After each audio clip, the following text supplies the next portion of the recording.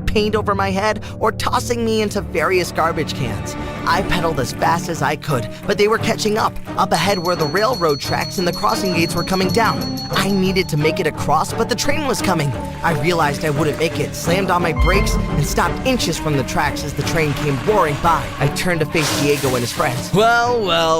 I sense a great photo opportunity here. Get away from me, Diego. Or what, weirdo? He pointed to a pile of dog poop on the ground. Oh man, we need to get a photo of you with your face in that. I looked around. The train was still passing. I had nowhere to run. Diego pulled me off my bike and threw me on the ground. Just as he was about to push my face into the poop, I heard a voice. Leave him alone, Diego, you jerk. I turned to see Mara sitting on her bike on the other side of the tracks. Unlike me, Mara never cared about what others thought of her. Do I think Carson is weird? Yeah, but he should stand up for himself and own it. Insecurity is like catnip for bullies like Diego. Ooh, looky here, it's Mara, the other weirdo. And you're going to stop me? No, but my brother is. And like out of a superhero movie, Finn's bike sped up the road, stopping between me and Diego. He jumped off, standing face to face with Diego. Get out of here, Diego. If it isn't Finn coming to the rescue, why do you even care about him? Because I do. And if you want to get to Carson, you need to go through me first. Out of the corner of my eye, I saw one of Diego's friends recording all of this on his phone and suddenly realized what was happening. This was Diego's plan all along. I jumped to my feet to try and stop what was about to happen. I'm good, Finn. Thanks so much. I think this was a great bonding moment. Everyone can go home now. No, I'm done letting Diego bully you. Bully me? Don't be ridiculous. I was going to put my face in that dog poop anyway. I'll do whatever I want to your weird friend and your freak sister. And then Diego shoved Finn hard. Finn snapped and punched Diego, knocking him to the ground. Diego started laughing. You get that? Got it! The next day, Finn got called into the coach's office where he was watching Diego's video, carefully edited to only show Finn hitting his precious son. You punched Diego because you're jealous that he's team captain and you aren't? That's not true. He attacked my friend and then he shoved me. My son doesn't lie. You're off the team. Diego's plan was a total success. Over the next week, Finn didn't speak to anyone, including me. I tried to get his attention by jumping in front of him as he walked down the hallway, locking the door of the boys' room as he tried to go inside, and even holding onto his leg so he couldn't walk. But none of it worked. He was so depressed. But something else was happening. Diego stopped bullying me. He wasn't picking on me in class or tripping me in the cafeteria, and I could bike home without worrying he was following me. I had to know why, so I rode my bike up to him as he was leaving school. Why are you leaving me alone? You haven't mocked, insulted, or shoved me once since.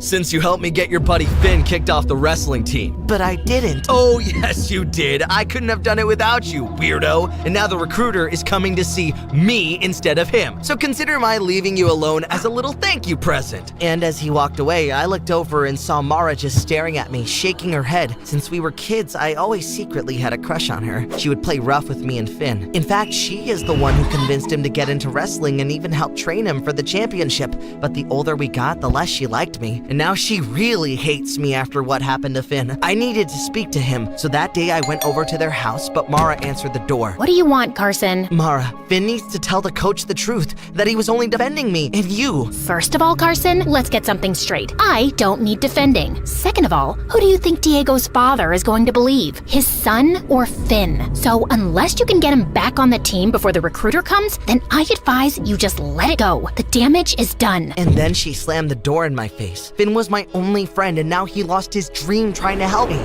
I knew I had to do something, but what could I do? That night at dinner, I sat silently as Brenda and Aunt Peggy piled on. So, how does it feel to ruin your friend's life? If I did that, I would never show my face at school again. I don't know how you live with it. I agree. That will haunt you forever. Maybe you should switch schools, but I doubt that will even make a difference. If only you could have stood up for yourself instead of having your friend do it for you. This would have never happened. As I sat there, I could feel my blood starting to boil, like I was about to transform into the Hulk. I know what to do. Maybe you could challenge Diego to a wrestling match, and if you win, he has to admit the truth.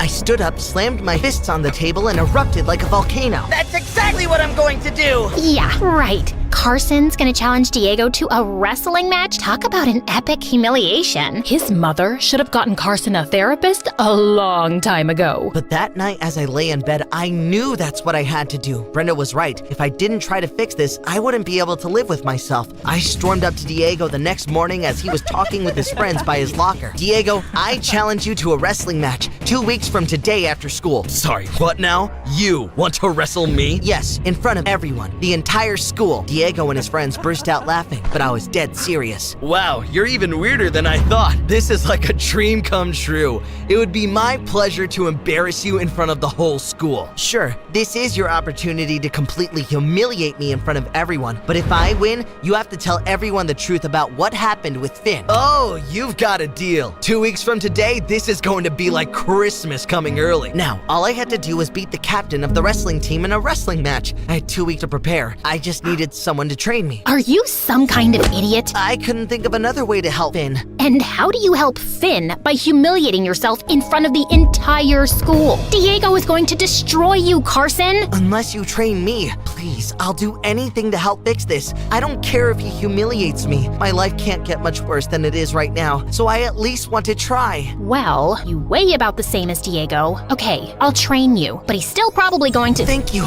And then I made the mistake of trying to hug her. She flipped me over and pinned me to the ground. Training starts right now. For the next 2 weeks, Mara and I trained in the mornings, during lunch period, after school, and at night, even in the rain. It was like something out of a Rocky movie. When she wasn't teaching me wrestling moves, I was running or lifting weights in the school gym. And one day as we were practicing, Mara flipped me over and pinned me down. Please, I need a break. I can't take it anymore. Suck it up, Buttercup. Only 1 week left until you face Diego, and he won't let up, so neither will I. And for the first time, I saw the hint of a smile, and for some crazy reason, it gave me a burst of energy. I made a move and flipped Mara over, pinning her down. Yes, that was great, Carson. Meanwhile, Diego and his friends were putting up flyers all over the school advertising our wrestling match like it was the event of the year. Something strange was happening. For the first time in my entire life, I was feeling a sense of confidence, and people were noticing. People who never even looked at me were saying hello. What's up, Carson? Hey there, Carson. And at home, even Brenda and Aunt Peggy were seeing it. Hey, Carson, why do you put so much salt on your food? Hey Brenda, why don't you mind your own business? And no, Aunt Peggy, it's not my mother's fault that I like salt. The two of you sit here every night criticizing me and my mom while living under our roof.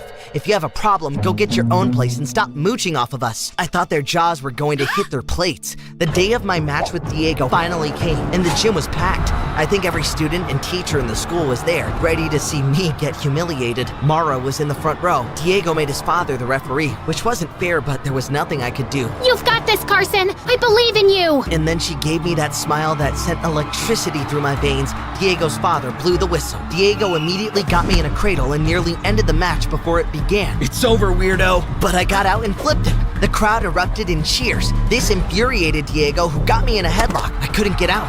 I could see Diego's father smiling. The crowd started chanting my name. Carson! Carson! Carson! I struggled as hard as I could, but Diego had me. Come on, Carson. You can do this. And then I looked over to see Finn walk in and sit down. I felt a sudden burst of power, picked Diego up, and threw him back. Yes, Carson! Diego couldn't believe what was happening. I was holding my own and the crowd was cheering for me.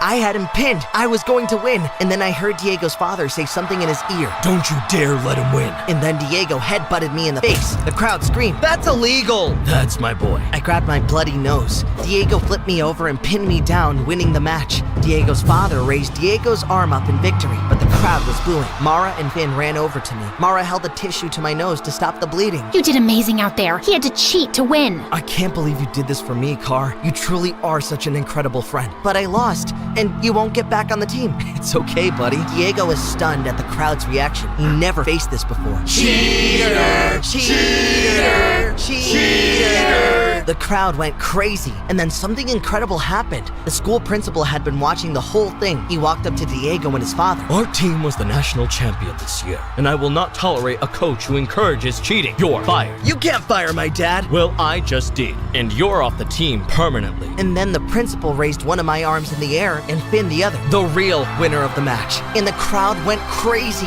Mara grabbed my shoulders and hugged me. Finn was back on the wrestling team, and a few days later, the recruiter came to see him and even offered him a full scholarship to the best wrestling program in the country. Car, I don't know how to thank you. None of this would have been possible if you didn't. You deserve this scholarship more than anyone. You truly are the best friend in the world. Finn, why are you making my boyfriend cry? Yeah, she said boyfriend. Mara and I finally started dating and became the most popular couple at school. We even ended up going to the same university. Who knew being weird would end up being awesome after all?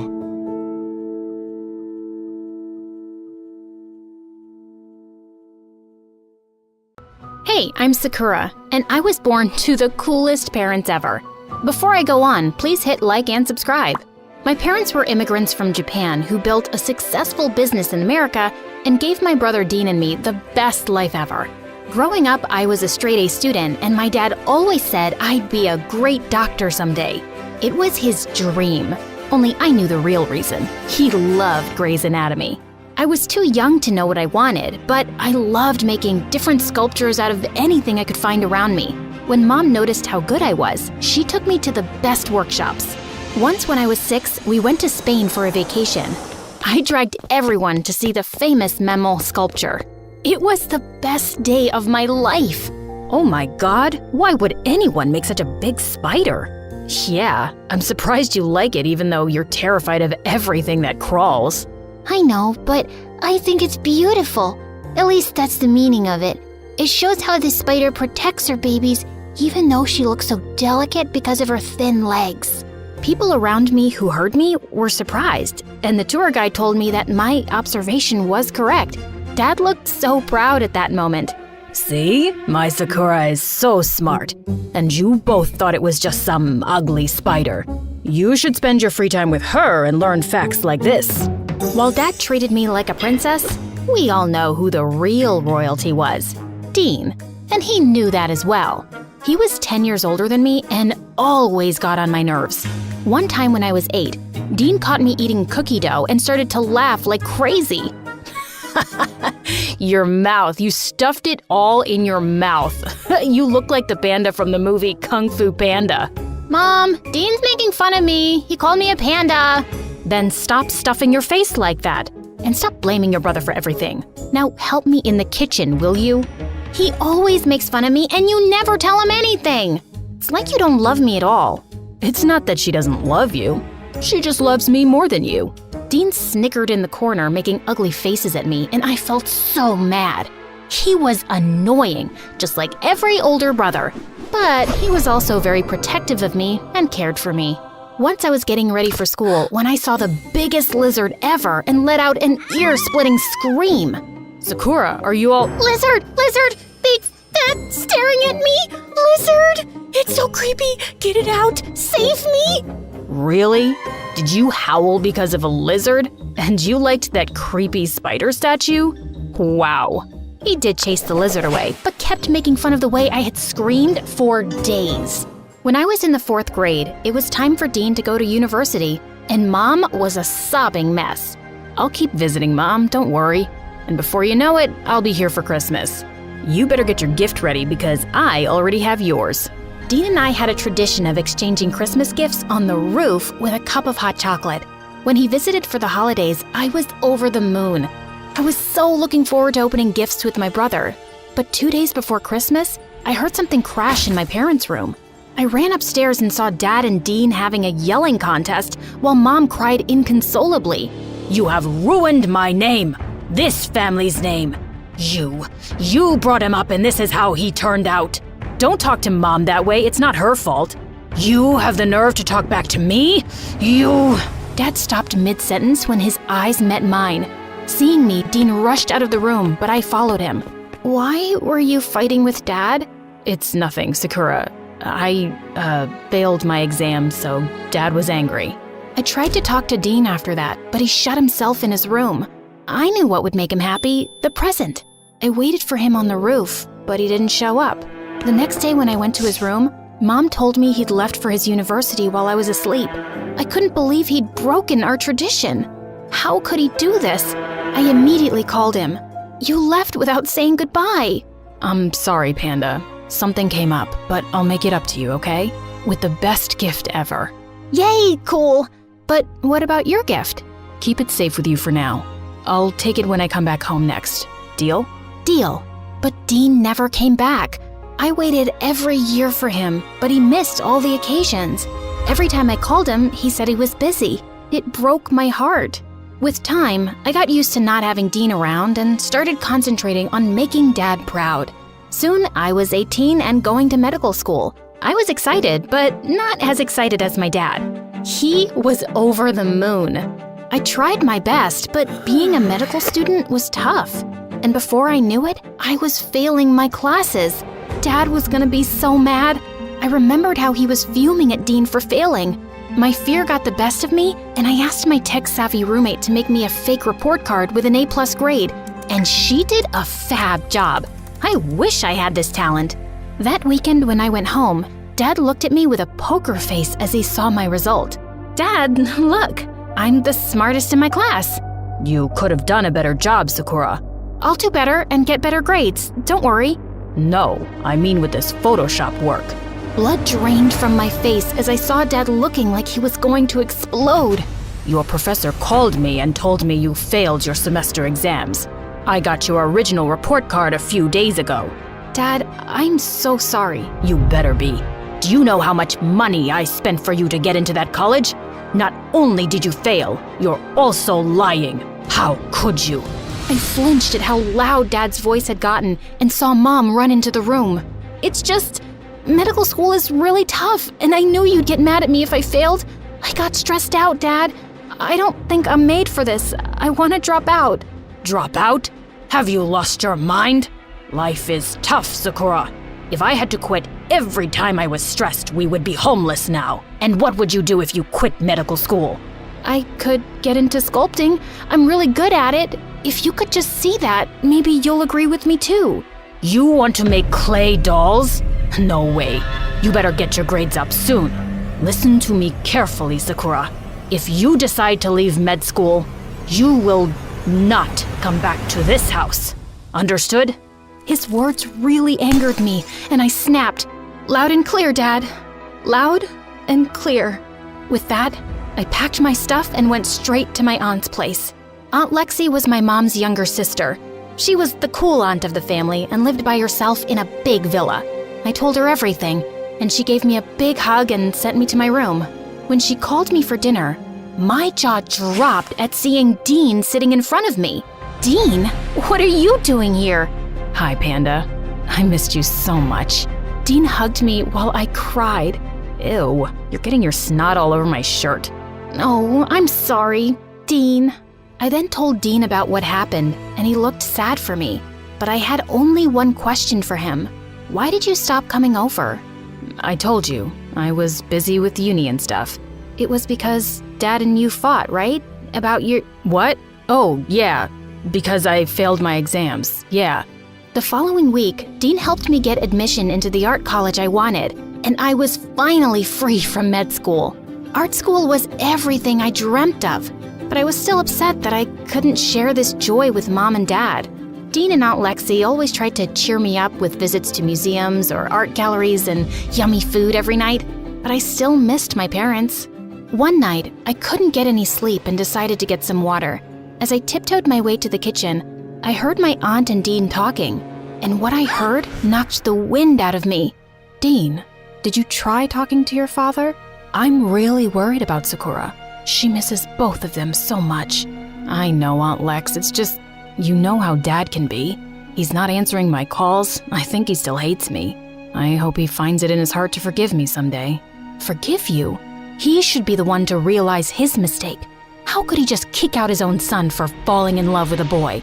He did what? Hearing my voice, Aunt Lexi and Dean turned to me with wide eyes. You're lying, right? Dad wouldn't do that. He even helped his assistant come out to her family. That's just for the world to see, Sakura. He's always been like this. He pretends to be this modern person, but he's not. It's just the way he was brought up. These traditions. My whole world came crashing down. I couldn't believe that my dad was capable of doing something like this. He was a completely different person for me now. I was furious, so I went home with Dean the next day to confront my parents. When Mom saw Dean, she hugged him tight. My Dean, I missed you so much, son. Just then, Dad walked into the house, and Dean moved away from Mom immediately. How dare you come back? I brought him here. Yes, I know you kicked him out. How can you be this two-faced person, Dad? You go around supporting others and being this modern person, but here you are, holding back your own children. Sakura, you have no right. But I do, Dad. He's my brother, and you kept him away from his family. How did you have the heart to do this to your own son? He was ready to ruin the name of this family. He is not my son. How can you say that? Why, it's the truth. Ask him or your mother. When I looked at them, they looked pale. What are you doing? You promised never to bring it up. He left me with no choice. He is breaking apart this family. I loved him and brought him into this house from that orphanage, and this is how he repays me.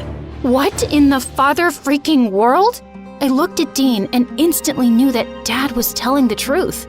You're adopted? Why did you never tell me? I found out the day you were born, and you'll always be my little sister. I couldn't hurt you. And Dad, I never meant to hurt you either. But I won't apologize for being who I am and falling in love. I can't believe you still have the nerve to stand in my house and talk to me that way. Get out. His words made my head spin, and it was then that I heard Mom yell, for the first time. You are such a cruel person. Congratulations. You yourself broke this family apart. I'm going with my children. You can have all the traditions and your wealth and business, but we are going to live a better life, where we can breathe. Saying that, Mom took mine and Dean's hands and stormed out of the house. I'd never seen her this angry. We stayed without Lexi for a while until we could figure out what to do. One day, Dean introduced us to his boyfriend, and we loved him. He was kind and yelled at Dean for teasing me and calling me a panda again. I liked this guy. One afternoon, the doorbell rang as we sat down to have lunch. Aunt Lexi entered the room with Dad right behind her. He looked like a mess. Can I talk to you all, please? We have nothing to say to you, and I doubt we would want to listen to you. Mom. Dad then began sobbing, and it broke my heart. Dean went and held him. Dad turned and hugged Dean tight. Son, I'm so sorry. I was rude to you and I shouldn't have done that. I thought what I was doing was right, but it wasn't. You're my son, the future of my house and business. But before all that, you are my son. And then you came along and my world was complete. I hope you'll forgive me. Please forgive me. I ran toward my dad and hugged him as well. Of course, Dad. We're so glad that you found your way back to us. Everyone in the room was a sobbing mess. Dad agreed to meet Dean's boyfriend one day, and to everyone's surprise, they bonded really well over sports and the fact that they dislike ice cream and loved Grey's Anatomy. Weird.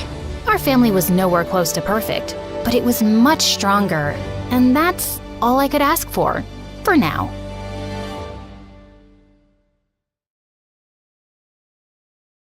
Hi, I'm Sasha. I live in Arizona with my parents and my brother Matt, who's a year older than me. But before I continue, please like and subscribe. Dad was a business tycoon, and our lives were just perfect. That is, until one Christmas when I was 5 years old.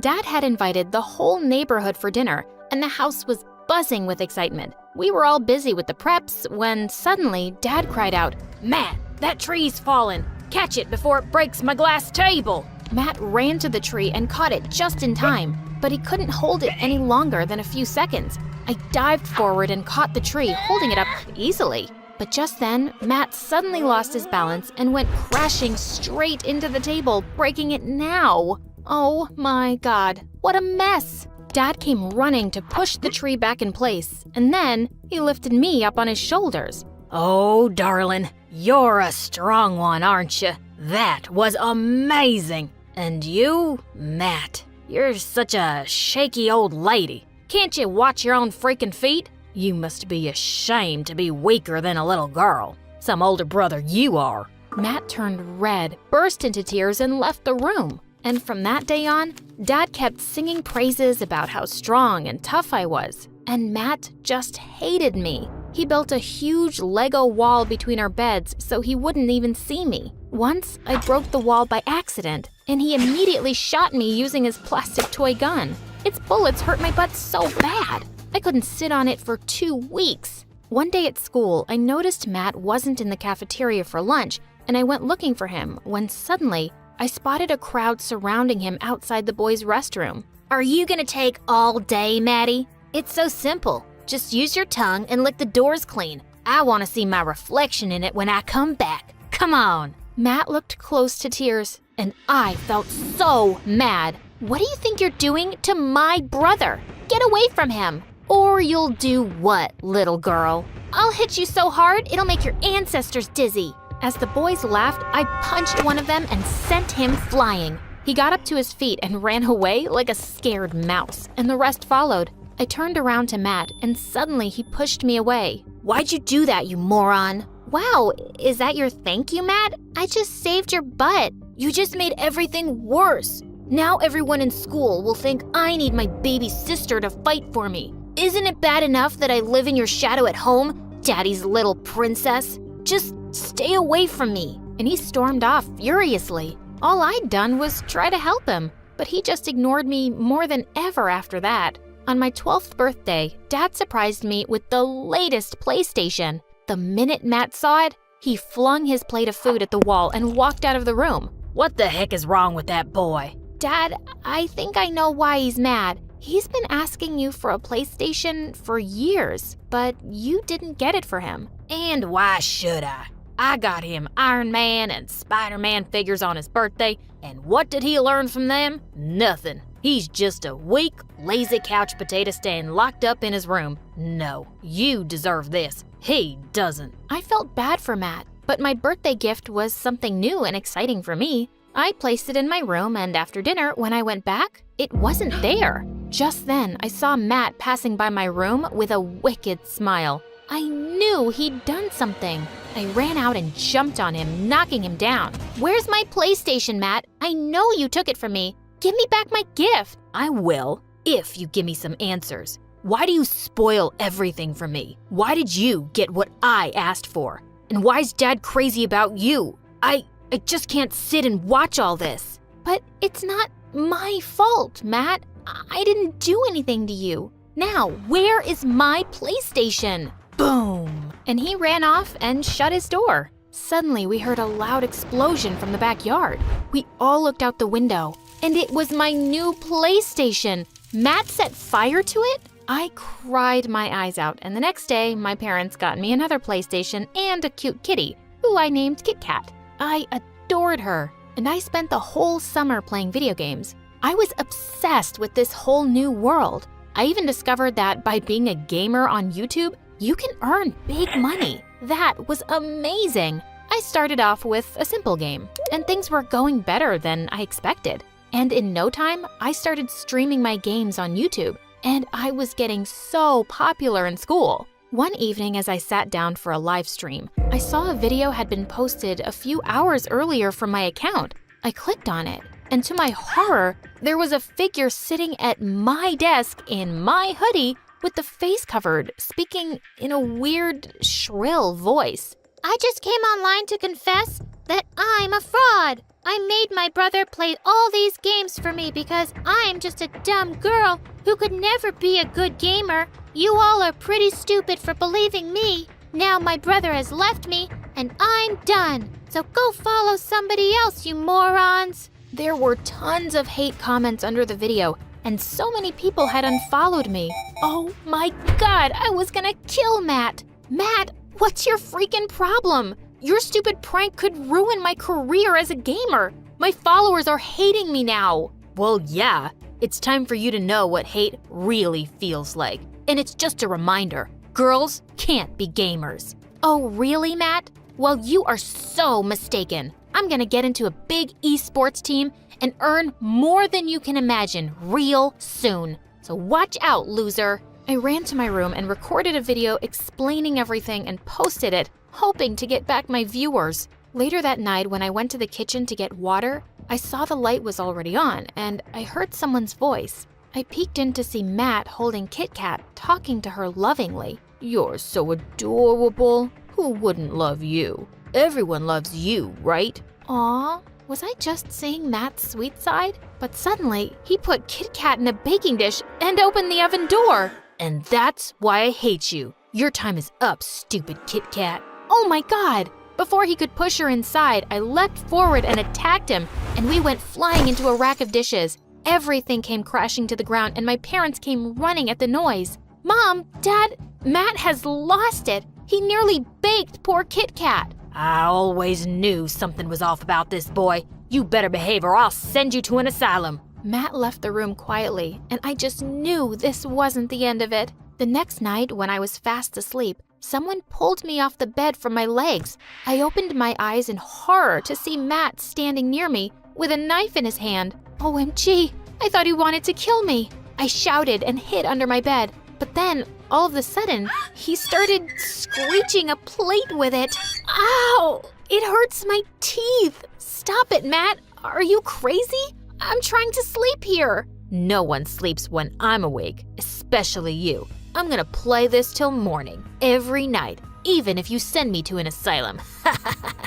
I screamed and managed to run out of my room, locking it from the outside. Matt kept beating the door with his chairs, almost breaking it. My parents arrived on the scene too, and they were horrified. That's when it struck me. My system, my camera. Oh no, he was gonna wreck everything. I asked my parents to open the door, and the moment they did, he ran out of the house like a maniac. Gosh, he didn't come back all night, and we were all so worried about him. The next day I went to school alone, and when I got back, there was a note stuck on the door from my parents. Sasha, we've left for Chicago. Grandma had a terrible accident. Tell us when your brother returns. We will be back tomorrow. What the what? So they'd left me alone? Oh no. How was I gonna deal with Matt if he came back? You're strong, Sasha. Why should you be afraid of him? And it's just a day. You'll be fine. The whole day went by, and Matt didn't come at all. The next morning, I heard someone at the front door. I opened it to see a courier person. It was a special post addressed to me. When I opened the envelope, I saw the names of other gamers like Sniper Wolf and Gloom. The best part? I was invited for a gaming marathon where Sniper Wolf and other famous gamers would be joining. OMG, I could get all my viewers back. I was dancing around in excitement when I suddenly turned around and shrieked. Matt was standing inches away from me, looking down with an evil grin. When did you come? Who said I ever left? And with that, he grabbed the letter out of my hand and ran into the kitchen. And then he switched on the stove. Matt, no, please, don't do that. That is very important. Yes, everything about you is always important. And who am I? Just worthless garbage? As he was looking at me and talking, his long sleeve caught on fire. As he screamed and waved his arm around like crazy, I leapt forward with a jug of water and threw it at him. The fire was put out and he was okay. Oh my God. Thanks. No, don't smile at me. You just saved me from the fire and I'm thankful for that, but I still hate you. And he just walked away. Mom and Dad arrived later that night and were shocked to see Matt so quiet in his room. Weeks passed and still, Matt never talked to me. But at least he didn't do anything to hurt me either. A few days later, our school was celebrating World Children's Day, and the chief guest was talking about how we were all lucky to have the love of families, unlike many children. Just then, Matt got up and shouted at the top of his voice, "Lucky? I wish I was an orphan. Families don't give love or happiness. All my life, they've given me only disappointment and tears. Families suck, and you suck for giving this stupid speech." The teachers immediately dragged him out of the auditorium, but I couldn't help thinking about his words. Matt wished he was an orphan? I suddenly felt like the most terrible sister. We'd all ignored Matt's cries for help and attention too long. Later that evening, I went to my parents to talk to them about Matt's outburst. Mom started to cry, but Dad, he got really mad. That stupid boy said we made him miserable? What does he want, huh? He has everything. He lives under my roof and eats 10 times a day. He's just a spoiled, whiny, weak little... Dad, stop it. Do you think that's all he needs? A place to stay and food? You've never given him love or respect. All you've done is make him hate me and hate himself. You've made him this crazy, Dad, and you should apologize to him. And we should get him to therapy. I'm doing nothing of the sort. And therapy is for the weak. Suddenly, Mom rose up from her seat. That's enough. I kept telling you all those years to be kinder to Matt, but you didn't listen then and you're being a jerk now. If you can't own up to your mistakes, you're the one who's weak and stupid. You want to pamper that little baby? Go ahead. I'm leaving. Suddenly, Matt barged in. You can leave, Dad. That would make me happy. You've ruined my life, and I won't let you do that anymore. I want to change. I know I'm a good person, and I want to say that I'm sorry for all the hurt I caused Sasha and Mom. I'm really sorry, and I just want to fix everything. Mom and I hugged Matt and said sorry to him for all the hurt we'd caused him as a family.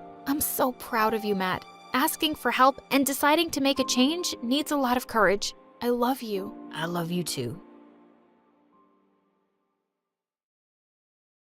Hello, I'm Annabelle from Maryland. Please like and subscribe.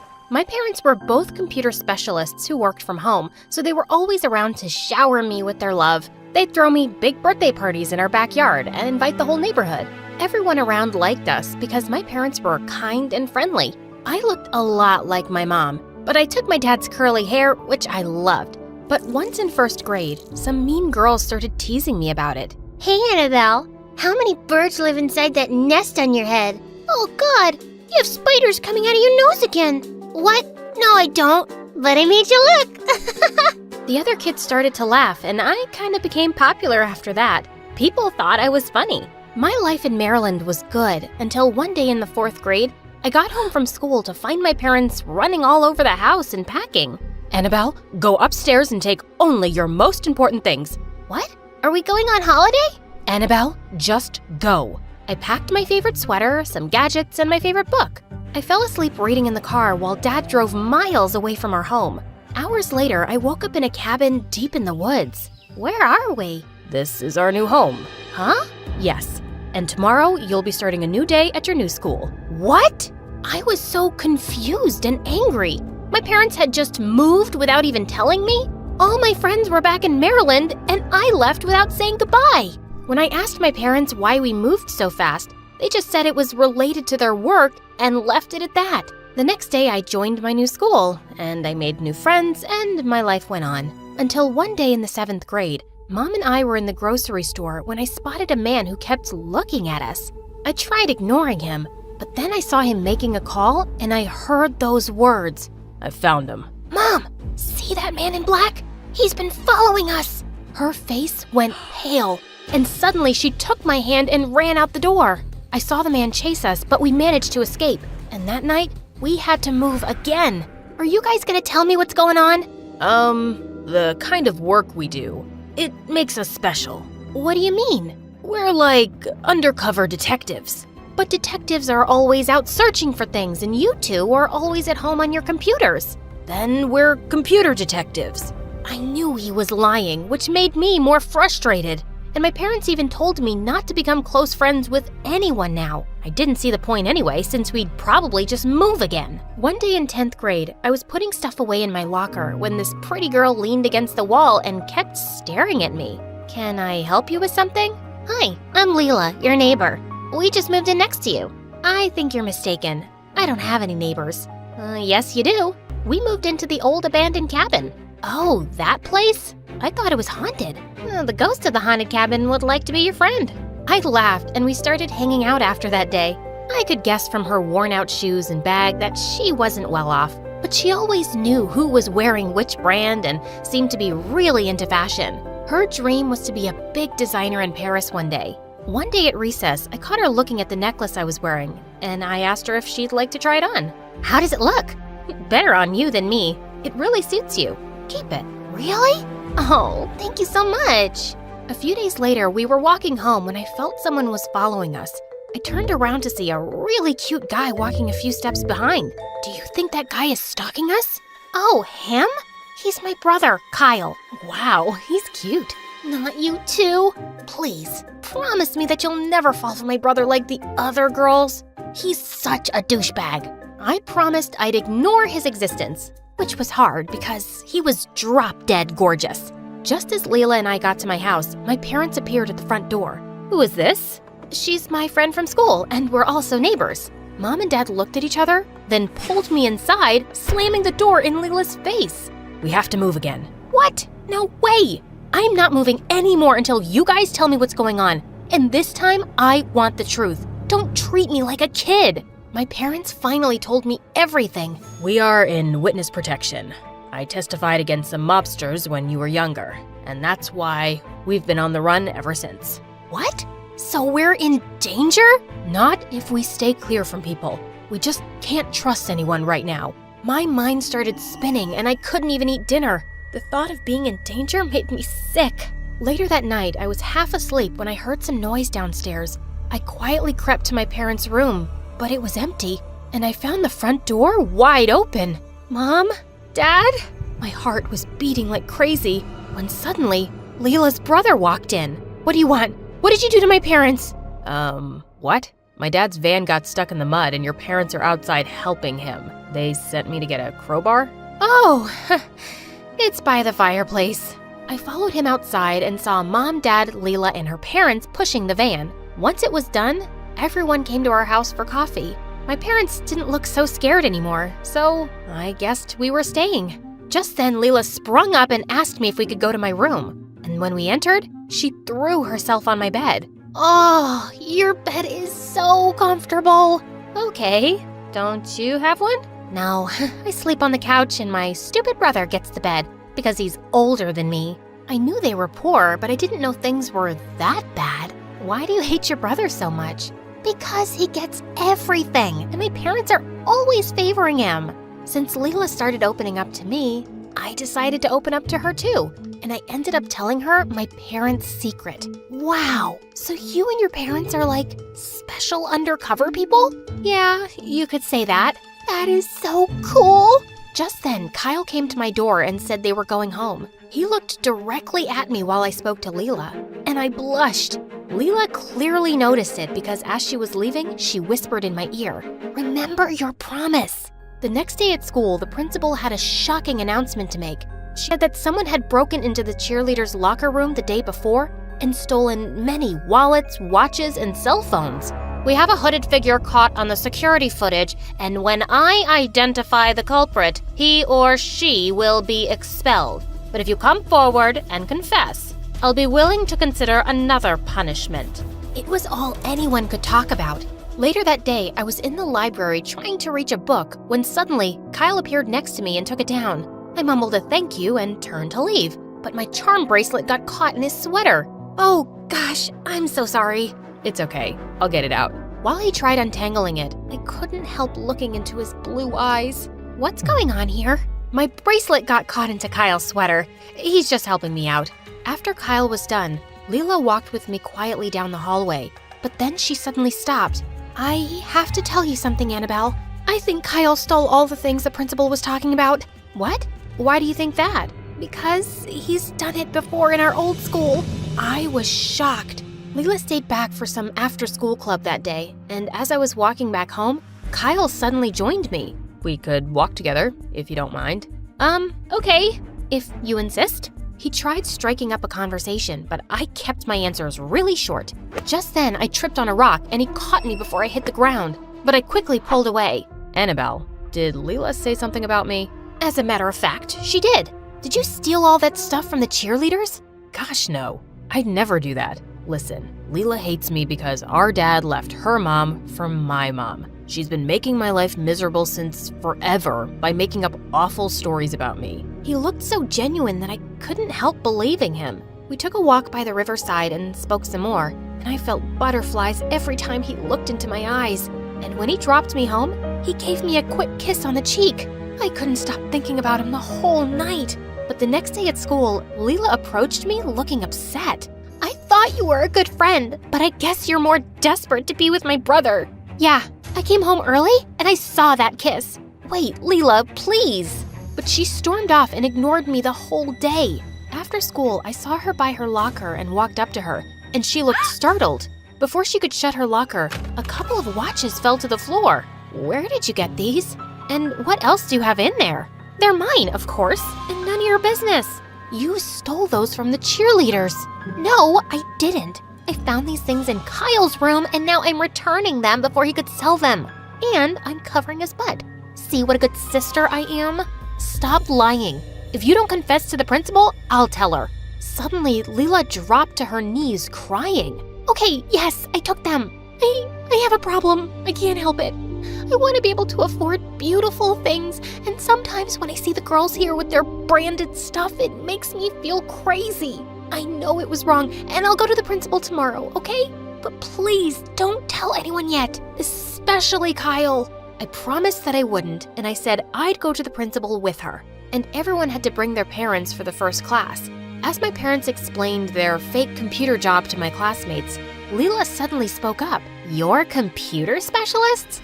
Well, that's not what your daughter says.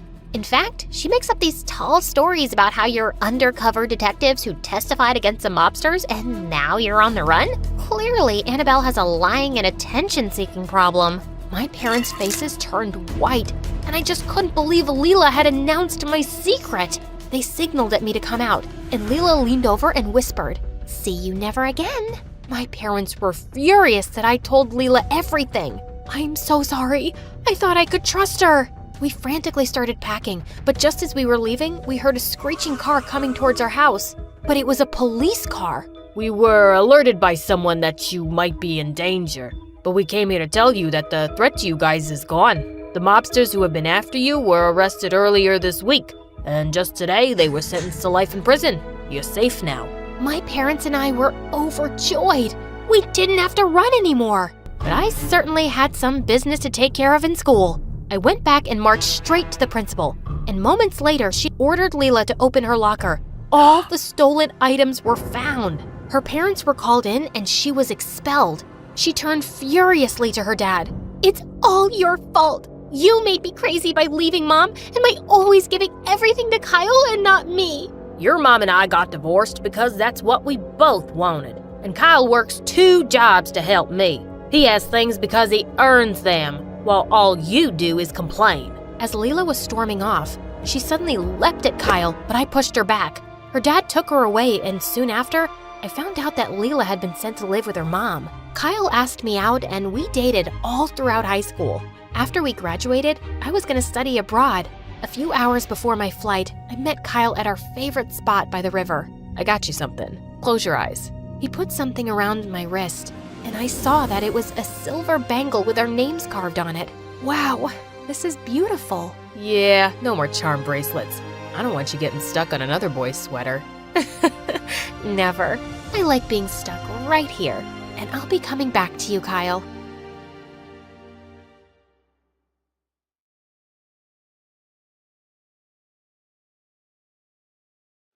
Hi, my name's Lucy, and I really don't like to be the center of attention. Until I decided to make myself the center of the whole world's attention, and now my life is totally destroyed. As far back as I can remember, I've loved taking photos. The hidden stories they tell, the raw honesty in a single frame. And, most importantly, it keeps me behind the lens and never in front of it. Achoo! Now, I know what you're thinking.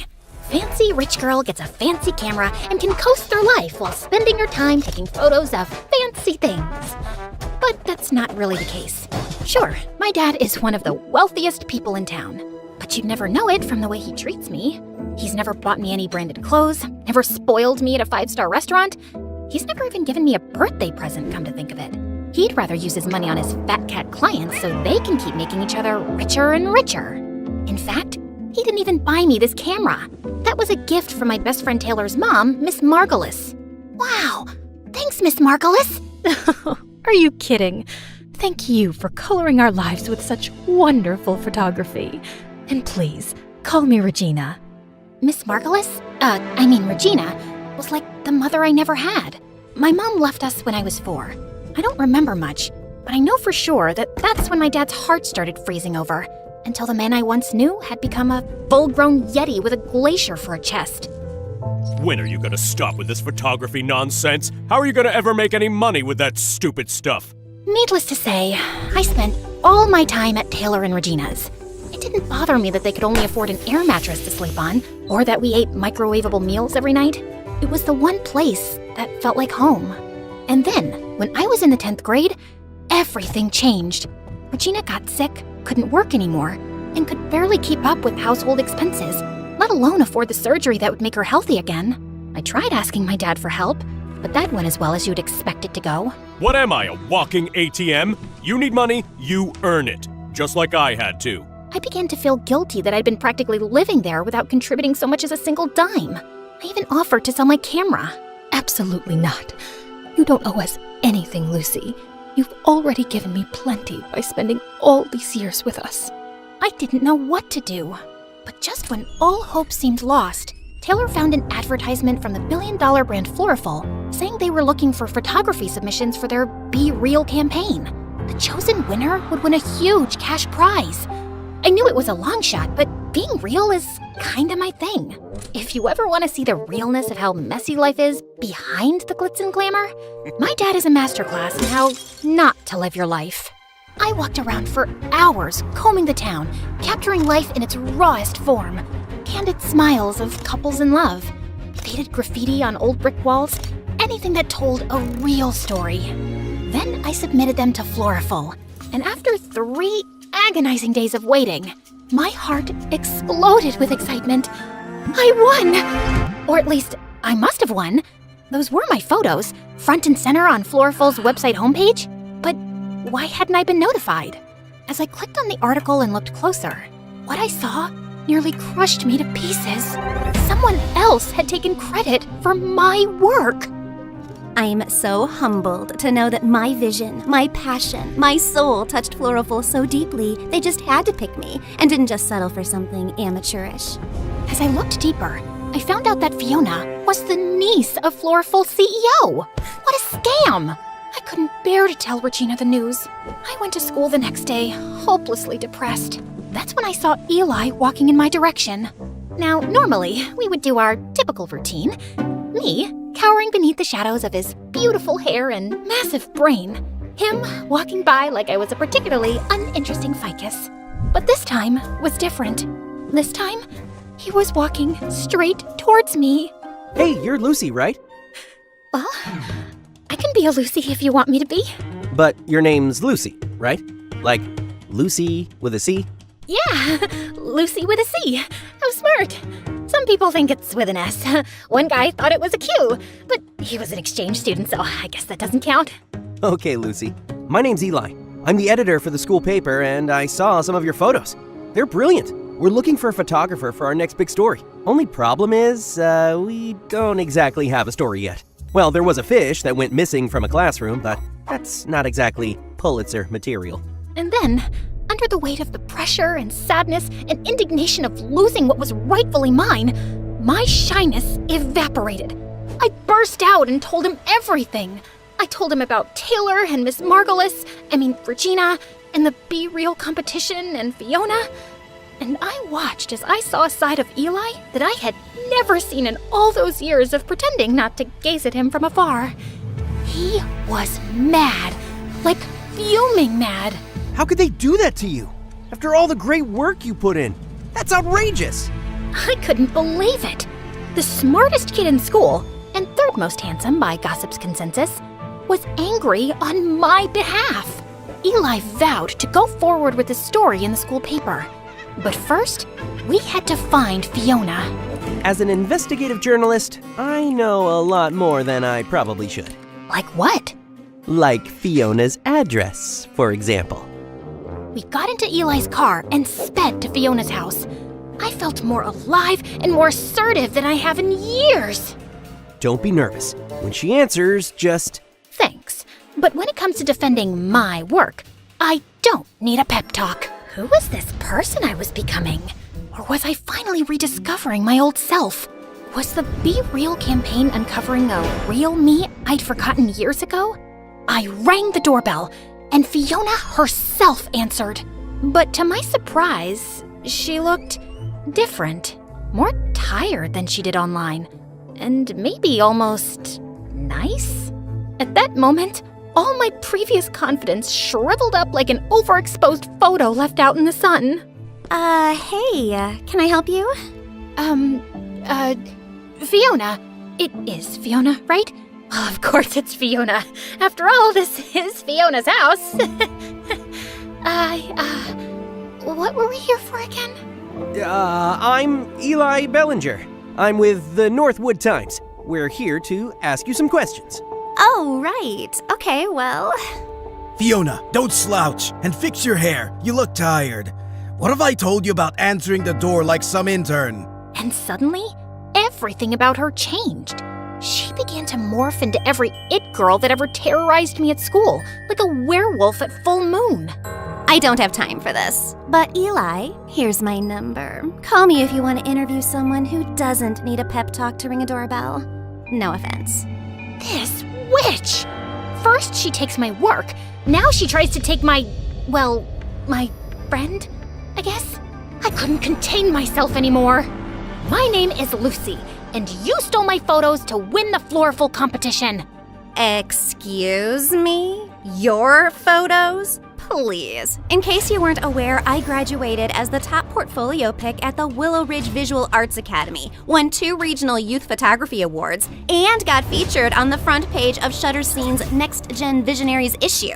But sure, let's pretend I needed to steal your pictures. Now, why don't you make it like the Florful campaign says and get real? Call me Eli. I didn't know what was worse, having my hard work plundered or being brutally embarrassed in front of Eli. The drive home started off silent, but just as I was wondering what could possibly be going through Eli's mind, he said the perfect thing. We should get pizza. He took me to my favorite pizza joint, the same spot I would go to with Regina and Taylor every Tuesday. And as we started having our first real conversation, I realized we actually had a lot in common. All these years, I had been avoiding him out of fear, when in reality, he was one of the easiest people to talk to. He also had problems with his father, who got scammed by a rich con man when Eli was little. Now his dad only showed up to his house every couple of years to ask his mom for money. 2 broken homes, and a basket of garlic knots holding us together. That's why I can't stand people like Fiona. Just another snobby rich kid feeding off of people like us who really need the money. You know what I mean? Yep. Unlike her, just 2 humble peasants. Gotta go harvest some potatoes after algebra. Makes me mad just thinking of her. Yeah, she's like a squirrel with a credit card. What? I don't know. It made sense in my head. And he even found me funny. After Eli dropped me off at Regina and Taylor's, the weight of my reality crashed back down on me. I barely slept through the night. I just kept refreshing Florful's homepage over and over again. I even began to doubt whether those photos really were mine. The next morning, I sulked into the kitchen, totally dejected. But that's when I saw Regina cheerily making us her special secret pancake recipe. And I remembered, this wasn't about me or Fiona at all. This was about Regina and her health. And if she could put together a smile and trudge forward every day, so could I. So later that day, I marched right up to Eli. I didn't even care that other people were looking at me. That weird feeling was back again. You know, confidence. We need to write this article, and we need to write it now. Now that's the girl who took those photos. We spent the entire day secretly messaging each other bits and pieces of the article back and forth while pretending to pay attention in class. I scribbled a note to Eli as fast as I could. We need a stronger ending. Fiona's gonna wriggle out if we're too polite. Eli read it, and then, like the true nerd he is, pulled out a pen. First, he actually corrected my grammar. Then, just for extra spice, he scribbled a note above the word polite. Polite? Weak sauce. We're going full spicy. I blinked at it. This boy had literally proofread my panic scribble in the middle of algebra, and he was proud of it too. I bit my lip to keep from laughing, grabbed my pen, and drew the dumbest, soggiest looking noodle you've ever seen, right next to his weak sauce edit. The teacher noticed the note passing. Lucy, is there something you'd like to share with the class? Just gratitude, Mr. Barnes, for algebra. Eli barely held back a snort. The teacher gave us the side eye, but moved on. Sure, it was just the school newspaper, but Eli was good. Some of his articles had gone viral in the past. He even served as a TV correspondent once on the news. Later that week, I found Dad in his office, buried in spreadsheets as usual. Hey, Dad, do you have a minute? I have 30 seconds. I got a meeting. I hesitated, then held out one of my photos, the one Regina said looked like hope. Maybe, just maybe, my photographs could help sway him.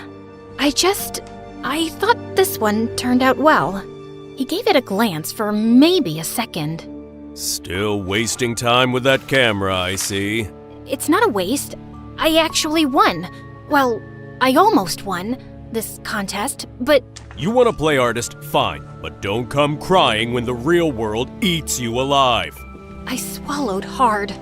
But Regina's really sick, and I was wondering if maybe... Still not my problem. But she's practically family. All heart, no sense. Just like your mother. The doorbell rang for my dad's meeting, and at first I was relieved to get out of this conversation, until I saw who it was. You must be Eli. OMG, is that Eli? You're a lot younger than I expected. Let's just get this over with. My dad went into the conservatory, and just as I tried to hide behind one of the statues in our foyer... Lucy? Eli! Hey! What are you doing here? What are you doing here? I work here. May I take your jacket, by the way? Oh man, you have to work for this guy? I'm sorry to hear that, but don't worry. I'm about to write the most scathing expose on him. I forced a laugh and led him to the conservatory, my heart pounding so hard I thought it might echo off the marble. Would you like a refreshment before your meeting, sir? Sure. Orange juice? I darted toward the kitchen, which I'm usually not even allowed to go into, and grabbed a tray of orange juice, much to the horror of our housekeepers. I balanced the tray for dear life, and just as I arrived in the conservatory, the housekeeper burst through the door. Ma'am, please don't. Your dad would kill me if he saw you doing this. My dad, the cook? Why would he care? She looked at me like I'd lost my mind. And then I did exactly what I was trying so hard not to do. I tripped and spilled the juice all over my dad's favorite antique rug. To my dad, this was a nightmare. To Eli, it was a bright, sticky confession. I'm a journalist, Lucy. I know a lie when I see one. I couldn't say anything. I just stood there, frozen, orange juice pooling at my feet. The next day just so happened to be the day our article about Floral was supposed to come out. I checked the school newspaper, but the front page was just a dumb story about our school mascot's favorite rock and roll bands. In fact, the whole entire paper and its corresponding website didn't have a single story from Eli anywhere, which almost never happens.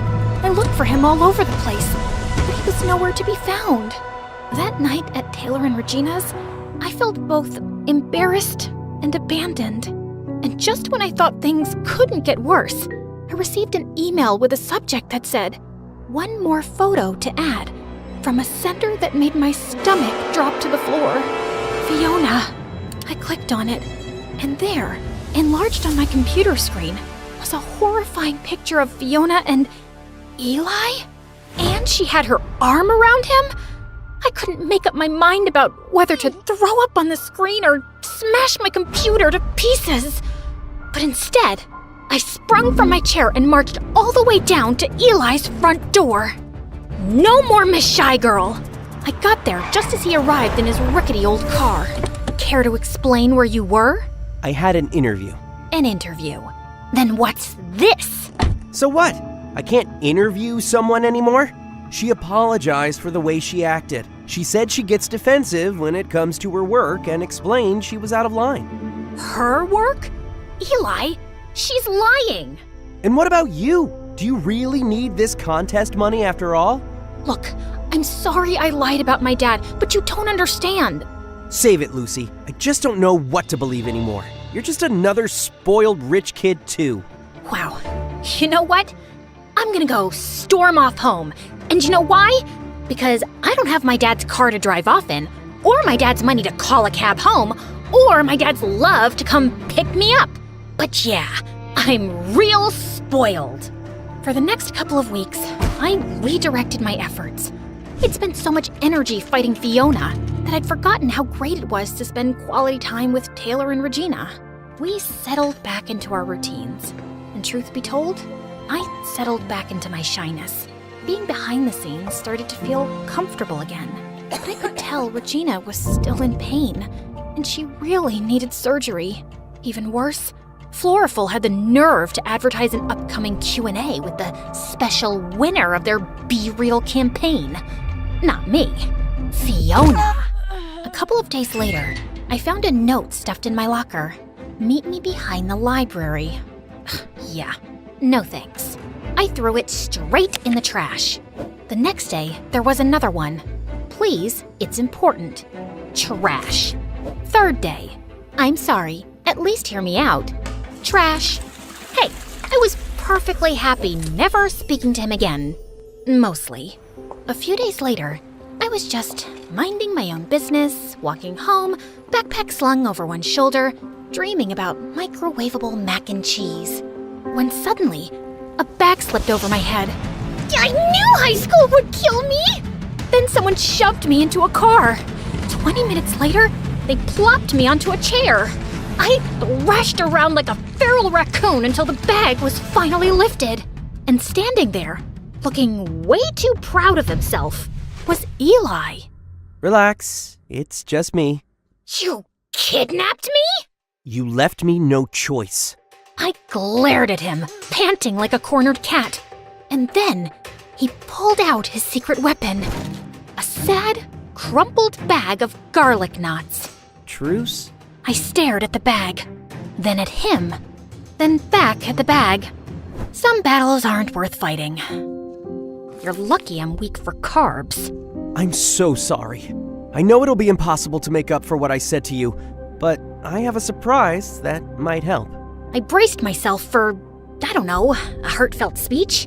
Instead, he pulled out his laptop, and front and center was that same disgusting photo of him cuddling up with Fiona. Eli, if this is some sort of twisted joke, it is not funny. No, Lucy, seriously. Look closer. I was about 2 seconds away from hurling his laptop into the sun, but then he zoomed in, and there it was, hiding in the background of that gross photo. Fiona's email inbox. A whole page of messages, including one that said, "Like and subscribe to MSA, or I steal your work." Just kidding.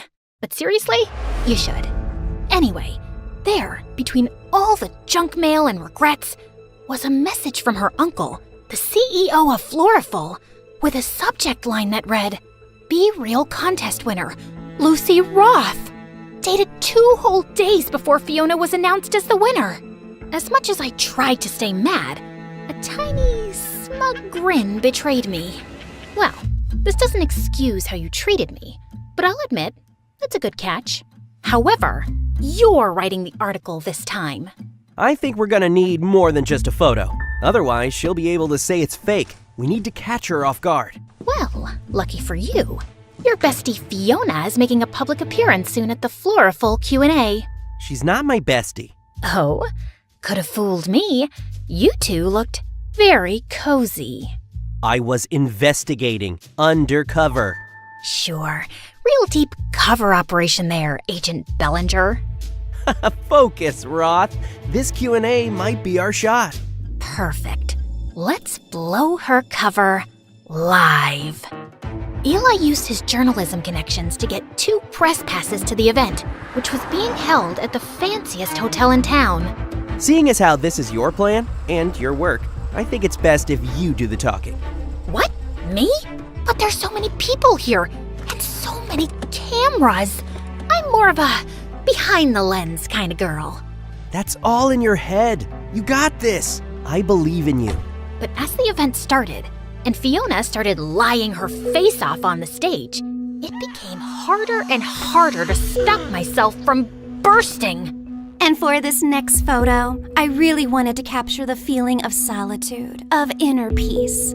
People were eating up her fake work like it was the second coming of Picasso. I had enough. I shot my hand up so fast and nearly dislocated my shoulder. I have a question. The whole crowd turned. Fiona spotted me, and for a half a second, she flinched. Then she slapped on that fake smile of hers.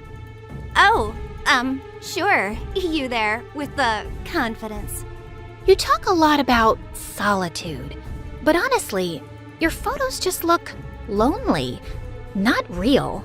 You ever think maybe it's because real friends can spot a faker from a mile away? I guess friendship's not really your thing. Oh, please. I have loads of friends. In fact, some of us are practically family. Right, Eli? I stood up fully, striding toward the front, feeling a fire I hadn't felt in, well, maybe ever. The rest? All mine. Lucy Roth. Hi. Nice to meet you. Gasp. Somewhere, someone actually dropped a wine glass. That's a lie! She's obsessed with me. She is like my biggest fan. Probably has a shrine to me in her closet made out of my Instagram stories.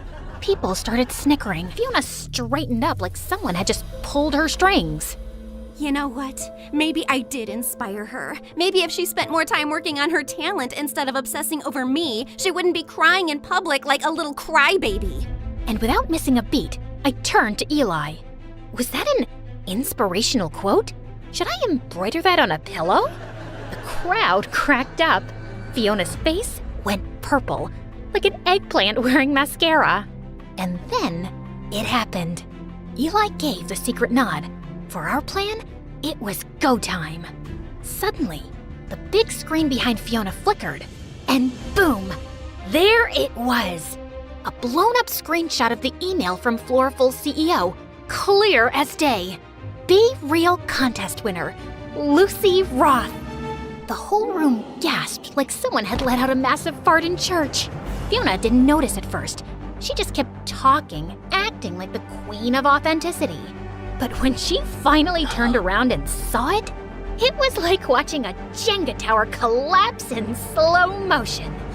She froze, then let out this tiny, pitiful little squeak. Oh, fudge. And that's when things got really chaotic. Her dad practically launched himself onto the stage, flailing like a businessman who had just lost a deal. That's a fake! Security! Remove her! I barely had time to panic before a squad of security guards came barreling toward me like I was some kind of criminal mastermind. I braced myself to get dragged out by my hair. But then, Fiona absolutely lost it. Stop! And when I say the whole room froze, I mean like a Disney movie where time just stops. Fiona stood there, shaking like a soda bottle about to explode, and croaked out. She's right. I stole the photos, okay?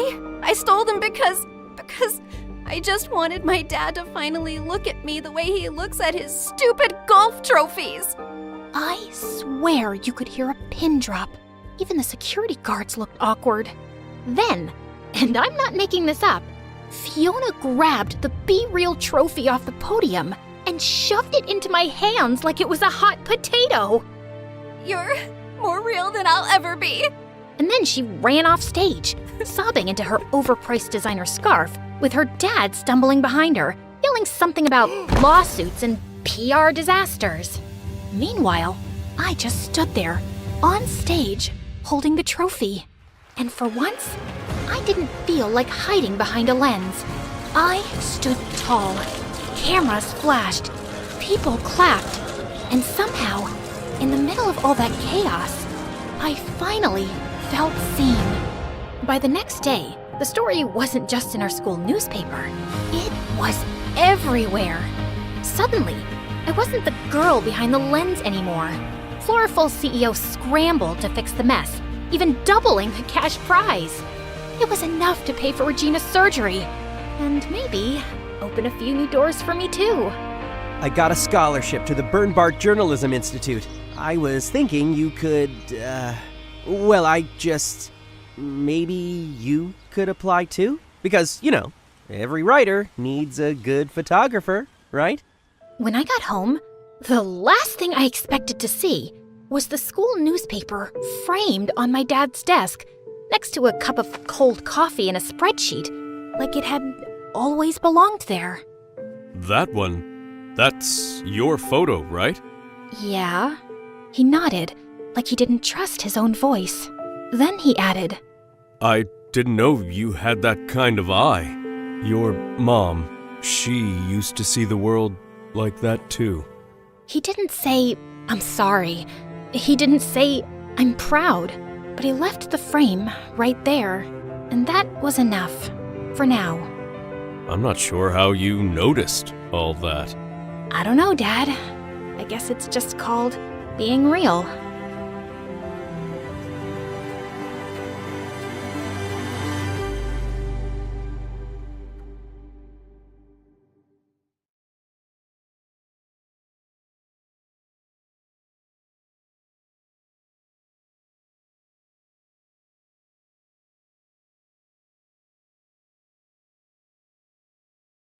When I got home from school one day, I heard loud laughter and glasses clinking from the lounge.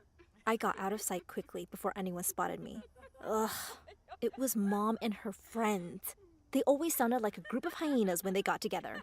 I heard one of her friends say, "But seriously, you're so beautiful. Can't believe your daughter is that ugly." Mom laughed, and so did everyone else. In case you haven't guessed already, I don't like my mom. In fact, I hate her. She really seems like such an airhead. She enjoys nothing except gossip and shopping. And I hate the way she dresses. Once she came to school and I wanted to die of embarrassment. She was wearing the tightest, shocking pink dress and had a ton of makeup on. And she was strutting down the street like she was a runway model. The boys in my class were staring and grinning at her. It was so gross. To make it worse, I heard one of them say, "Wow, now we know where Ella gets her looks from. I should ask her out already." Yeah, great. Except they weren't talking about me. My name is Mallory. My sister, Ella, who's a couple of years younger than me, is one of the most popular girls in school. People are so shocked when they find out we're related. She looks just like Mom and acts just like her too. I told Dad about how Mom had turned up at school and how I hated the way she acted. He sighed and said she didn't used to be this way before, but she changed completely after her sister left. I didn't even know she had a sister, but her ditziness wasn't why I really hated her. I still couldn't forget that night when I had woken up in the middle of the night feeling really thirsty. I was on my way to the kitchen to grab some water when I heard Mom's loud sobbing and Dad's voice coming from their bedroom. What's going on? I wondered. I crept up to their room and peered in through the slightly open door. Dad was sitting on the bed, his head in his hands, and Mom was kneeling next to him, crying and begging him to forgive her. "How could you do this, Melissa?" Dad said, his voice full of despair. "And with my best friend, you ruined everything. Please don't say that." Mom sobbed even louder. "Please say you'll forgive me. It was a terrible mistake." I couldn't listen to any more of this. My head and heart felt like they were going to burst. Mom had been cheating on Dad with Jack? God, I had never liked that scumbag. Dad packed his bags the next morning and left. He kissed me on the cheek and said he was going away on a business trip. He looked so heartbroken. I knew he wasn't going on any trip. He was moving out. I couldn't even say anything. I just choked back my tears and nodded. I couldn't stand to be around Mom. I could hear her crying in her room, and I just wanted to smash something in her face. It was all her fault Dad had left, and he might never come back. Just then, the door opened, and it was Dad. Oh, thank God. Clearly, he had decided to forgive Mom and give their marriage another chance. I was so relieved to see him, but I just couldn't look at Mom in the same way ever again. I had no respect for her. The secret had been eating me up inside. I hadn't told anyone except my best friend. If I told Ella, she probably wouldn't even have believed me. She was Mommy's little puppy dog. I could hear Mom calling me down for dinner. At the table, she asked me how school was, and I pretended I hadn't even heard her. I turned to Dad and started talking about an upcoming sports event at school. When I took the first bite of the meatloaf Mom had cooked, I made a disgusted face and pushed my plate away. Yuck! That tastes awful! I'm just going to make myself a peanut butter sandwich, again, I said. I could see the hurt look on her face, but I didn't care. I wanted to hurt her. "Mallory, it tastes just fine," Dad said sternly. "Just sit down and finish your food." "No!" I screamed, getting up from my chair. "Her food is terrible. I'd rather go hungry." And with that, I ran upstairs to my room. Before I slammed the door shut, I heard Ella talking in her sickly sweet voice. "Mommy, the meatloaf is delicious. Mallory is just going through a phase. Probably boy troubles." And then I heard them both giggle. I felt so pissed off. Gosh, could she ever stop sucking up? A couple of hours later, my stomach was growling so loudly, I was pretty sure the neighbors could hear it. I snuck into the kitchen and took a look in the fridge. Sadly, they finished the meatloaf. Ugh, I really would have to eat that peanut butter sandwich now. I was sneaking back upstairs when I heard my parents' low voices in the lounge. And I heard my name. Mom was telling Dad that she'd just had about enough of my behavior. Dad said he'd talk to me later. but it was probably just me acting out as a teenager. A couple of days later, I woke up to some shouting. Too early to hear your screeching, Mom. Her voice was like nails on a chalkboard. I walked downstairs to find Mom waving something in Dad's face. I just want to know how these got in your car. Who do they belong to? She shrieked. Dad stood there silently, which seemed to make her even angrier. She threw whatever was in her hands to the floor. It was a pair of earrings, and I recognized them immediately. They were mine. I rushed over and picked them up. I felt so furious. How dare she accuse Dad of cheating?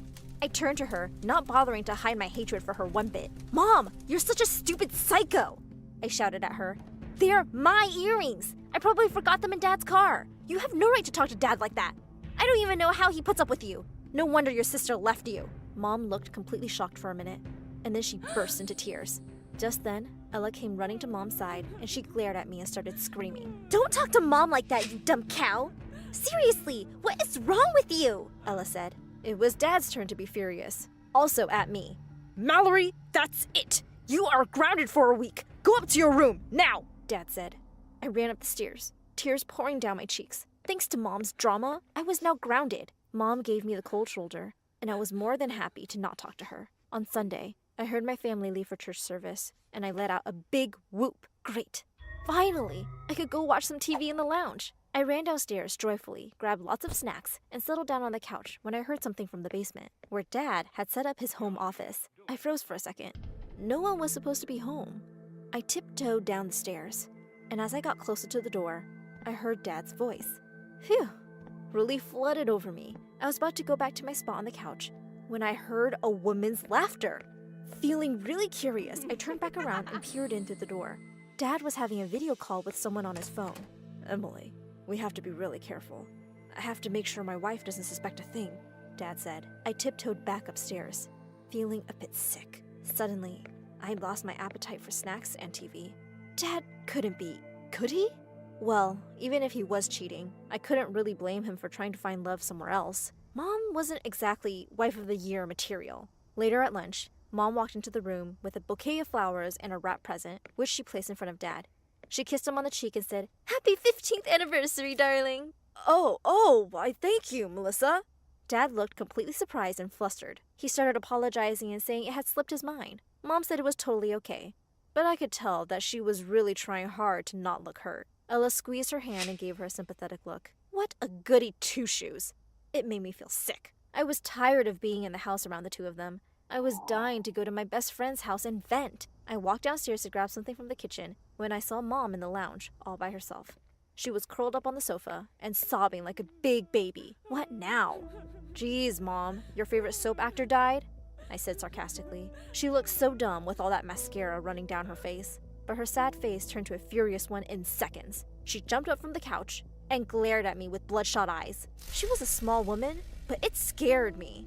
I've had enough of your nonsense. I'm going to throw you out of my house, and your good-for-nothing cheating dad, too, Mom yelled. You're a paranoid freak. Dad would never cheat on you, I managed to scream back. Ella had heard our screaming and come running. To Mommy Dearest's defense, I'm sure. Oh, really? Well, take a look at this. And of all the people, Anna sent it to me. She'll make sure I'm a laughingstock. And with that, she thrust her phone screen in my face. I could tell in an instant that it was Dad, in what seemed to be a really fancy restaurant. Sitting next to him was a beautiful blonde woman dressed in red. They seemed to be having a good laugh. I fell silent for a few seconds, trying to take it all in. Could this be... what was her name? Emily? I just looked at her coldly and said, "So what if he is cheating on you? You deserve it! You cheated on him first!" Mom stood frozen on the spot, her eyes wide, her mouth slightly open. Ella looked equally stupid. Aha! I know you cheated on Dad with Jack, and I will always hate you for it! I was shaking now. Mom sank to the couch.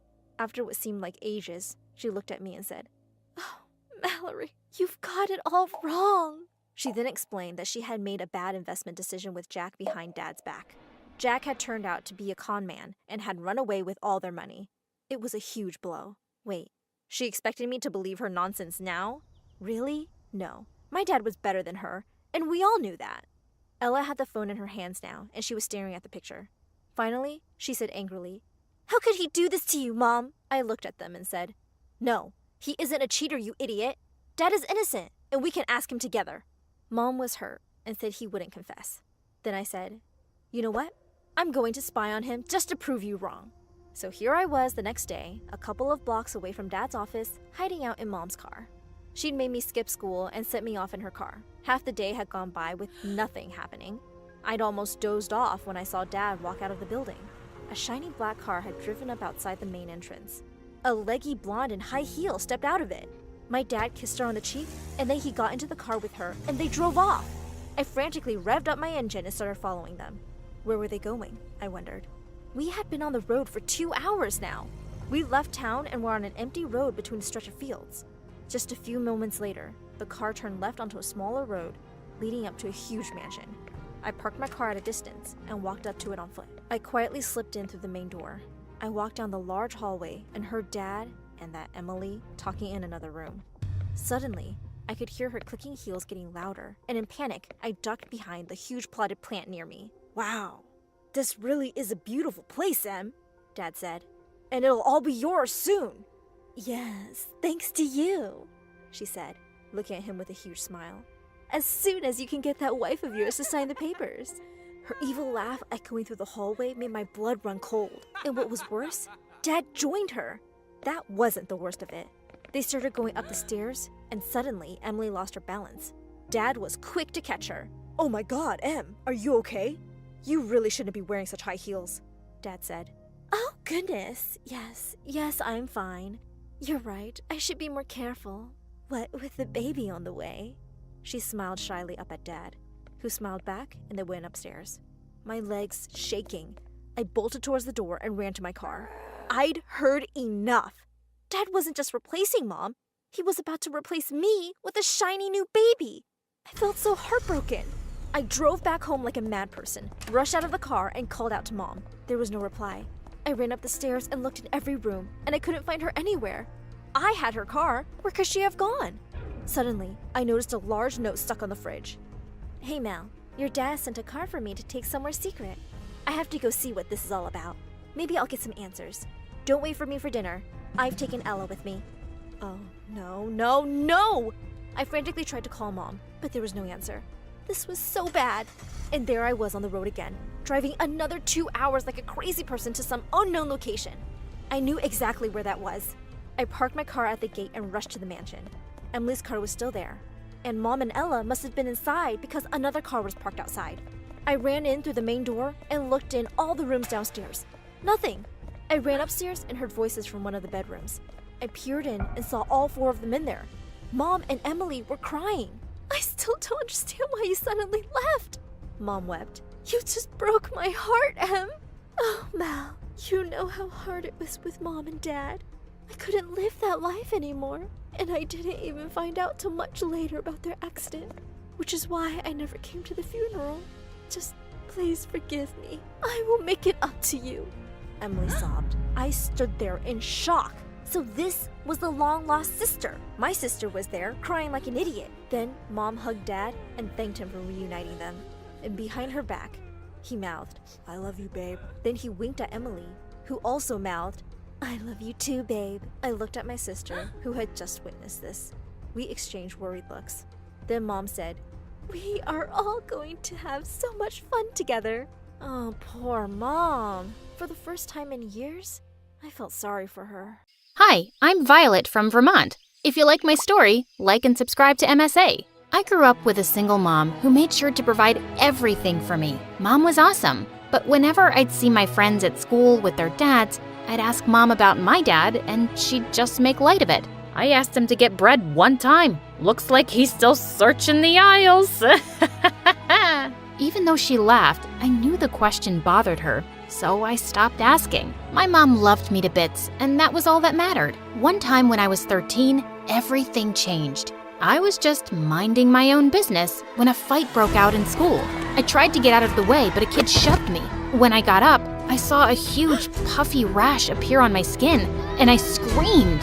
What was that? I was taken to the doctor, who told me I had dermatographia, a major skin allergy to anything I touched. My skin was sensitive to everything, even just scratching an itch. The doctor told me it was normal for it to start at my age. She reassured me the rashes passed quickly, but the condition would not. Mom, these look so ugly. Oh no, darling. You're just overthinking it. You'll be fine. We'll get you new clothes. If you're uncomfortable telling it to others, you don't have to.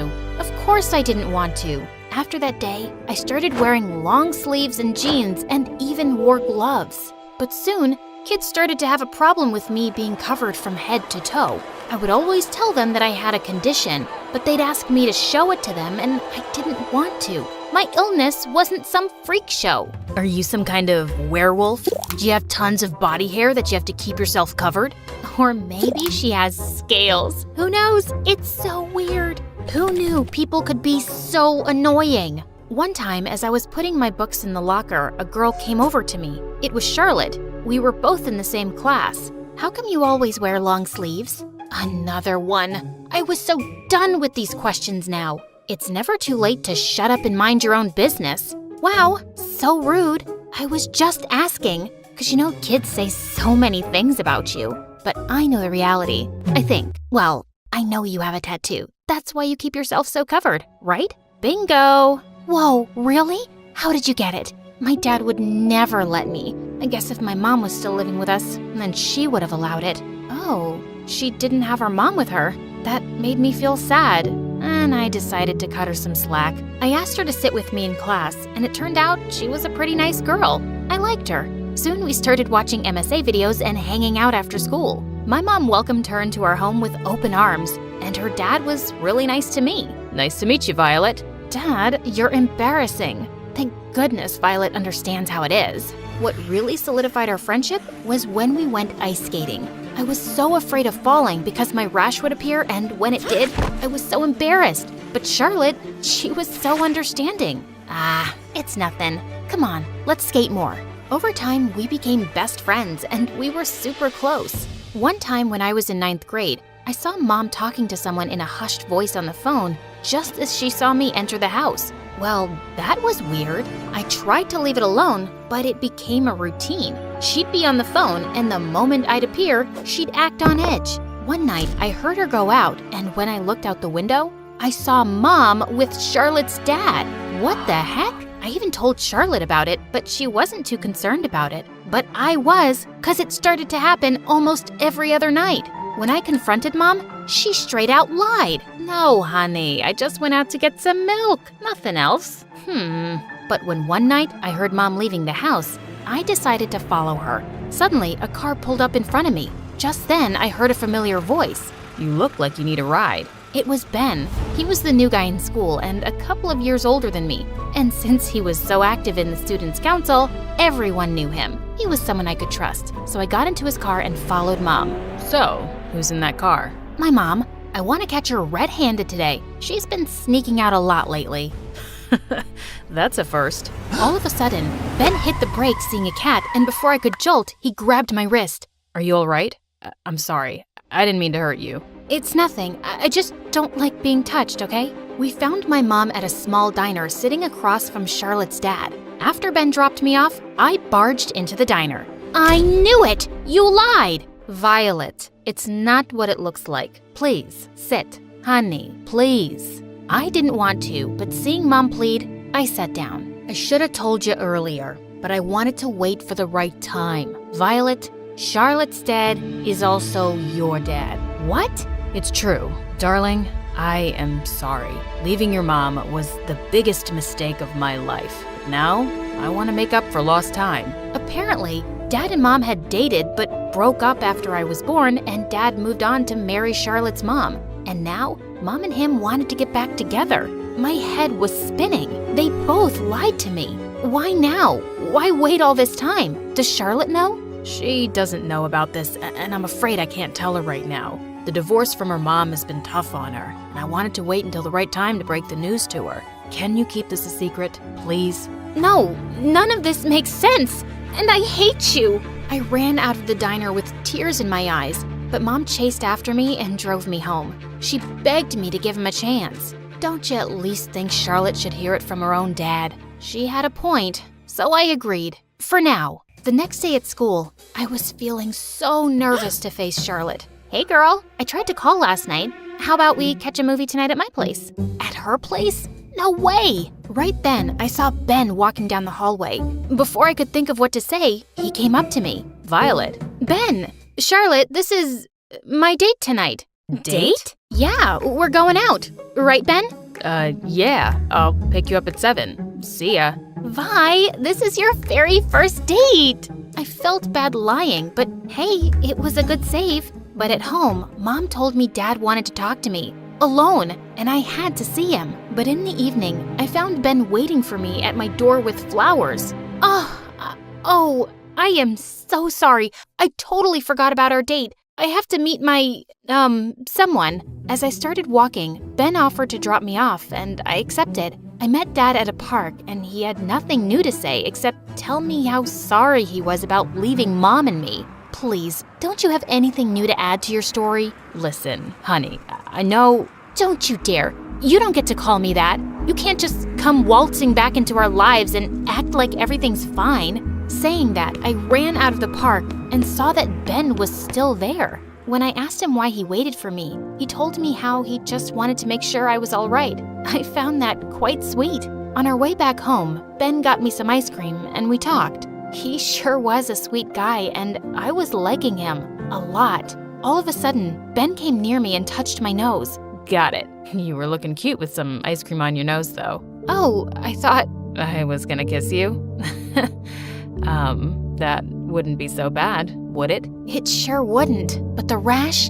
Gosh, I couldn't tell him about it. What if he was grossed out by it? I told him I wanted to take things slow, and he nodded. After that day, Ben and I started to go out often, and I guess that's why avoiding Charlotte became much easier. Whenever she'd ask me to come over to her place, I just told her I was with Ben. So, does he know? I almost jumped, thinking she meant about Dad, but she was just talking about my skin. No, and you can't tell him. I just can't deal with that right now. Okay, how about I ask my dad to come pick us up and we can go to the mall? I feel like I'm not spending enough time with you. Maybe later. A couple of days later, I was having lunch when Charlotte joined me. But just when Ben came and sat next to me, her face twisted. She got up and walked away. I followed her, and when I asked what happened, she went bonkers on me. Ben, Ben, Ben! He's always around you. Do you know that you have a best friend too, who is missing you? I thought we were like sisters, but now you're ditching me like I'm some third cousin. You don't even come over to my place anymore.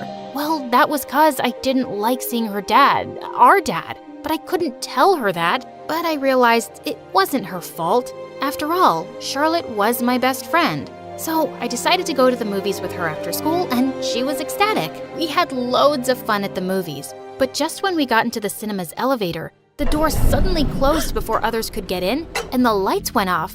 Oh God, this wasn't good. Getting stuck in an elevator was my worst nightmare. Vi, you okay in there? I'm calling for help. Hang on in there. Charlotte, fast. I can't stay in here.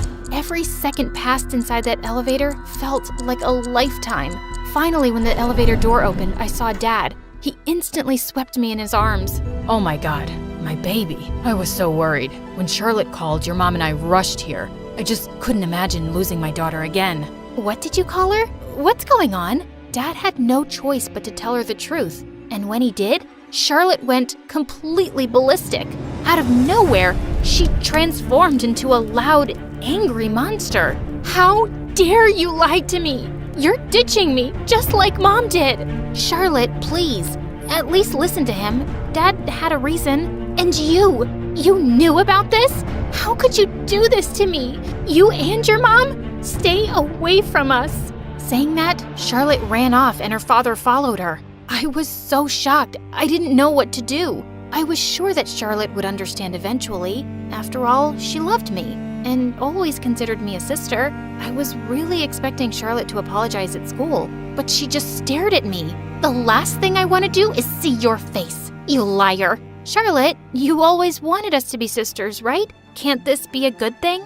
I don't anymore. Why did you have to lie to me? Right then, I saw Ben walking towards us, and seeing him, I saw a vicious look on Charlotte's face. Maybe it's because you're a natural-born liar. You lied to me. You even lied to Ben. Did you tell him your secret? What is she talking about, Violet? Charlotte, stop right now. Oh no, I'll tell you, Ben. Better yet, I'll show you. Suddenly, she pinched me hard on my arm. By the time she was gone, a huge allergy spot had appeared where she pinched me. Everyone stared at my arm, including Ben. He didn't say one word, but the look in his eyes made me realize nothing between us was gonna be the same anymore. Because of the stunt Charlotte pulled, she got detention while I called Mom and she picked me up. I just couldn't be at school. I refused to talk to Mom and didn't even go to school for over a week and just locked myself in my room. I even turned off my phone. I just wanted to be away from everything and everyone. Thank God winter vacation started and I had some time to deal with the whole drama. One day, Mom entered my room and hugged me. I felt like I hadn't hugged her in a million years. Mom, can we move away? I don't want to go to school, see Charlotte, her dad, Ben, anyone. Honey, that's not the right thing to do. I know what Charlotte did was very wrong, but put yourself in her shoes. I never told you, but when Charlotte's mom left, the poor girl was completely traumatized and depressed for months. She totally lost it. Oh my God. Turned out, Charlotte had had a huge breakdown when her mom left. She needed years of therapy and only stopped going recently, which is why Mom and Dad thought she could finally be ready. But perhaps they were wrong. That would explain her reaction. She went through so much. You should have told me, Mom. I should have known about her condition. Honey, we thought to tell her when the time was right, but the way things unfolded left her shocked. The entire night, I kept thinking about Charlotte. Her mom had already left her. No wonder she was freaking out about me stealing her dad from her. I needed to make things right. First thing in the morning, Mom drove me to Dad's. He had Charlotte standing up front, who was so angry, she was shaking. Why are you here? To tell you that I love you and that won't change. I love you both too. Even before you knew about Violet, I loved you both, sweetheart. You don't love me, Vi. You abandoned me for Ben, and now I will forgive what you did. I can't be abandoned again. I can't. No one is leaving, Char. I understand you were hurt. I just wish you would have told me. I stepped closer to her and grabbed her hands. But you hate being touched. I don't care. You are more to me than any skin rash. And it's about time you knew it. We're family. I should have never tried to hurt you or keep you away from our father. I was selfish. I'm so sorry. We all went into the house together for our first family breakfast. Charlotte and I got closer than ever, and our dad was pretty cool too, but no one was better than Mom. A week later, Charlotte made a plan for us to visit a ski resort in our town. Considering what a disaster our last outing was, it was so much fun. We both went for the ski lift, and just as I sat, I saw Ben next to me instead of Charlotte. Talk, you two! Well, it was awkward, considering how hard I was avoiding Ben lately. I'm sorry. I then showed Ben my skin condition, and he just smiled, saying how it only made me cool. Charlotte, your arms are beautiful. I can't believe you'd hide something so cool from me. You know, I think so too. May I? Ben drew, "I love you, Violet," with his finger, and it appeared quickly in big, puffy letters. But it was the most beautiful thing I had ever seen. He kissed me on my lips, and I didn't have an allergic reaction. After that, I learned to listen, trust, and be proud of who I was.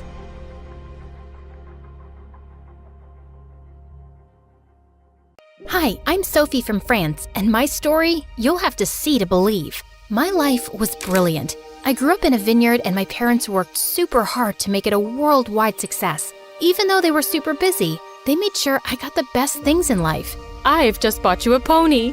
You can take him out on rides around the property. Do you want to get a puppy too? We were super rich, but I didn't care about that. I was homeschooled to take over the family business, but I spent most of my time going on adventures with my best friend Luke. He was the son of our surveyor, Mr. Duran, and a major scaredy cat, but he never said no to my crazy plans, even when they landed us in trouble. Come on, Luke. Let's go to the lake and search for sea monsters. Are you crazy? We'll catch a cold, and besides, it's against the rules. Rules schmools. If there was a rule against sneezing, your head would explode from keeping them in. And you'd pick your nose just to tick people off. No, we're not going to the lake, and that's final. But I never took no for an answer. So I jumped over the fence and went running towards the lake. And poor Luke had to follow. but I stopped short when I saw a couple of village boys throwing rocks at a beehive. Hey, leave those poor bees alone. What's it to you, princess? Go back to your stupid grape juice farm. Sophie, we need to head back now. No, you should go back to school and learn how important bees are for the environment. What, Luke? Those aren't bees, Sophie. They're hornets. Just then, a rock tore through the nest, and all the hornets flew out, and they were pissed. But instead of going after the village brats, they attacked Luke and me. We ran for our lives, but we got stung so much that by the time we got home, our faces resembled beach balls, and it hurt. And Luke went ballistic. I told you we shouldn't go. You never listen to me. I'm sick and tired of being your babysitter. Babysitter? The stings really mess with your head. I'm your friend. Friends listen to each other. You're not my friend. Your parents hired me to keep you out of trouble. Luke, stop it. We're honored to serve in any capacity. You might be, but I'm not. She's a reckless maniac. I'm sick of getting hurt because of her. I quit. Mom, what's going on? Sweetie, you're an adventurer, and we didn't want to hold you back. And Luke was the perfect balance to your hyper-personality. So, we paid him to keep you safe. We were only doing what was best for you. You think this is best for me? My entire relationship was a lie. What else have you been lying about? Are you two even my parents, or is someone paying you too? I stormed off to my room and didn't speak to anyone for days. Luke left for the city without saying goodbye, and I felt humiliated that I was such a loser. No one would be my friend if I wasn't rich. Mom and Dad arranged playdates with other kids, but it wasn't the same. Every day I missed Luke, and every day I hated him more. But things at the vineyard got worse. Our wine sales went down, and then a freak storm destroyed more than half the vineyard. We had nothing left, and the bank seized the family estate. Suddenly, we were homeless. Don't worry, darling. As long as we're together, we'll be fine. The Durans have invited us to stay with them for a while. Stay with Luke? But he hates us. Beggars can't be choosers, love. And it's been years. I'm sure he's over all that. It'll be cramped in their small house, but it's temporary. But my jaw nearly fell to the floor when I saw their house. It was a mansion with fountains in the garden. Mr. and Mrs. Durand had made a fortune by making the right investments and were super nice. But Luke, I had to blink hard because I couldn't believe how handsome he'd become. His eyes were still as green as I remembered, and the small dimple still appeared near his lips when he smiled. Suddenly, he reached out and touched my hair. You've still got bugs in your hair. Oh, thanks. I didn't know it was there. I guess I'm a real bug magnet. Yeah, you always did attract the creepy crawlers. That was weird, but at least he wasn't angry or rude. After lunch, I was strolling around trying to let out a quiet burp when suddenly I slipped and fell in the pool. Strong arms pulled me out of the water, and I was face to face with Luke. And to my complete humiliation, I burped in his face like a bullfrog. I thought you had changed, but I still have to save you from yourself. And I'm sick of it. Hey, it was an accident. Once a troublemaker, always a troublemaker. Mom, you better hide the good plates or she'll break them in a freak accident. Luke, that's enough. Whatever. I have homework to do anyway. Mr. and Mrs. Durand apologized for Luke's behavior, but I didn't want to be a burden. I spent the night thinking of several business plans to get us back on our feet, but we just didn't have the money. A week later, I was waiting at the bus stop when suddenly a sports car raced by me, drenching me with muddy water. Hey, watch where you're going. I am so sorry. I didn't see you there. You're headed to school, right? Let me give you a ride and we can get you cleaned up. My name is Bella and I'm kind of a big deal there. You should stick with me because you're obviously new, and don't mind me saying so, but you look like you got dressed in the dark. I just moved here from the village. OMG! Love that for you. I've always been a city girl. Last year when we went to my family's, Bella talked non-stop till we got to the school, and by the time we were sitting in first period, I knew her entire life story. She was an only child, her mom and dad were rich politicians, and she loved corgis. They have the cutest, slappable butts. I've wanted one for so long, but my parents say I'm too irresponsible, and my boyfriend is super scared of dogs, and OMG, there he is! Babe, come meet my new bestie! Oh wait, I totally forgot to ask your name. It's Sophie? Whoa, did you just read her mind, Luke? I didn't know you had super normal powers. No, I know her. She's the family friend I told you about. The reckless one. Even turtles look reckless to a chicken like you. Guys, do you know what this means? We can be besties together. Bella was the sweetest girl imaginable. She didn't care whether I was rich or poor. She just liked me for me and took me everywhere with her, even on dates. Oh, wow, babe, this is such a cute bracelet. But you know I'm allergic to pink. But it looks so cute on you, Sophie. OMG, you should totally have it. Bella, you're crazy. Luke got this for you. I don't mind. See? Our boyfriend doesn't mind. Put it on her, Luke. Our boyfriend? What was going on? My skin tingled as his fingers touched my skin, and Luke stared into my eyes. He was oddly sweet when we weren't at home. And rather than get jealous, Bella clapped and cheered. They were the weirdest couple I'd ever met. But Bella thought I was the weird one. What do you mean you've never read Shakespeare? I was only taught things that would help me run a vineyard. Like, that is hollyroot and will help you with fevers. And that thing you're taking a selfie with is poison ivy. Yikes! Hey, you should make TikToks. OMG, this is the best idea I've ever had. We can go on nature walks, and you can talk about what's poisonous and what isn't. Incredibly, Bella's idea was a hit. I went viral and people in school started calling me Nature Girl. I even started getting sponsors, and one day, my fans challenged me to participate in Mr. Beast's Squid Game. The contest was tough, and as expected, many people joined the fight. I did my best to win the game, but I lost during the tug of war. Still, it was the best adventure I had ever done. I made tons of new friends as well. Not to mention, seeing Mr. Beast personally is the coolest. My heart jumped when I saw him heading my way. Hi there. Thank you for joining our version of Squid Game. You were great. Thank you, Mr. Beast. We all had a blast, even though we lost. Just being part of your content alone is an experience of a lifetime. Well, making people happy is what my content is all about. I'm glad you had fun. I really did, and it's been quite a long while since I had fun like this. Really? Why is that? Well, sometimes life could get rough all of a sudden. Things happen without warning. That is so true, but no matter what, never stop walking the road to happiness. Never forget the quote, "A journey of 1,000 miles begins with a single step." I felt my eyes sting as Mr. Beast gave me a hug. And just like what Mr. Beast said, I never stopped walking the road to happiness. I kept on seeking adventure, teaching my fans about plants through TikTok. Bella supported me 100%. Eventually, the money I got from my sponsors were used to set up a small grocery shop in the city. And little by little, we were saving up to move out. Life was getting better, but Luke's behavior at home was getting worse and worse. He was rude to his parents and ignored them all the time. One time, Mrs. Durand asked them to pass the bread, and he accidentally dumped them all on the floor. What is wrong with you? That's no way to behave with your parents. You have no idea what you're talking about. Stay out of it, please. This isn't you, Luke.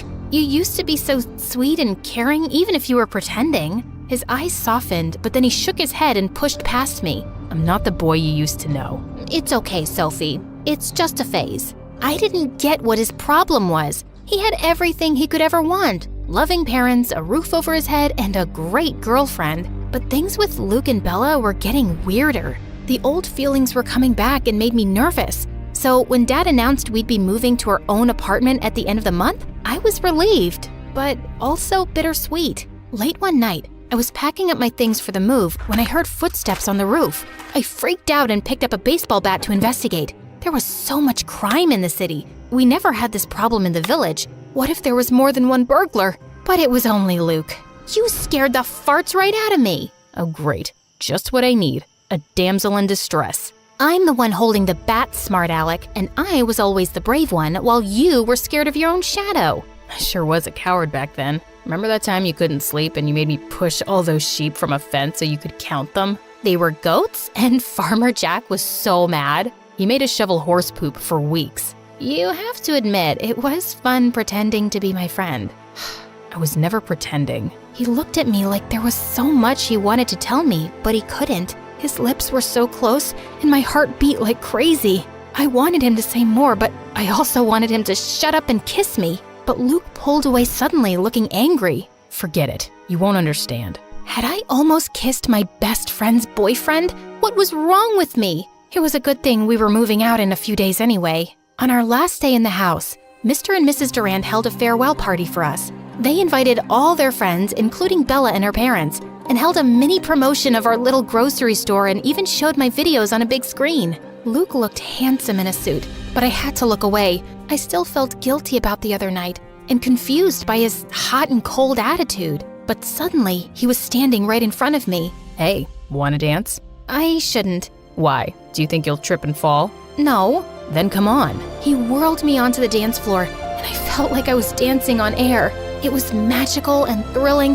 Then his lips came close, and all the voices in my head fell silent, but the music suddenly stopped. Luke, what are you doing? Bella's parents are watching. You should be dancing with her, not the poor grocery girl. Yes. Sophia can't bring you any connections or wealth. I'm sorry, dear, but we have to think of Luke's future, and that is with Bella.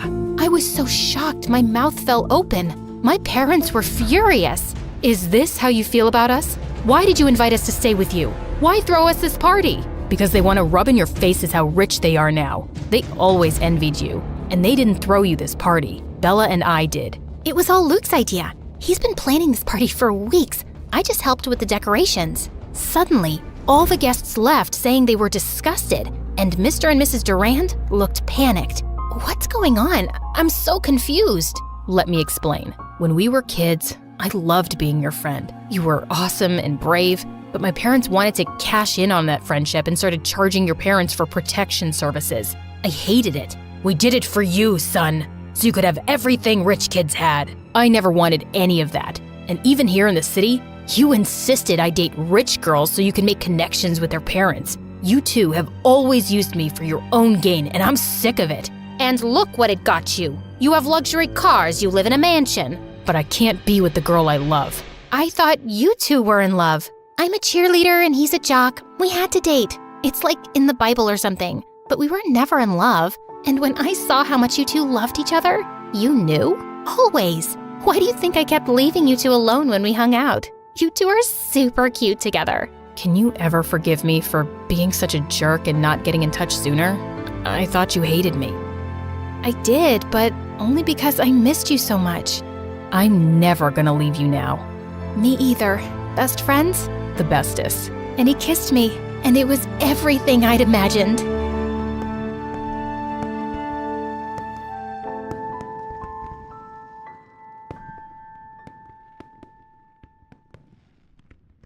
Hi, I'm Ashlyn from Argentina, and before I continue, please like and subscribe. My brother Carter is my twin. We don't look anything alike, but we've always been competitive. On the day we were born, we even fought to be the one to come out first. My dad was a professional soccer player, and my mom was a really successful business executive. They were both super competitive and encouraged us to be the same. Everything was a competition. My brother and I competed to see who could crawl the fastest, who could walk first, hold their breath the longest, and draw the best picture. The winner always got a reward. At the time, it was friendly and fun. We just loved to try and outdo each other. Sometimes, the boy next door, Nico, would come over and be the judge. He had a cool camera and loved to take photos, mostly of me making weird faces. Carter thought he could make even weirder faces. So, of course, it became a competition. And Carter wins again! What? Come on, Nico, why are you always siding with Carter? That wasn't even close, and you know it! You heard what Nico said. I won. We always play fair, sis. Whatever. Carter and Nico became best friends and loved teaming up against me, which was so annoying. Still, I loved my brother. He meant the world to me, so I was always a gracious loser. But Carter, not so much. You cheated. I did not. I beat you fair and square. It only got worse as we got older. My parents pushed us to compete with each other even more. Winning is everything. If I don't win, my team loses. And if I don't win, my company will fail and I'll be out of a job. But does that mean that everything has to be a competition? Of course it does, dummy. I just wanted to have a normal relationship with my brother, where we didn't always have to prove that we were better than each other. But whatever I did, he had to do it better. I even let him win just so he wouldn't hate me. Not again! I guess you're just better than me. What can I say? Then one day, he crossed a line, and everything changed. When we were in the 10th grade, I was getting straight A's, I was captain of the girls' soccer team, and got the lead in the school play. Carter got B's, didn't even make the boys' soccer team, and only got a tiny part in the play with no lines. He hated that I was doing better than him. He stopped speaking to me in school unless it was to say something mean in front of his friends. Hi, Carter. You want to eat lunch together? Wow, you guys smell something? Someone really needs to take a bath. I could tell that Nico didn't like it, but he never stood up for me. When I announced that I was running for class president, Carter ran against me.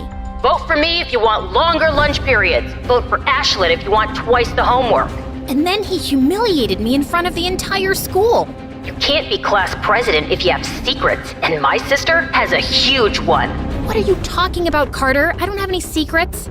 That's not what your diary says. My body froze like an icicle. I did have one big secret, and in that diary, I must have drawn Nico's name 10,000 times in every color, shape, and size. Carter opened one of the pages and held it up so everyone could see. The entire school burst out laughing, and I just exploded. I attacked Carter with all the strength that I had, and it took 5 teachers to pull me off. We were both disqualified from running for president and suspended for a week. I was removed as captain of the soccer team, and they gave the lead in the school play to another girl. I was devastated. I couldn't get over how my own brother could betray me, and now so much of my hard work had gone down the drain. Even my parents were furious with us, but I knew that Carter was secretly happy. In his mind, we were equals again.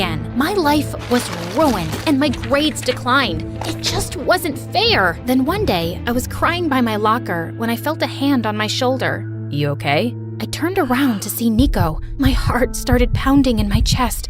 I was so embarrassed I tried to run away, but I tripped over my shoelace and fell. But Nico caught me. For a moment, I just lay there in his arms, staring into his big blue eyes.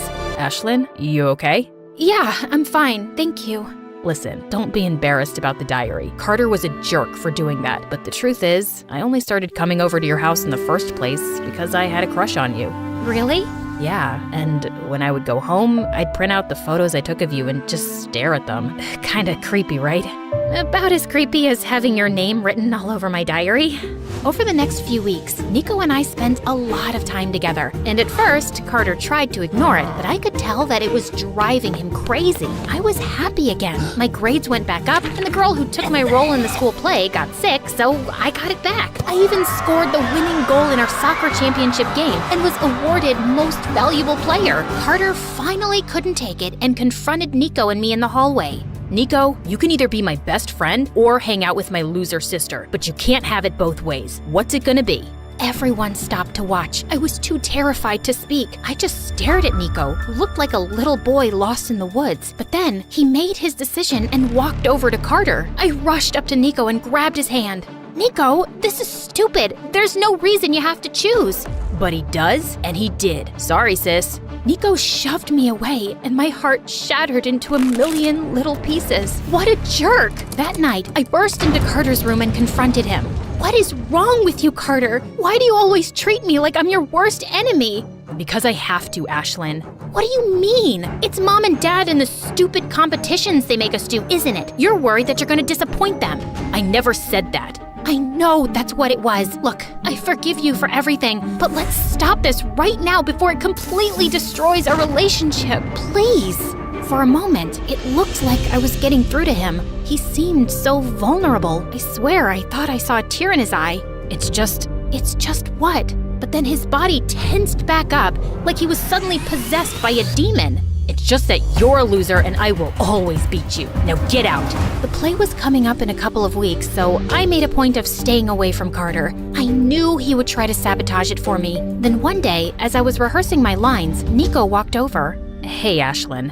What do you want? I want to apologize for my behavior. Carter is my friend, but he has no right to control who I talk to. I went with him that day because I wanted to help him see that what he was doing was wrong. But I was a real jerk, and if you never want to talk to me again, I deserve it. At that moment, I realized how much I truly loved Nico. So I let my anger go, and from that point on, Nico and I were inseparable. On the night of the play, I heard that there was going to be a huge talent agent in the audience. This was my big chance, but when I got up on stage, I completely forgot my lines. I I had been so lost in my thoughts about Nico that I lost focus on the play. The theater was silent, but I could see Carter sitting all the way in the back next to Nico, and he was laughing. Then it hit me. This was his plan the whole time. He sent Nico to distract me. I was furious, but I wasn't about to let Carter win. So I gathered myself, took a deep breath, and suddenly, I remembered my lines. I poured all of my anger into the performance, and when the play ended, I got a standing ovation. I couldn't believe it. As I was leaving, the talent agent ran up to me. You were fabulous up there. I think you could be a star. Me? Really? Yes, you, Ashlyn. As she handed me her card, I looked for Carter, not because I wanted to rub it in his face, but because I wanted to share it with him. For just a moment, I thought maybe he would be happy for me, but he was gone. I felt like such an idiot for even thinking that. Then Nico came up to me. You were amazing up there. No thanks to you and Carter, you tricked me. I didn't know about his plan until tonight, I swear. When he told me I should spend time with you, I thought he had changed, but it was just a plan to distract you. I'm done being his friend. Why should I believe you, Nico? Because I love you, Ashlyn. And then he kissed me. I nearly melted right there in the middle of the theater. But then I caught a glimpse of Carter in the doorway. He looked sad.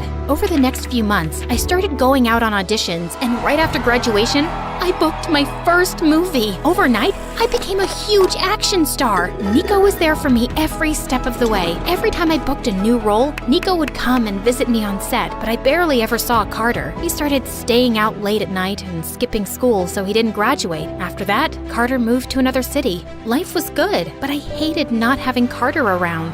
I worked so hard to get where I am, Nico, and while I should be happy with my success, still, I can't stop thinking about Carter. He's an adult, Ashlyn. He chose to act the way that he did. Instead of trying to make himself better, he tried to tear you down, and it didn't work. I know, but I don't think it's all his fault. My parents turned us against each other from the day we were born. They taught us to be this way.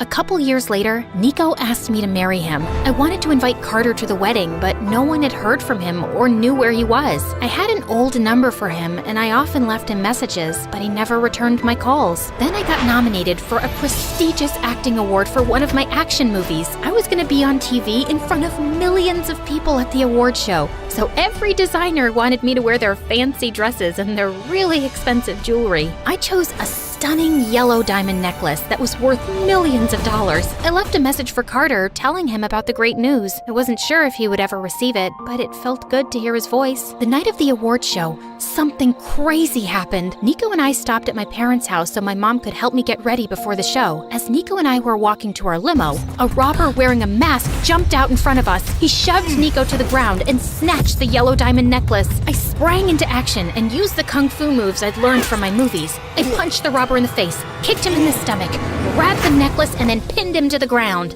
Ouch, that hurts. I recognized the robber's voice. I snatched off his mask. It was Carter. My parents heard the commotion and ran outside. Carter, what are you doing? I'm so sorry, Ashlyn. I should have listened to you. But I was so obsessed with winning that I ended up losing everything. And now look at me. I haven't eaten in days. So when I heard your message about the award show and the necklace, I decided to steal it. It was a dumb idea. It's okay, Carter. No, it's not. I was a horrible brother and a worse friend. I hope that one day you can forgive me. This is all our fault. We were wrong to always push you two to compete against each other. We didn't realize the damage that we were doing. We are so sorry. We've always been so incredibly proud of both of you. I forgave Carter and my parents. Carter and Nico held my hand as the host took the stage. Then, the host called my name. Get up there, Ashlyn. You won. I walked onto the stage to accept my award. When I looked out and saw Carter, Nico, and my parents smiling up at me, I couldn't help but cry. It was a dream come true.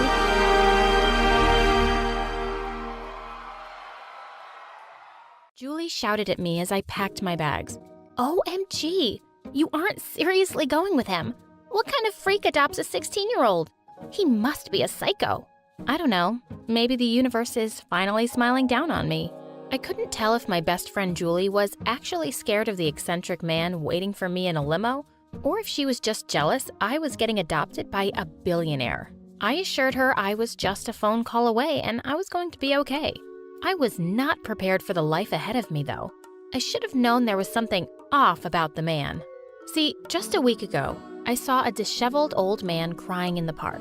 All I did was ask him if he was okay, and he gave me a huge hug. I thought he was homeless, so I offered him a chocolate bar from my purse. He ate it so messily, I thought he hadn't eaten in days. He insisted he would make it up to me. I told him not to worry about it. The very next day at school, one of my classmates started shouting at us to look out the window. There was a huge banner. It said, "To the girl who gave some chocolate to the homeless-looking man in the park yesterday, please call this number as soon as possible." All of my classmates were asking questions. I was going to call the number myself after school, but my principal called me into the office a few minutes later. There, waiting in the chair, was the man from the day before. He wanted to thank me for everything and didn't know how else to find me. You could have tried Facebook. Sorry, I don't know how to use that. I don't know what I was thinking, but I agreed to let him take me out as a thank you for the chocolate bar. I agreed to meet him outside of the orphanage after school. For sure, I did not expect a limo to pick me up. Well, here we are a week later, and I'm driving to our mansion. It was bigger than I ever could have imagined. Mr. Conrad gave me a tour of the whole house. It was as eccentric as he was. There were a few indoor gardens, a shark tank, and my room had a tree in it. That was probably my most normal day at the mansion. One night, after I said I liked Dumbo, he showed up to dinner riding a small elephant. It broke about $2 million in fancy china and stained glass windows, but he kept saying it was worth it just to see me smile. He was trying so hard to make me happy. As soon as I moved into the mansion, I was moved to the fancy private school of my dreams. I was really nervous on my first day. Mr. Conrad saw that I'd hardly touched my breakfast. He leaned over and smiled. Don't worry, everyone is going to love you. Turned out, the teachers were super nice, and the kids were really welcoming too. I was getting along just fine with everybody when suddenly, in the third class of the day, Mr. Conrad burst into the classroom with a big box. The latest Apple Watches for everyone,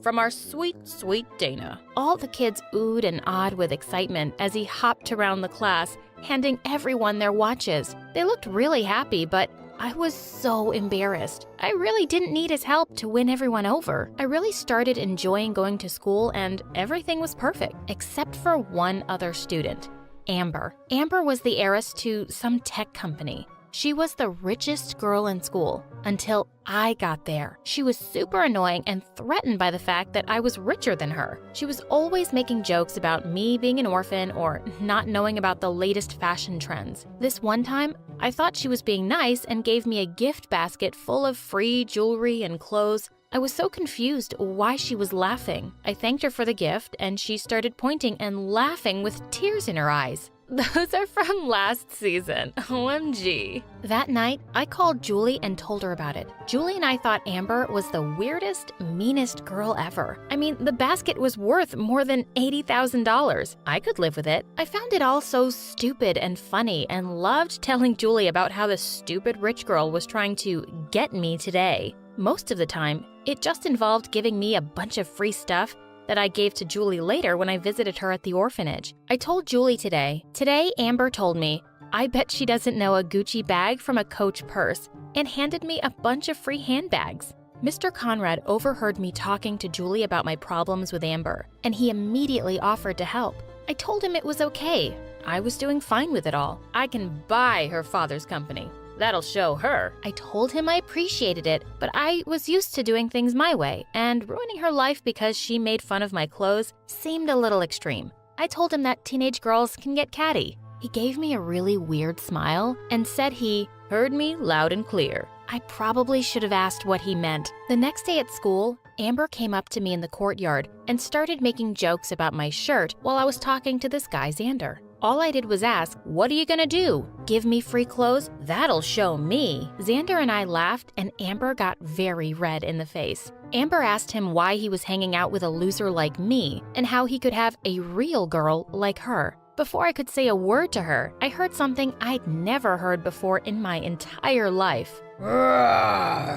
Amber screamed and ran, and I dropped my book and fell over. Xander went running in the opposite direction. It was Mr. Conrad and a tiger. Everyone was staring at us with a mix of horror and confusion. He laughed and said, Get it? Because girls are catty? Where did you even get that? Oh, I had a buddy fly her in from Hollywood. She's harmless. Look, I can ride her like a king. Then he said to the tiger, "Roar, babe, roar." And the tiger roared and rubbed his knee with her head. He looked so ridiculous, and everyone was laughing at him, except for me. I was a little upset he'd managed to scare Amber and Xander away. I guess that's how parents are supposed to be. Mr. Conrad did a lot for me, and it was going to take more than almost feeding my enemy to a tiger to get me to be mad at him. But when Julie visited, she didn't find it as funny as I did. Julie said, "He brought a live tiger to school, Dana. Are you even safe?" I told her that I was and everything was okay, but she kept pushing me. "Yeah, it's great and all that. You go to the Bahamas every month and have a private jet, but do you ever get to be a real teenager?" I told her to mind her own business, and it was super obvious that she was just jealous. Julie looked hurt and said, "Who are you?" Then she left before I could even apologize. I felt bad immediately. I'd never thought about it, but Julie was right. At my old school, I always had friends. I had plans every weekend and was constantly asked out on dates. At my new school, it seemed like everyone avoided me now. Mr. Conrad had made me an outcast, but I assured her he was just doing normal rich dad things. Deep down, I knew though, he took it to some incredible extremes. One night, I'd stayed up really late doing homework and went to school feeling like a zombie. I was really tired and my limo driver was late, so this guy from school offered to drop me home. Boy, I would have said no if I knew what was waiting for us at the gates. Mr. Conrad saw us and yelled, "Who are you? And what are you doing with my daughter?" He pulled a bunch of crazy-looking interrogation tools out of his briefcase. I managed to pry him away long enough to explain that I was just tired and a boy from class had offered me a ride home. He went from treating the boy like a criminal to treating me like a hospital patient. He whipped out a flashlight and asked me to follow his finger and if I was dizzy and if I thought someone had poisoned me. Without even waiting for a reply, he hopped in the boy's car and drove us all to the hospital. It was so embarrassing. I didn't think it was ever worth bringing a boy into my life again. That was until Xander. After that boy told the whole school how intense Mr. Conrad was, everyone avoided me like the plague, all except for Xander. He literally brought me a bouquet of flowers just in case it was more than a lack of sleep. How cute. I decided I wanted a boyfriend, and I wanted Xander to ask me out. I knew he was the one. I just needed to avoid Mr. Conrad finding out. Xander had seemed super interested in me before, but after the tiger incident, he got more distant, although I could feel he was still into me by the lovely looks he gave me and his warm smile. So I decided to make the first move. I really tried to drop some hints, like I was pretty embarrassing sometimes. Once I put on a bunch of makeup, walked up to him, and told him I was very available this weekend and had no plans at all. His response? "Me too. Hope you find something to do." Amber hopped over, hung all over him, and said, "Hey Xander, look how desperate she is for a date with you." Thanks again to Amber's bad attitude, he immediately ran up to me. "You mean you really want to date?"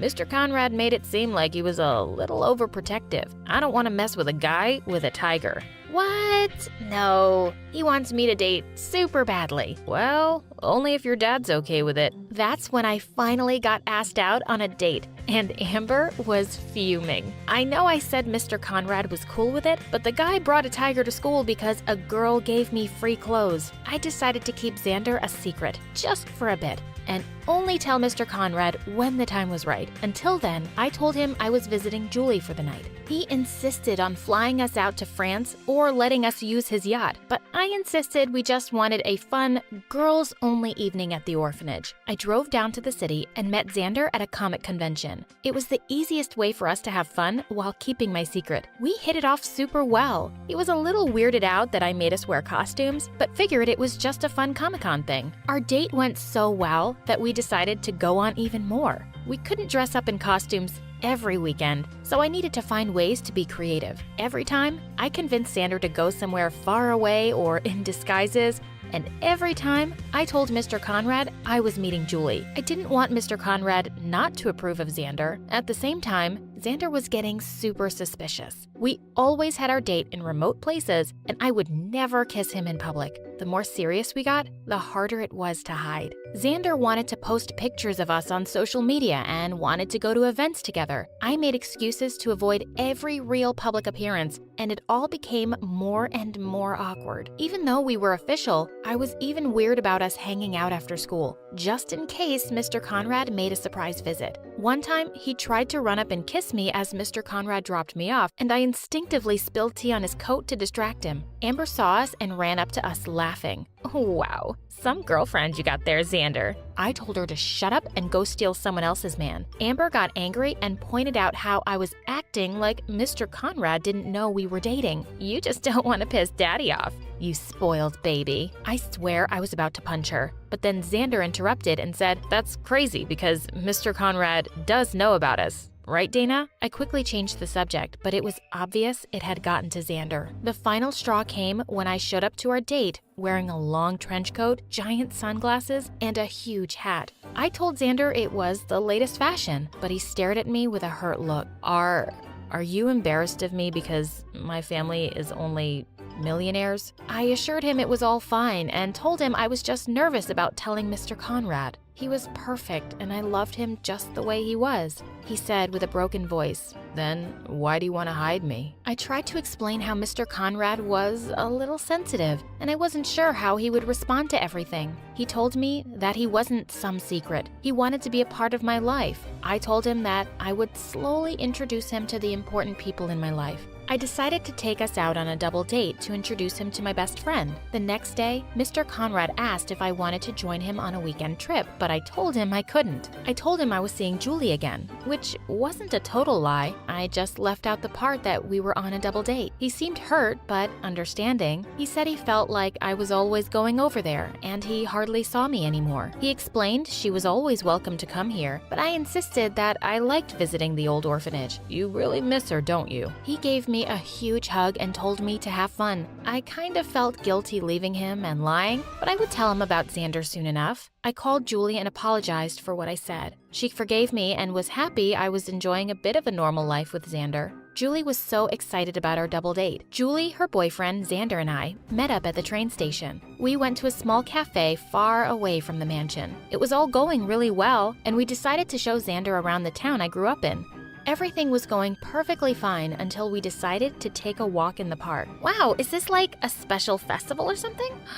There shouldn't be. There were crowds of people on the street. It was like someone was throwing a parade. There were fireworks, singers, and to top it all off, a giant float with a picture of me and Julie that said, "Best Sisters Forever." On the top of that float was Mr. Conrad. I tried to cover my face, but it was too late. Mr. Conrad hopped off the boat and ran over to us cheerfully. He looked genuinely surprised to see me with a boy, and his face dropped when he realized Julie and I weren't alone. "I thought this was girls' evening." I explained I was too nervous to tell him I had a date, and I didn't mean to lie. He started crying and ran off. I felt horrible. As good as my date with Xander was going, I needed to take care of this. I insisted that everything was okay and I would call them all in the morning. "Sorry, Xander, it's just family problems." Xander said it was fine and that I should fix things with Mr. Conrad first. I ran to apologize to Mr. Conrad, but he kept trying to get me to go back to Xander and said I didn't need to apologize. "But I lied to you, and now you're crying." "It's not you, it's me. If I don't need to apologize, then what's the problem?" He explained he was just so happy to see me pursuing love and happiness. He said he was too busy working and never had kids, and by the time he realized he wanted them, he was too old. He explained that he didn't want to die alone, and the world smiled on him when I came into his life. He wanted to give me everything he had and more. "Why did you come here anyway?" "I figured you missed Julie so much, it made sense to adopt her too. My offer still stands if you want." That week, our mansion got a little more crowded. We had a party, and Mr. Conrad brought 2 golden statues of me and Julie hugging each other and put them on our outdoor water fountain. Julie and I loved living in the mansion. Mr. Conrad got us into some crazy adventures, but it was always fun together. Xander and Julie's boyfriend even joined us in some of our antics. I don't think Mr. Conrad will ever worry about dying alone again. I don't think the mansion is ever empty.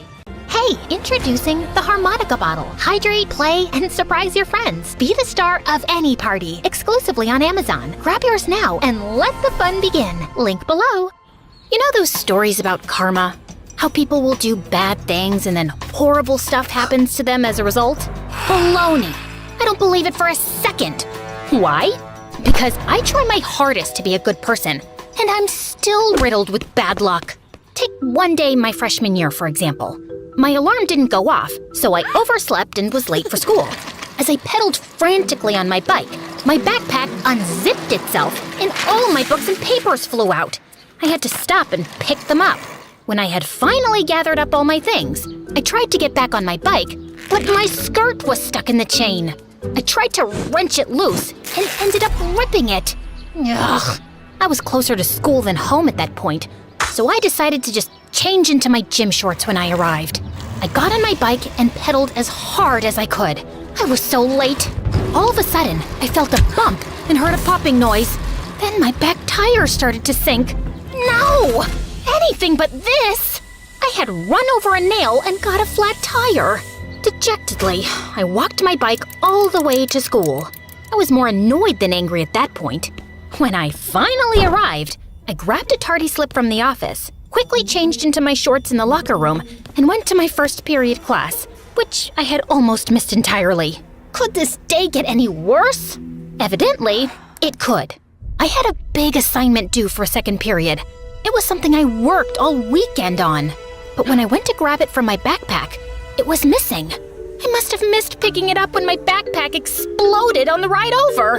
What did I do to deserve this?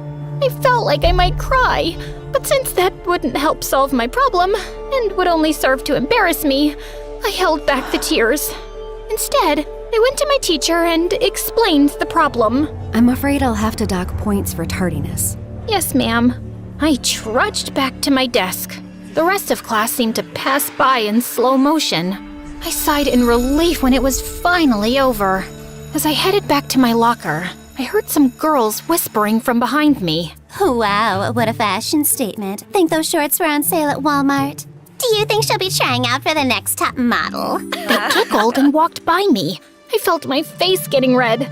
I knew what a disaster my outfit was, but it was out of my control. A girl from my class, Becca, stopped by me and put a hand on my shoulder. Hey, don't listen to them, Leah.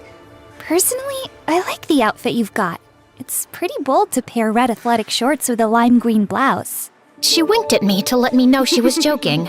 Thanks, but it wasn't intentional. My skirt got ripped on the bike ride to school. Oh, why didn't you say so? I always have a sewing kit on hand. Give it to me and I'll have it back to you by lunch. Thanks, Becca. Don't mention it. I have to admit, the good thing about having rotten luck is that you find out who the nicest people are. I smiled to myself and managed to make it to lunchtime. I didn't see Becca in the cafeteria, so I decided to grab a bite and save a spot for her. I passed through the lunch line and got a salad.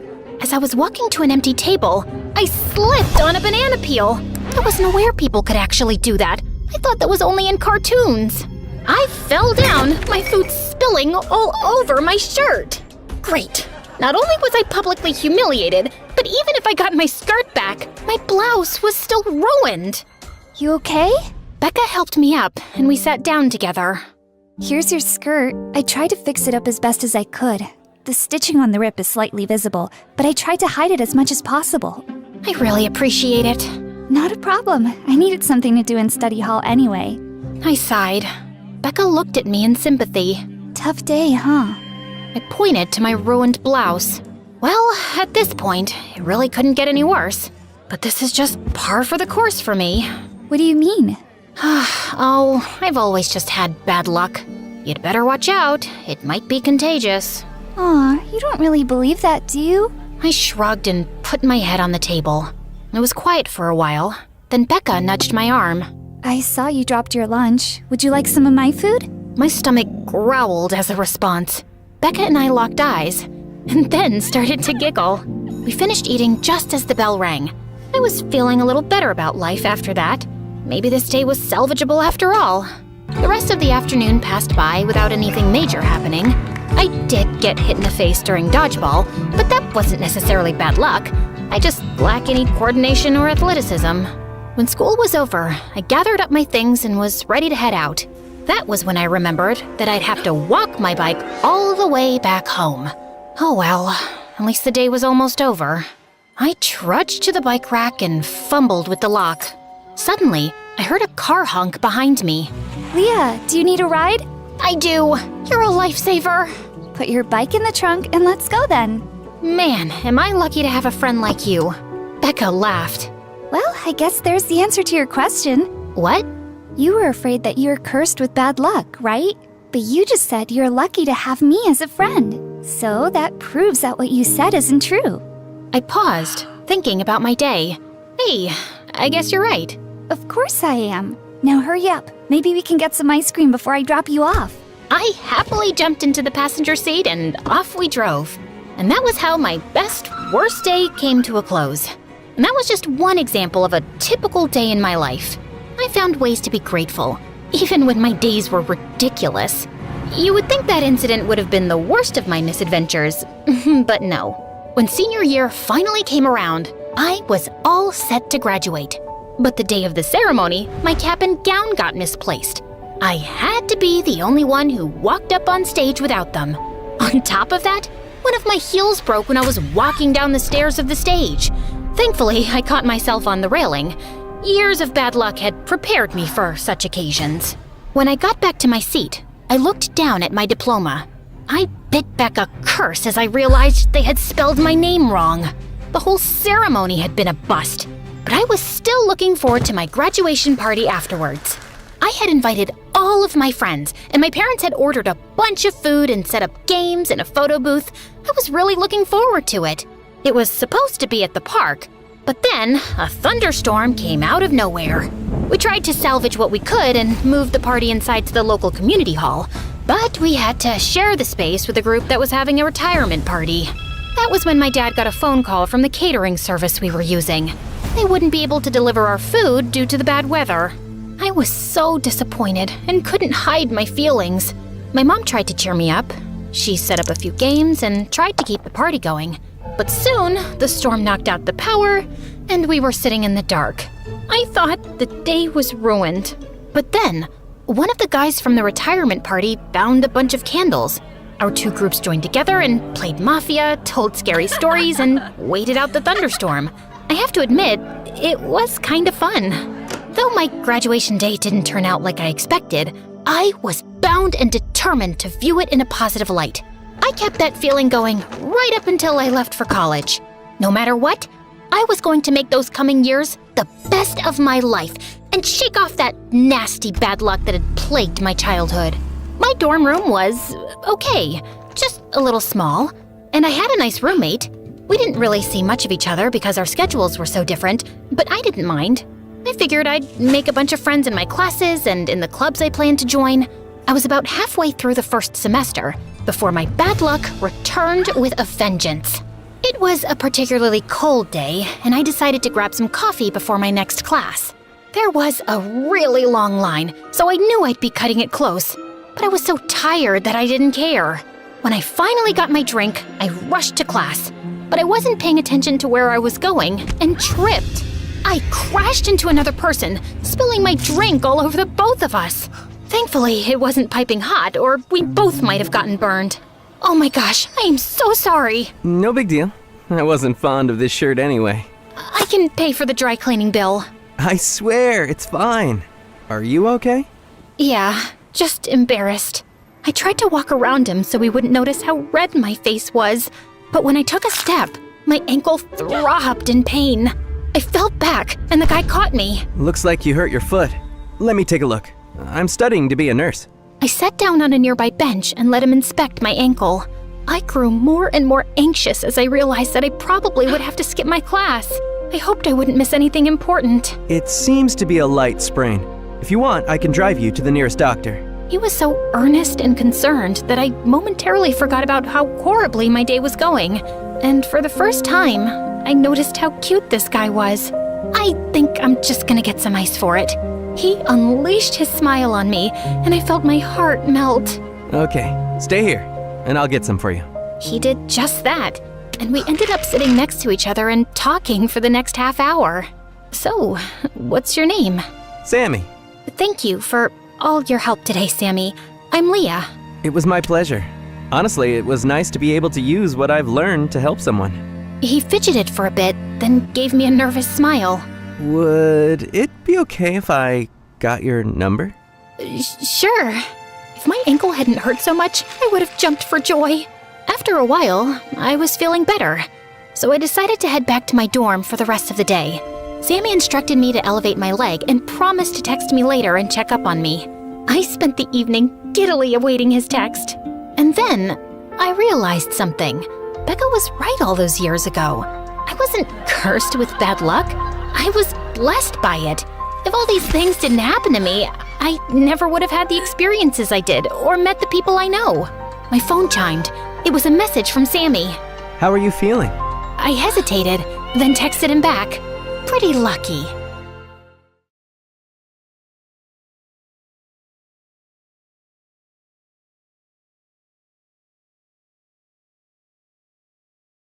Call me D. D, I like that. Sounds like a baby trying to talk. D-do-gee-goo.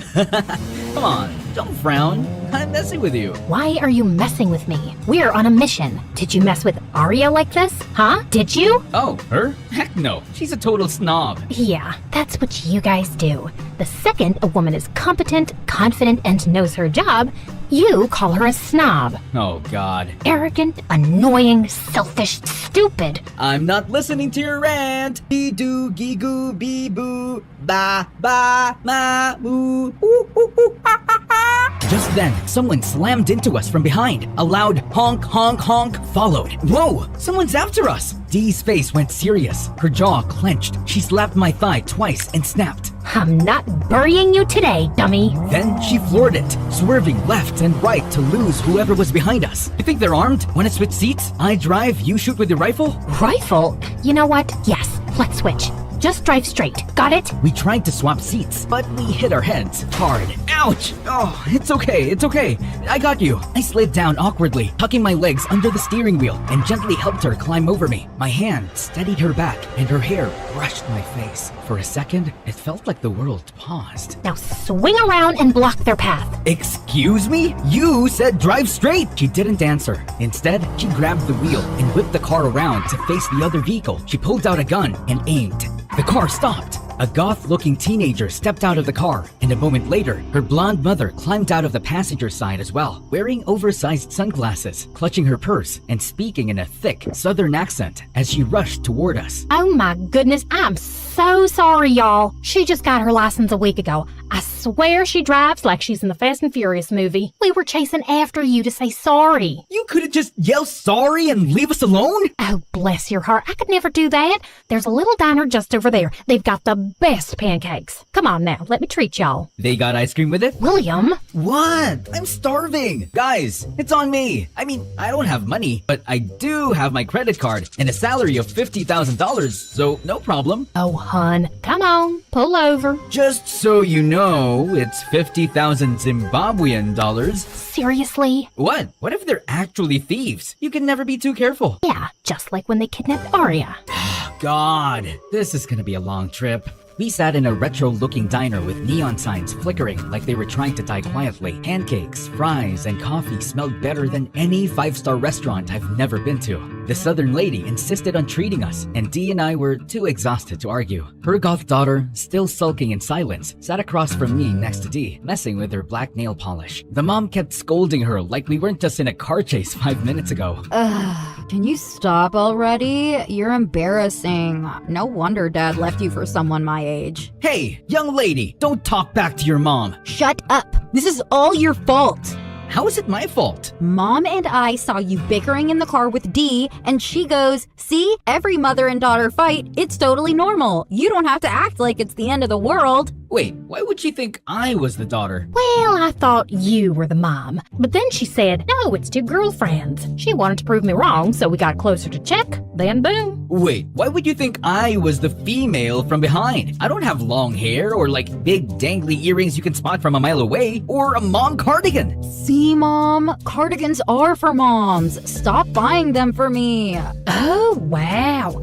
So that's what I get for buying you things. Not a thank you, just a sass and insults. When was the last time you got me a present? Literally yesterday. Telling me you're pregnant ain't a present. Why not? It makes you a grandma. Maybe then you'll finally stop throwing tantrums every 3 hours. Guys, let's breathe. First, congrats on the baby. What flavor is it? What? I mean, what gender? Sorry, I'm eating. My brain used the wrong word. Ugh, whatever. You're just some rando we almost rear-ended. Random? I memorized your license plate while you were tailgating us. Florida tag QX51P9, cracked left headlight, and the We Don't Dial 911 bumper sticker peeling at the corner. So, when are you due? Who cares? I'm miscarriaging. Ah, God forbid. Okay, listen. Both of you need to learn how to shut up and actually hear each other. You clearly love each other. You just suck at showing it. Don't be like me. Don't lose the person who truly cared. Oh, honey. I rested my head lightly on her shoulder for a second.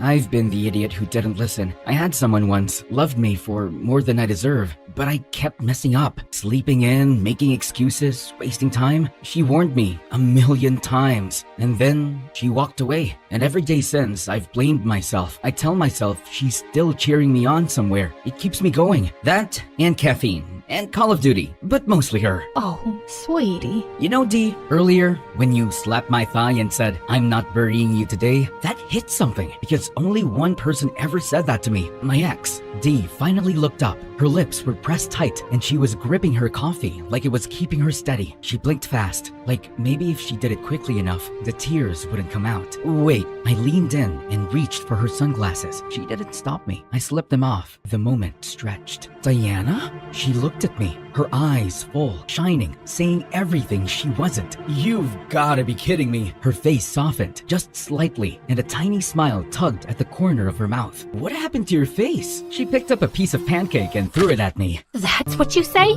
After all this time? Oh, wait. I'm just a boring, average-looking girl, right? I'm sorry, okay? I really am. I looked at you again later, really looked, and I swear, I was like, darn, she's beautiful. And yet, you didn't even remember me. In my defense, you changed everything, including your voice. New hair, thick glasses, colored contacts. Your eyes used to be bright blue. Now they're dark green. I think you got a nose job and a ponytail surgery, and maybe chin filler, some cheek filler, possibly some temple work, also buccal fat removal, though that might just be weight loss. I'm not sure. Wow. And he was mad we thought he was a female? Hey, he's more of a man than most guys I've met. Yeah, tell him, boss. Yes, he's a lazy, reckless, stupid loser, but he's got a good heart. William, why didn't you come after me? I tried. You shut me down, remember? I was ashamed, Diana. I'd been letting you down for years. I kept thinking if I worked on myself, fixed things, I'd be worthy again, that I'd show up with something to offer. How's that working out for you? I did study something, but yeah, the sleeping issues are wrecking me. I'm trying. I really am. I'm sorry, Diana. Please, let's just be friends. That's all I'm asking. Oh, come on, hun.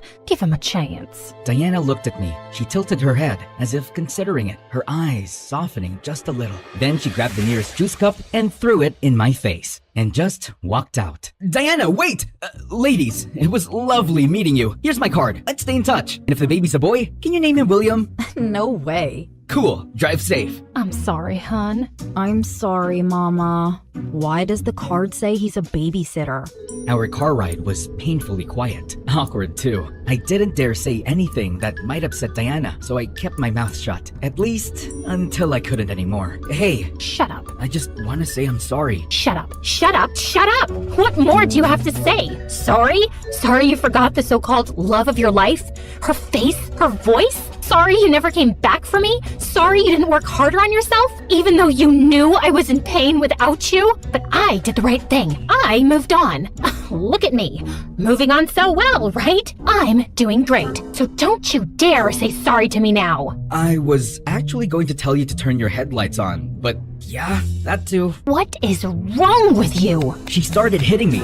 I mean, actually hitting. Then she let go of the steering wheel just to hit me harder. Whoa, eyes on the road! She didn't care. She kept throwing punches and random objects at me until, thud, we hit something. What did you just do? Switch seats. I'll drive in case someone needs to take the blame. Good idea. It's your fault anyway. We scrambled to switch places, and just as I opened the driver's door, someone stepped into view. It was dark, but I could make out the shape. Tall, broad broad-shouldered, built like Thor on a bad day. Then he hit us with a flashlight, straight to the face, just like in a horror movie. The guy looked about 60, with wild hair, a patchy beard, and maybe 4 teeth total. Oh, and he was holding a hammer the size of Thor's. You hit my animal. I understand, sir. Let me check on your animal. Why? Are you a vet? No, but I am, sir. You are? Oh, yes, she is, definitely. We got out and walked toward the creature. It turned out to be a horse, and honestly, it looked completely fine. Still, the man gave me the creeps. Kept staring like he was trying to read my soul with his good eye. I stayed close to Diana and slid my hand into my inner pocket, where I kept the gun Rex gave me, just in case. I've had this horse since he was a foal.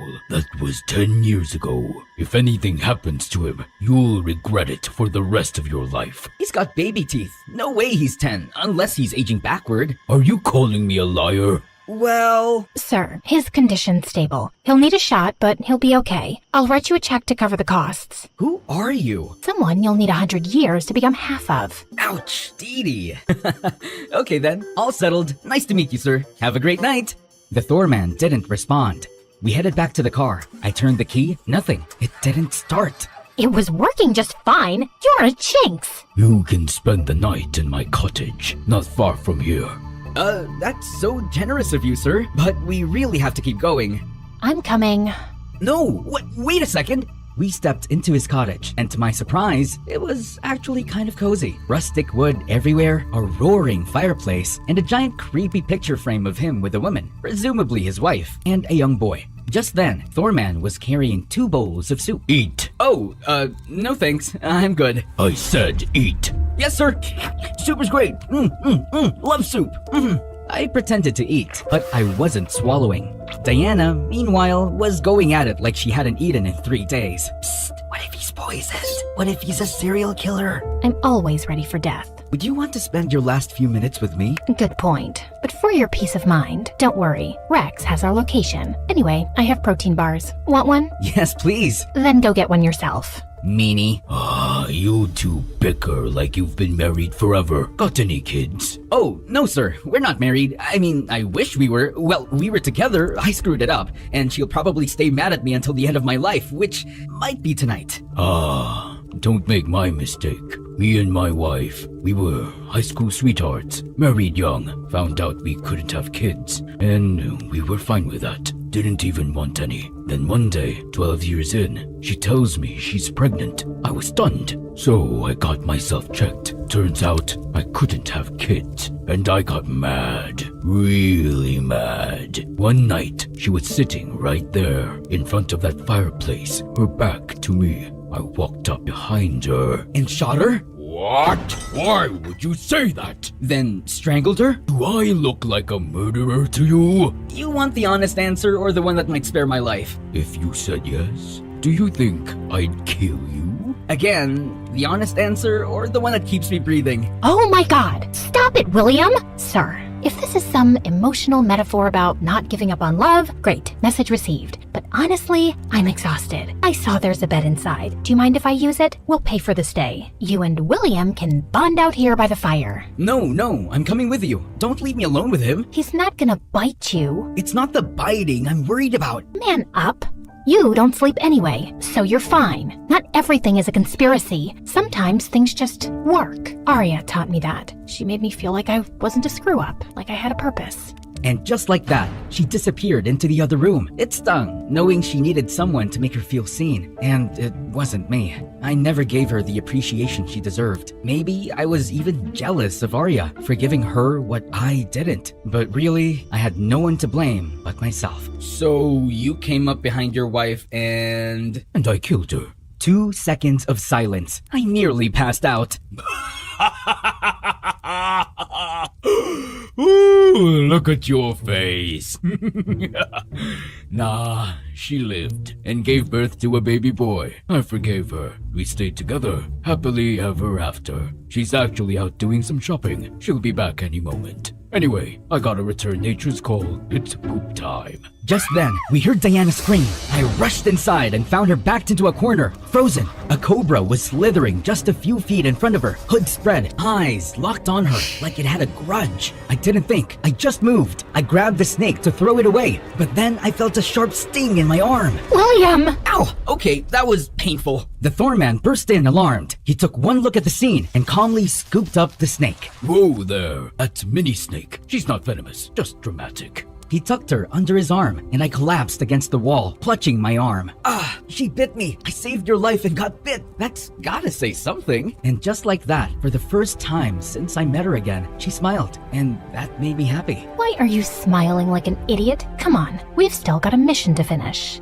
Just as we were getting ready to leave, Thorman's wife and kid showed up. So yeah, he wasn't a serial killer, allegedly. Just a strange man with a soft spot for reptiles. He helped us get the car started and waved goodbye like we were old friends. On the car ride, I felt lighter, even though we were getting closer to our mission, which should have made us nervous, but it didn't. So when exactly did you stop wanting to be a doctor and join this weird organization? After you left, I couldn't feel anything for a long time, so I picked something that didn't ask me to feel. Just perform, fix, solve. She paused, then added, Aria was the only one who saw potential in me when everyone else saw a quitter. She personally selected me from hundreds of applicants, spent nights helping me understand the research when I was ready to give up. They were doing real work. Quiet, off the grid, but meaningful. That's why they chose you. And yes, I recommended you.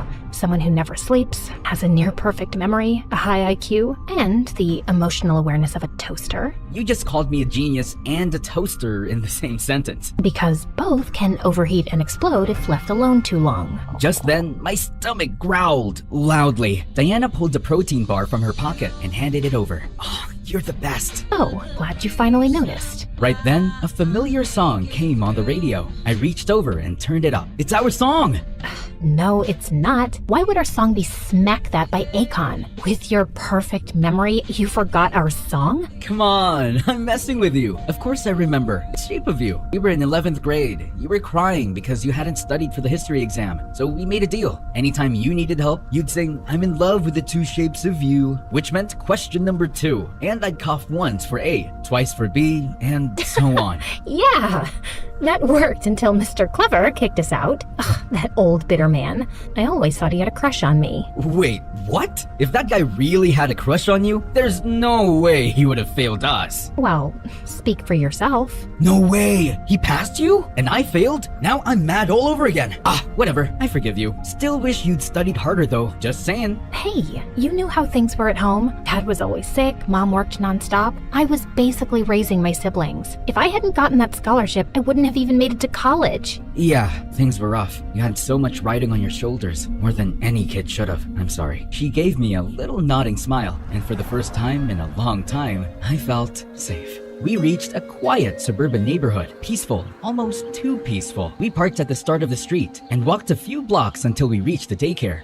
She's here. In the daycare? It's just a front. No real daycare. This is where our competitor's main facility is. All we have to do is go in and negotiate. Civilly. We rang the bell. A woman opened the door, skeletally thin, with cheekbones so sharp they could cut glass. Her face was tight and hollow, and honestly, kinda terrifying. But I held my expression in front of Diana, who stood calm and professional. She searched us and took everything. Our weapons, our earbuds, even the tiny snack I was hiding. Then she let us in. The entrance looked like a cozy indoor play area, complete with fake toys and posters of smiling cartoon animals. Real baby photos lined the walls too. Those babies better be from Pinterest. If that's their research group, I'm jumping out a window. She led us to an elevator, which carried us 4 levels underground. It was slow, uncomfortably quiet. Okay, so just putting it out there, I once peed in a ball pit. I was 6. I still think about it. You also peed in the sink when you were 22. That was one time! The bathroom bowl was clogged, and I wasn't feeling great, and my medication was out of whack, and why are you like this, man? Right then, the elevator doors opened with a ding. We stepped into a cold, open space, warehouse style, and followed her through a maze of metal doors and narrow hallways, one after the other. This is so creepy, Diana. If I had $1 for every time I've said creepy since this started, I'd be a millionaire. I know. Just hold on. It's almost over.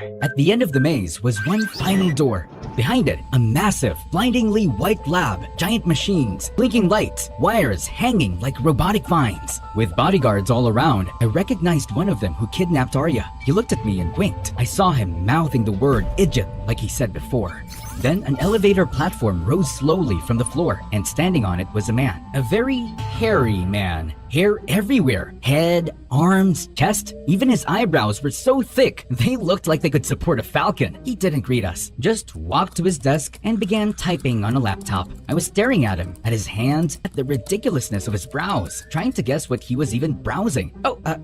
It came out wrong. Sir, please talk to us and stop eyebrowsing. Diana elbowed me in the ribs. Let's cut to the chase. Arya is ours. She's not some object. Let her go. Tell us what you want. We'll do it. I'm afraid you're too late. Why do villains always say that? Can't you say something nice like, would you like a mint, before traumatizing us? He clicked a button on the remote in his hand. A panel slid down behind him, revealing a thick glass window. Behind it, Arya was unconscious on a mechanical bed, suspended midair by wires like some sci-fi puppet. Oh my god, Arya!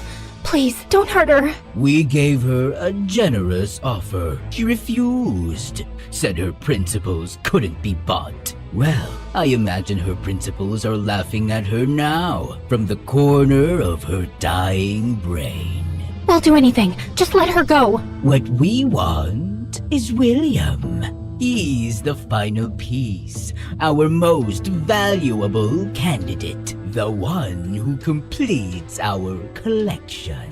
Diana hesitated. Her eyes turned to me, full of panic. It's fine, I'll go. Either way, I was getting poked and prodded. Might as well get it over with. She nodded, sadly. I stepped toward the man, until my stomach turned. Oh, wait, all this chemical air is making me nauseous. I feel like puking. No, William, no! Too late. I threw up all over the floor. And there it was, the tiny metal flask, the size of a peanut I'd swallowed earlier as Diana and I planned. She didn't miss a beat. She snatched it up, bit it open, and grabbed Eyebrow Guy, locking her arm around his neck with the open flask right under his nose. Guards nearby started to move. Don't even think about it. This flask contains a contact agent. One drop on your skin, and you're gone in seconds. Everyone, stay back! Stay back! Let Arya go, now. Understood. Assistant, release her. Diana, she's fine, I swear. She's just sedated. We didn't harm her. You'll see. A few assistants appeared, unhooked Arya, and helped her walk toward us, weak but alive. Oh my god, Arya, you're safe. We were worried sick. Now, let me go. Not until William and Arya are safe. Get them out first. No, I'll stay. Just get Diana and Arya out of here. Aww. What a noble little sacrifice. And then, bam! Arya snatched the flask from Diana and shoved her away.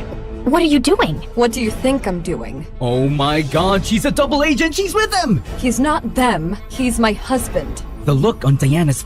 Who don't stop, who don't question. Soldiers, spies, servants, engineered for obedience. Minds sharper than AI. Bodies that don't break, and loyalty so deep, they'll do anything we say. Whatever the world needs and the law won't allow, that's the future.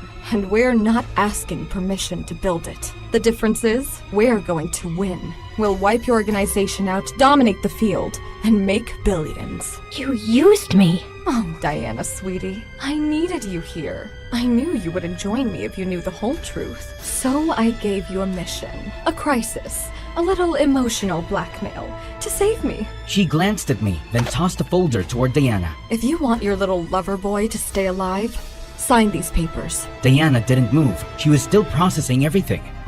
Relax. They just make you the official owner of our newest facility. Unregulated, covert, and completely in your name. So, if this all blows up, if the authorities come knocking, you would take the fall, not me. And not me either, darling. Where are you taking me again when this all works out? Some island with no extradition laws, 5 jacuzzis, and unlimited shrimp. Ugh, shrimp makes you fart. Aw, I thought you didn't mind mine. Just like I don't mind yours. Your farts are my perfume. Oh, you're disgusting. I love it. I know you'd love it. They both cackled like cartoon villains. But I wasn't done. I pulled a second metal flask from my mouth, hidden under my tongue when I puked earlier. I cracked it open, grabbed Diana's hand, and ran. We sprinted toward the exit. As we ran, I punched in the passcode I'd memorized earlier, and before the door closed behind us, I dumped the serum all over the handle. Hey, idiots! I just covered the whole doorknob with that poison! Go ahead, touch it! I dare you! Then I grabbed Diana's hand, and we bolted. Do you even know where we're going? Don't worry. I remembered every turn in that maze, and now that the doorknob's covered in that stuff, they're not getting through anytime soon. Just then, 2 guards rounded the corner. That was fast. Don't worry, Diana. This way. I led Diana down a different path, a narrow side hall. When the guards followed, I quickly shut the steel door behind us and yanked the release lever I'd spotted earlier. That should keep them busy. If not, we better run faster. 4 hours later, Diana and I sat on a bench outside the FBI building. Diana had told them everything. Turns out the FBI already had some clues about the illegal labs, but they didn't know how deep it went until Diana came clean. Everyone involved got arrested, except Diana, because she told the truth and saved lives. I glanced over at her. She looked tired, like me, but a little lighter. She wasn't hiding behind her glasses or her ponytail. She looked like Diana. They said they'll probably clear your name completely, might even offer you a job. I'm not sure I want it. You should. You're amazing at this stuff, but only if you want it, not because you need to prove anything. Thanks. I think we broke each other a little back then, and I think maybe now we could help each other rebuild. Better this time. Smarter. You're still an idiot. And you're still scary, but I like scary, especially when she brings snacks. That made her laugh, for real. All right, genius. One condition. We don't fix each other. We just support each other while we figure out how to fix ourselves. Deal. Oh, wanna hear a joke? An octopus once said to its girlfriend, "Give me your hand, give me your hand, give me your hand, give me your hand, give me your hand." She chuckled and gave me her hand to hold. And in that quiet moment, I didn't feel like a loser. I felt like someone who could start over and have a life that was worth staying awake for.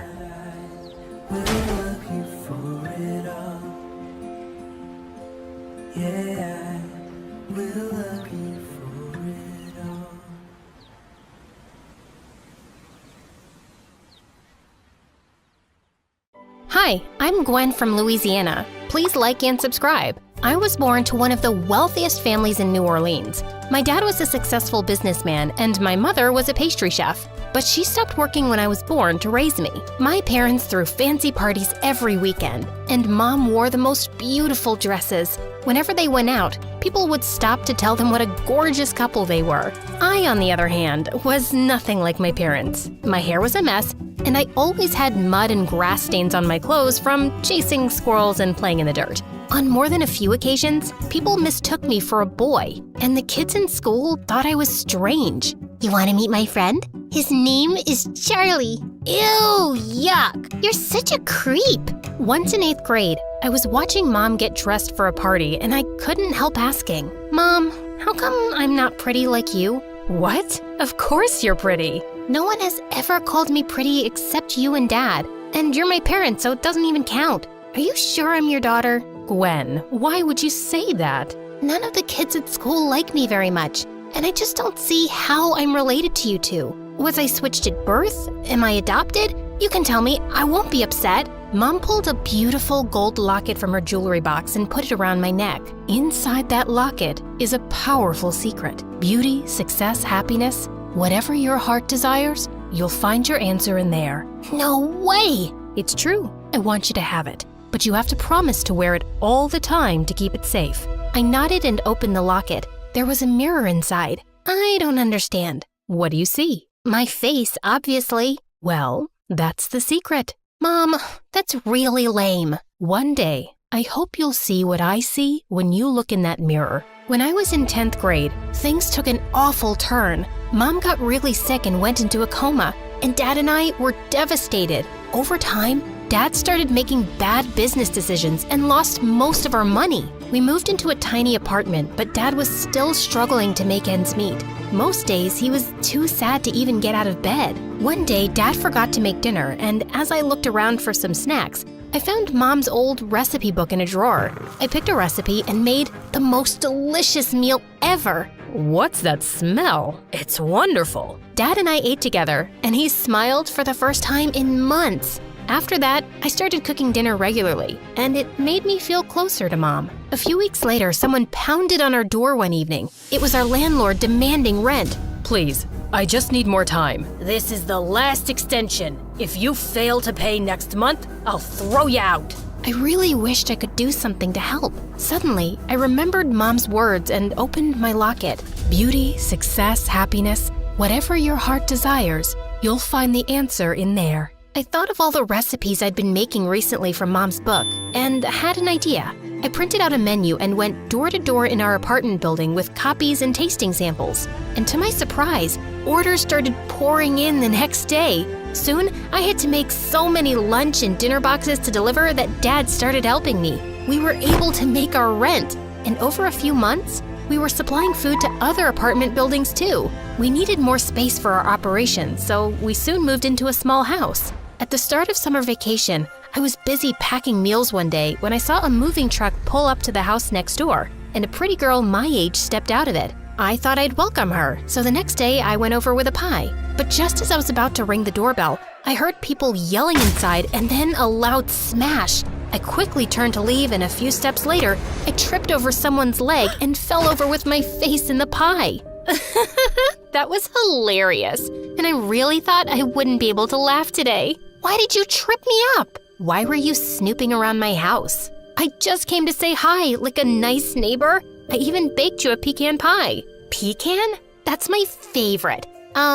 Is there some part of the pie that didn't touch your face? Maybe this corner? That looks okay.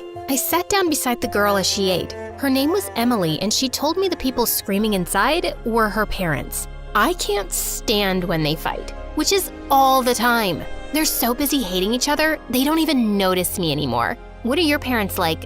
Do they get along? Suddenly, I felt a lump in my throat, and I just couldn't bring myself to talk about Mom. Yeah, my parents are like best friends. They're perfect together. But it's just me and my dad right now. Mom's out of town for a few months. Emily and I quickly became friends, and we spent the whole summer together, watching movies, riding our bikes, and baking cookies in the kitchen. When high school started, I was glad that I had a friend for a change. But the very first day, I saw some cheerleaders talking to Emily by the lockers, and then she came skipping to me.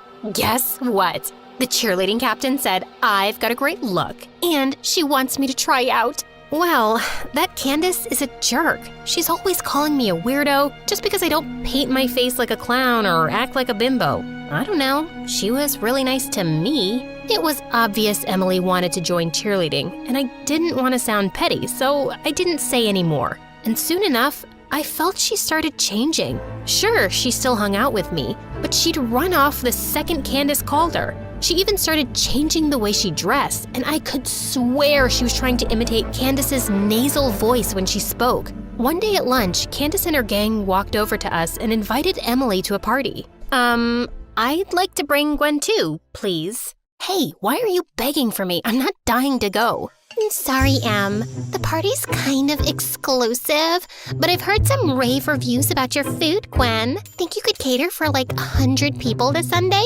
I don't mind if you come as a waitress. I'd be happy to take your order, but I won't be waiting on you. You could have made yourself loads of tips, but suit yourself. As much as I disliked her, I didn't want to turn away a big order. I worked hard all weekend, and Dad dropped it off at her place. But the next morning, I was shocked to find the food inspection authorities at her door. It turned out that Candace had made a complaint because she got an allergic reaction from something she ate at the party. She told me she had nut allergies, and I was very careful. Well, clearly some contamination happened, and we'll be investigating further. For now, we're suspending your business license for the next 6 months. I was so mad. And the next day when I saw her in school looking just fine, I felt even angrier. Candace, you have to withdraw your complaint. I'll give you your money back. It's not about the money. You endangered my life. My parents take me very seriously, and they're not gonna back off. Sorry, there's nothing I can do. You're such a witch. Emily, how can you be friends with someone like her? Yes, Emily. Why don't you make a decision already? Who will it be? Me or her? Emily stared at me blankly, then looked away. Candace smirked, and I stormed off. But later that afternoon, I found Emily waiting for me outside my house. Look, about what happened in school, let me explain. It's pretty clear to me, and I have no idea why you're here. I like being your friend, but I also like being a cheerleader. Why can't I have both? I can have those friends there, and we can always be friends outside school. If you can't be my friend at school, I don't want to be your friend at all. What's the matter with you? I just like being popular. I like being noticed and feeling seen. You don't know what it's like growing up in my house. Don't use that as an excuse. Everyone's going through something. It's not a good enough reason to be a jerk friend. You're one to talk with your picture-perfect parents. You wouldn't understand. Well, thanks to your friend, I might lose my business for good, so I have other things to worry about. Just go away, Emily. Fine, have it your way. And the next day, Emily was even worse. She actually joined Candace and her minions in making fun of me. That afternoon, I went down to a coffee shop that I knew was hiring. The owner was a kind man who was also impressed by my baking knowledge, and he immediately offered me the job. One evening, as I was at the cash counter, a cute boy with sunglasses walked in. He ordered some coffee and then dropped a $20 bill in the tip jar. I've never seen you here before. What's your name? Gwen. Nice to meet you, Gwen. I can give you my autograph if you'd like. Why would I want your autograph? You don't know who I am? Hey, buddy, I've got other customers, so if you don't mind getting out of the way, please. No one has ever talked to me like that. Well, maybe if someone had, you wouldn't act like the world revolves around you. Please, step aside now. Just then the boy pulled off his sunglasses, and everyone in the coffee shop lost their minds. OMG, Damien, I love you. I'm your biggest fan. Suddenly, a crowd of people rushed towards the boy. Then 2 huge bodyguards appeared out of nowhere and ushered him out the door. That night, I looked Damien up online and discovered that he was a pretty big movie star. I felt like an idiot. The next day, my boss called me in for a special shift at the coffee shop, and I found out that Damien had booked the place for a networking event and was inviting some big celebrities. I want you to make your mom's signature pastries that you had me try one day. I was only too happy to, and the guests couldn't stop raving about them. My boss introduced me as the baker, and I caught Damien smiling at me warmly. It kind of made my toes tingle. After the party was over, Damien asked me if he could drop me home. I think we got off on the wrong foot. I'm Damien. It's a pleasure to meet you. Damien and I talked and laughed the whole way home. This was really fun. I feel like you really see me. Of course I see you. I'm looking at you right now. Wait, I hope you're not telling me you're a ghost. You're funny. I mean, most people just see my fame and stardom. They don't really bother to get to know the real me. Who do you see when you look in here? Not some famous star, just plain old Damien. Well, I think plain old Damien is pretty cool. Damien came to see me at the coffee shop every time he was in town, and I had a growing crush on him. One night, Emily and her friends were at the coffee shop when Damien walked in. Is that? No way! Damien came up to me, ordered his usual, and then took a seat to wait for me to get off work. And suddenly, Emily and Candace were waving me over like lunatics. How can I help you? Introduce us to Damien. Come on, give him my number. You can do that for an old friend, right?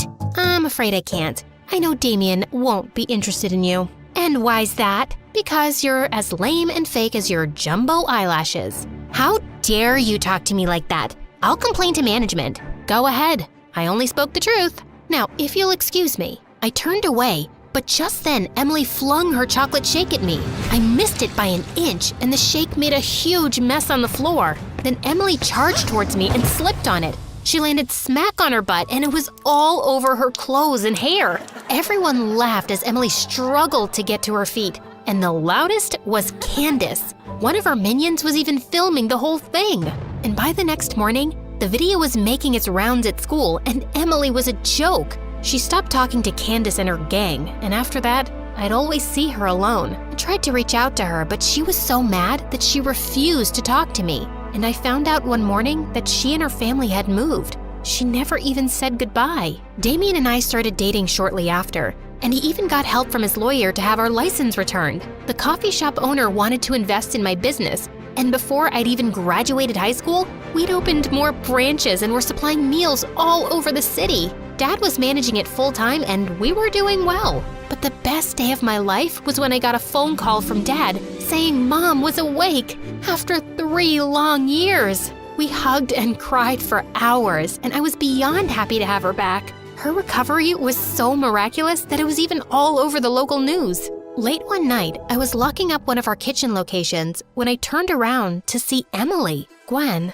why didn't you ever tell me about your mom? I wanted to, Emily, and I thought I would eventually, but then we stopped being friends, and it was just painful to talk about. Like, saying it out loud made it too real. I'm so sorry. I never knew what you were going through, and I'm sorry for how I treated you. I just wanted to be popular so bad, but I was never good enough, and you were my only real friend. I hope you can forgive me. Emily, you were always good enough. I'm sorry you didn't see that. What's your secret, Gwen? You seem to have an amazing life now. Beauty, success, happiness, whatever your heart desires. Inside this locket, you'll find the secret on how to achieve it. You want to know what it is?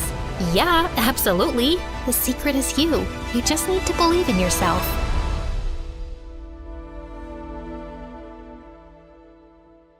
Hi, I'm Mariam from London. Please like and subscribe. I lived with my parents and my grandma on my dad's side. Grandma was a millionaire, so we lived in a mansion with a pool and even a tennis court. But Grandma was also the meanest lady on the planet, except to me. When Mom made dinner, everything tasted wrong. I've never eaten rice this overcooked. I might as well eat bleach for dinner. But one time, I made Grandma a mustard sandwich, and she was blown away. Look at you, already cooking at 10 years old. My granddaughter is the smartest girl on the planet. Grandma also showered me with expensive gifts, constantly. One time, I helped Dad clean the floors, and Grandma bought me a TV for my room. Look at you doing your chores. This is what you get for being an angel, darling. Grandma scolded Mom and Dad for not spoiling me the way she did. Mariam had a fever yesterday. You two cheapskates couldn't hire a singer or a boy band to entertain her. Even though she was a jerk to everyone around her, I loved being Grandma's little gem. Whenever my parents got mad at me, I had my grandma to hide behind. What is this D on your biology test, Mariam? Grandma, Mom's yelling at me. How dare you put that kind of pressure on Mariam? Sweetie, you don't have to study if you don't want to. My parents really wanted me to become a doctor when I grew up. They would get me all sorts of medical toys, but all I was ever interested in was paints, clays, and brushes. I often imagined myself as a famous painter and pretended to take a veil off a painting I made. Everyone would tell me I was the next Picasso, and I'd say, "Oh, you're all too kind." One day in 9th grade, I decided to sign up for a painting class, but my dumb parents said I had to take chemistry. It's time you start taking school seriously, young lady. We've had enough of your art nonsense. That was it. I opened my mouth and started to scream. My voice should have shattered the windows. Mom and Dad covered their ears. What is the matter with you? Are you a toddler? I think I lost my hearing. Grandma, they're being so mean to me. I don't want to take biology. I want to paint. You two should be ashamed of yourselves. Mariam is obviously an art prodigy and should be painting as much as she wants. We'll compromise then. You will take biology class, but we'll hire a tutor to give you private art lessons. Really? Oh, thank you so much. I knew I was being a little bratty, but if I could take private art lessons, so be it. My art tutor turned out to be a girl from my school. Her name was Layla, and she was in the 11th grade. And I didn't mind having her for my art tutor at all. She was one of the most popular girls in school and looked like a supermodel. I'd always heard about her, but I never got to talk to her before. I'm gonna help you become one of the greatest painters. Soon, you won't even need to go to school anymore. I sure hope you're right. I didn't know you were an artist, Layla. No one ever said anything. Nobody really knows me at all, really. I think I'm only popular because of how I look, but I don't have any real friends. Layla and I spent an hour painting and talking, and Layla was right. She wasn't like most popular girls at all. In fact, she was a little weird. One time, I decided to paint my entire face green just to see what it would look like. All right then, so I guess we're done for today? Actually, I wanted to ask you something. My parents are on vacation for like 6 months, so I'm all alone in my house. Can I stay at your place? I'll help out around the house and give you triple the art lessons. Triple the art lessons? I was gonna make sure Layla could live with us. Oh, for sure. I just gotta talk to my grandma. But my parents happen to be in the same room as Grandma, and they wouldn't have it. Some stranger living in our home? Are you crazy? Might as well invite a robber to live with us. You guys are so unfair. She said she's gonna give me triple the art lessons. Grandma, tell my parents to stop being jerks. Miriam's right. You two are heartless people. Not letting a friend of Miriam's into our home. Not letting her follow her dreams. You should be ashamed of yourselves. I knew then Layla was gonna stay with us for as long as I wanted her to. But as time passed, I didn't just do art with Layla. I also talked to her for hours. Miriam, how come your grandma's such a bully? She's a bully to everyone, but not to me. Don't you worry one day she'll bully you too? No, Grandma loves me. You know, you're kinda naive, Miriam. Sort of like a kid. I am not. No, it's a good thing. I wish I was more like that. Layla said the most confusing things, but I loved every moment I spent with her. Even at school, being with Layla was an adventure. She would do the weirdest things. Miriam, come with us to the boys' bathroom. We're gonna tape anonymous love letters on the wall. Are you crazy? Why? 'Cause it'll drive them crazy. When no one was looking, Layla leaned over to me and whispered, "Consider this your most important art lesson, how to win over the boy you love. But I don't like any boys. Or maybe boys don't like you. You're too... I don't know what the word is. What's that supposed to mean? I don't know. Boys just maybe aren't into you. Like I said, you're kinda young for your age." Layla taped her anonymous love letter to the wall and left me inside the boys' bathroom. I was mad after Layla said that. I even refused to talk to her after school. Come on, Miriam, don't be so sensitive. I didn't mean anything by it. You insulted me. Maybe you are just another mean, popular girl. I'm sorry, you're right. Sometimes I say stupid things. Sometimes I think there's something wrong with me. What do you mean? Layla didn't answer. Instead, she took me to this gorgeous hiking trail to paint. I forgot all about our conversation. Layla, when will I be the world's best painter and be able to quit school? It doesn't work like that, silly. I was kidding when I said that. Maybe you'll never be a great painter. You don't think I'll ever be a great painter? I don't know, really. But did you know that you're the best student I ever had? Maybe you won't be a famous painter, but you'll be a famous something. Why was Layla always speaking in these weird riddles? And even though she was a mystery, I felt closer to Layla than I'd ever felt to anyone. Then, 10 months later, Grandma started picking on Layla one day. It was totally out of the blue at dinner time. "Dear, I assume your parents are successful painters?" No, ma'am. It's just me who likes to paint. My parents are doctors. But like I said, now they're on vacation. On vacation for almost a year? And you haven't displayed your paintings in galleries, started a business, and made something of yourself? Ma'am, I'm only 17. By the time I was 17, I was already starting my own startup. You're a freeloader is what you are. Grandma? Excuse me, but I think I'll go to my room now. I watched Layla get up from the table as her eyes filled with tears. Why was Grandma being so cruel all of a sudden? I was used to her bullying my parents, but Layla? I could barely stand it. I jumped up to follow Layla. Layla, wait! Don't take what Grandma said to heart. I told you, she can be mean sometimes. Your grandma's right, Miriam. I have to tell you something. What is it? I lied before. My parents aren't on a trip. The truth is, I'm homeless. After my parents died, I tried going to an orphanage, but they didn't take care of me, so I ran away and started stealing food and clothes. Then I got caught and got arrested. No foster parents want a girl with a criminal record. I've been living on the streets. So far, I've been able to keep it a secret at our school, but I'm worried one day they'll find out. Oh, Layla, I had no idea. Listen, if I tell Grandma about your situation, she'll understand. She always agrees with whatever I say, no matter what. But when I told Grandma Layla's story, her face turned white with anger. She looked like a statue. I want her out of my house, Miriam. I can't believe I ever agreed to let a filthy child criminal into my home. She leaves today, and I'm calling the police. Grandma, you can't do that. It wasn't her fault. I want her to stay here and teach me art. She's the bestest friend I've ever had. And for the first time ever, Grandma turned her anger on me. You don't know what you're saying, Miriam. You're just a silly child. Layla leaves my house today. Like it or not? Then something inside me burst. Grandma, I've had enough of your cruelty. You bully everyone around you, and I'm sick of it. You have no idea what Layla's gone through, and you have no idea what she means to me. Without waiting a split second, I ran back to my bedroom to find Layla, but she wasn't there. Where had she gone? All of a sudden, I saw Layla outside the window with a backpack. She was walking farther and farther away from our house. I dashed outside. Layla, where are you going?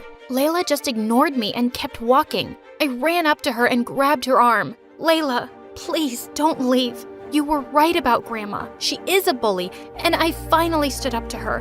I don't care about what she wants. I care about you. Miriam, I think you better forget about me. It's for the best.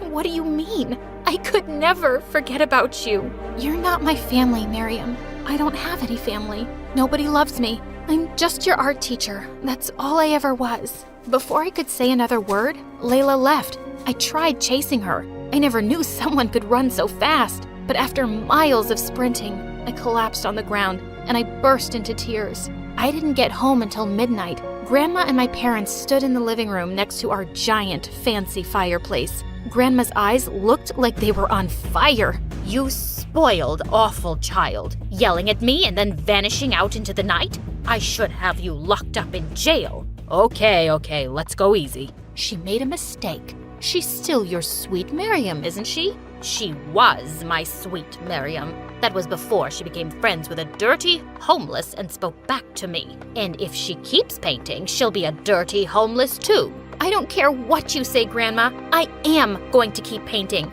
even if I do end up poor. Why don't you show me a few of your paintings then, I will. I'm really good. In my room, I grabbed every painting of mine I could find. Grandma was going to see. Here, look at how many paintings I've done. And you know what? I'm proud of them. Wow, honey, we didn't know you did that many. They look beautiful.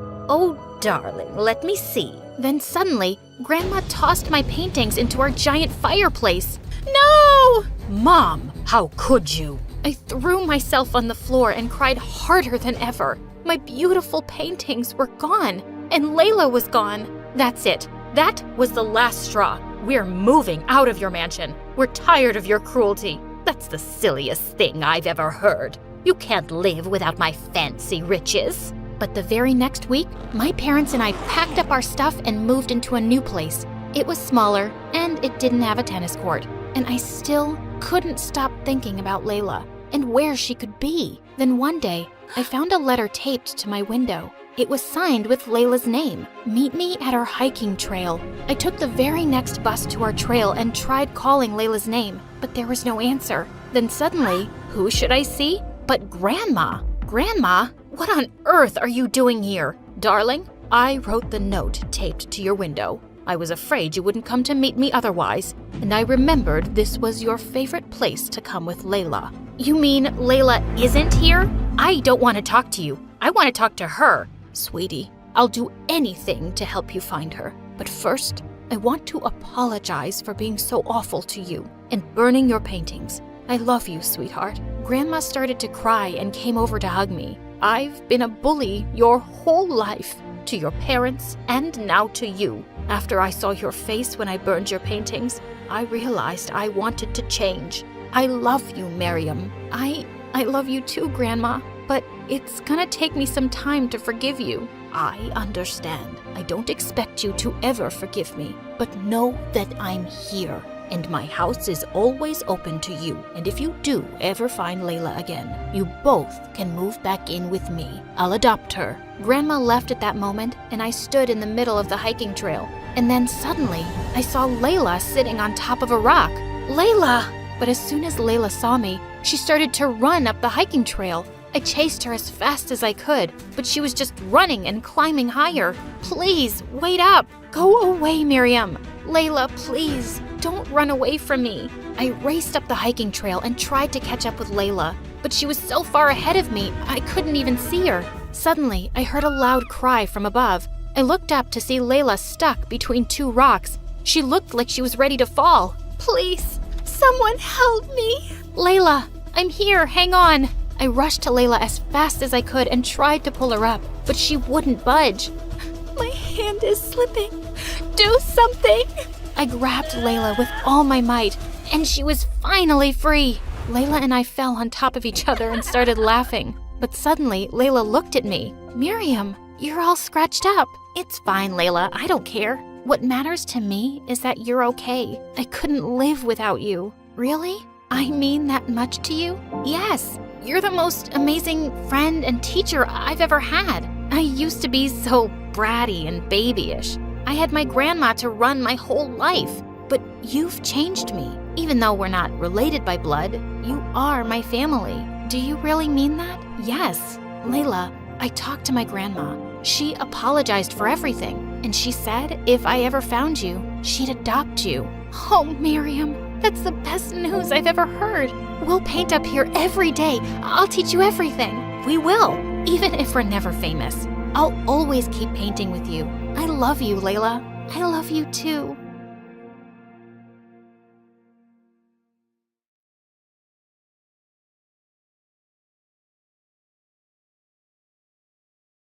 Hi, I'm Samantha from San Francisco. Please don't forget to like and subscribe. I was born with cherry lips and big black eyes. My parents said I looked like a child out of a fairy tale, but whenever Mom and Dad talked to me, I never smiled or changed my facial expression. My parents tried everything to make me smile. Mrs. Rabbit wants to play with you. Come on, give Mr. Mouse a kiss. Dad held a mouse puppet close to my face and made kissing noises, but I just stared blankly and slapped the mouse away from me. That's when my parents decided to take me to a doctor. After a few tests, I found out I had a condition called Mobius that meant I couldn't smile, frown, or lift my eyebrows. I was too young to understand what Mobius was, but when I was in preschool, Mom and I were at the mall when we bumped into one of her friends who had a daughter my age. She kept smiling at me, but all I could do was stare at her like a robot. Suddenly, the little girl started to cry. Mommy, this girl is scaring me. Oh, sweetie, don't be scared. Our dog ran away yesterday, so Samantha's just sad. But Mom, we don't have a dog. Mom pulled me away quickly. That's when I realized she was embarrassed to tell her friend I had a condition, because that meant I wasn't normal like everyone else. And at school, none of the kids really wanted to be my friend, because they thought I was strange. So I spent most of my time alone. But several months later, my life took a huge turn. Mom gave birth to my twin sisters, Annie and Penny. My parents worked full-time, so we always had a maid in the house. But even with a maid, I was always the main one to watch my sisters. One day, Annie, the wilder twin, climbed all the way to the top of our backyard fence. Annie, come down right now. No, I don't wanna. Penny, come climb up and we can fly like birds do. No flying. Penny listened to me, but Annie was about to jump and my heart almost stopped. But then she started laughing like crazy. Fooled you. I was furious and told Mom what Annie did. Mom went ballistic. What is the matter with you, Annie? Why can't you be a good girl like your sisters? Annie's eyes filled with tears. From that day on, she made everyone's life a living nightmare. She hated me for telling on her, and over time, Annie grew jealous of Penny. Penny was what you call gifted and could get straight A's without even trying. One time when the girls were in 4th grade, Mom and Dad threw Penny a huge party for winning the school spelling bee. Our little Einstein. We're so proud of you, Penny. Annie stomped out of the room at that moment, and that night, she chopped off all of Penny's hair while everyone was sleeping. Penny burst into tears, and I tried to comfort her. Don't worry, it'll grow back. Annie's such a mean bully. I won't let her bully you anymore, Penny. I'm here. Penny slept in my room every night after that because she was terrified of Annie. I loved both my sisters, but Annie grew up to be so mean. Then one day in 8th grade, a new boy joined my class. His name was Daniel, and he wore those fat black spectacles. He was really short and really shy. While he was walking to class, this guy bumped into him and his glasses went flying. Daniel started freaking out. I can't see anything. I saw Daniel's glasses on the floor and picked them up quickly. Here you go, but it looks like they're broken. It's okay. It's better than nothing. Daniel put on his broken glasses. He looked silly, but also kind of cute. He and I ended up hanging out for the rest of the day, and he was super sweet and good to talk to. Over time, Daniel and I became really close, and I even started having feelings for him. But he always just treated me as a friend, and I didn't want to ruin what we had. Life in high school was good, till Penny and Annie joined, and things got a little crazy. Whenever Annie saw me with Daniel, she grabbed the chance to make fun of me. One time, Daniel and I were in the hallway when we passed Annie putting on lipstick. Hey, Daniel, don't you ever get bored of hanging out with sad face emoji over here? Of course not. That's not a nice thing to say, Annie. Yeah, get out of my sight before you regret it. Okay, but first, I need to do this. Before I knew it, Annie had pinned me against the locker and drew a smile on my face with her lipstick. You look so much better now. I pushed Annie to the ground and she fell on her butt. She dragged me down, but Daniel stepped in. Cut it out, Annie. Daniel pulled me up and led me to the girls' bathroom. He helped me rinse the lipstick smile off, and I looked at my face in the mirror. Daniel, do you think I'm ugly? You can tell me the truth. Samantha, look at me. You're not ugly. I think you're the most beautiful girl I've ever seen. Daniel leaned in and kissed me, and I felt butterflies. A bunch of girls came in just then and started shrieking. Ew! What's he doing in the girls' bathroom? Daniel and I ran out, laughing like crazy. I was on cloud 9 all that week. I didn't even mind that our maid was coming less and I was doing all the chores by myself. But Annie couldn't stop talking about me having a boyfriend. I just don't get it. How can someone like you have a boyfriend but not me? I'm way prettier than you. Well, not everything is about looks, Annie. As time passed, Penny started dating a popular jock at school. Her grades were still perfect, and she got much more popular than Annie. Penny's life and mine were getting better and better, but Annie didn't have anything going for her. One morning, I woke up to find everybody at home, including my parents, which was rare. And Penny was super sick. Her face looked super bloated, and she had red bumps all over her arms and legs. My parents left me at home with Annie while they took Penny to the doctor. Annie was surprisingly well behaved and even stayed in to do homework. I decided it was safe to go out and see Daniel for a bit. But as I reached home, my parents and Penny had also just returned. Guys, what's going on? Penny, what did the doctor say was wrong? I have an autoimmune problem. Apparently, every time I get an allergic reaction, this is what'll happen. Penny hung her head and I walked back into the house with her. My parents left for work then, but just as we stepped inside, Penny looked at her phone and started to cry. Oh my God, just look what Annie posted. To my horror, Annie had posted a picture of Penny with her red skin bumps and bloated face on Instagram. Underneath, the caption read, "Even pretty girls have ugly secrets." Just then, Annie came trotting down the stairs all dressed up. Annie, you're a monster. How could you do something like this? I couldn't help myself. It was just too funny. Penny looked totally Instagram worthy. Before I could answer, Penny's boyfriend came down the stairs too. Here, babe, you forgot your jacket. Babe, what are you doing here? Annie invited me over while you and your sister were out. Listen, I can't date you anymore. Not after seeing your skin. He and Annie walked out the door before any of us could say anything. How could Annie do something so sick? I stayed with Penny the whole day and told my parents everything that had happened. They grounded Annie for 2 weeks. And then the strangest thing happened. Penny became more popular in school, and kids at school started ignoring Annie. Everyone thought Annie was heartless for stealing Penny's boyfriend. She became a total outcast. Penny got a new boyfriend, and Daniel became more and more handsome. By the end of 12th grade, he even got contact lenses. The day before my graduation, my parents pulled me aside. Sammy, we were thinking, maybe you can apply for an online college. We still really need you to keep an eye on your sister, sweetie. Are you kidding me? I've been the family nanny my whole life. It's about time you two took over and teach the twins to be responsible. I deserve to focus on my life now. With that, I walked away, and I spent days applying to my dream colleges. But one night while I was reading, Penny ran into my room. "Sammy, come quick. It's Annie. She's gone." "What do you mean she's gone?"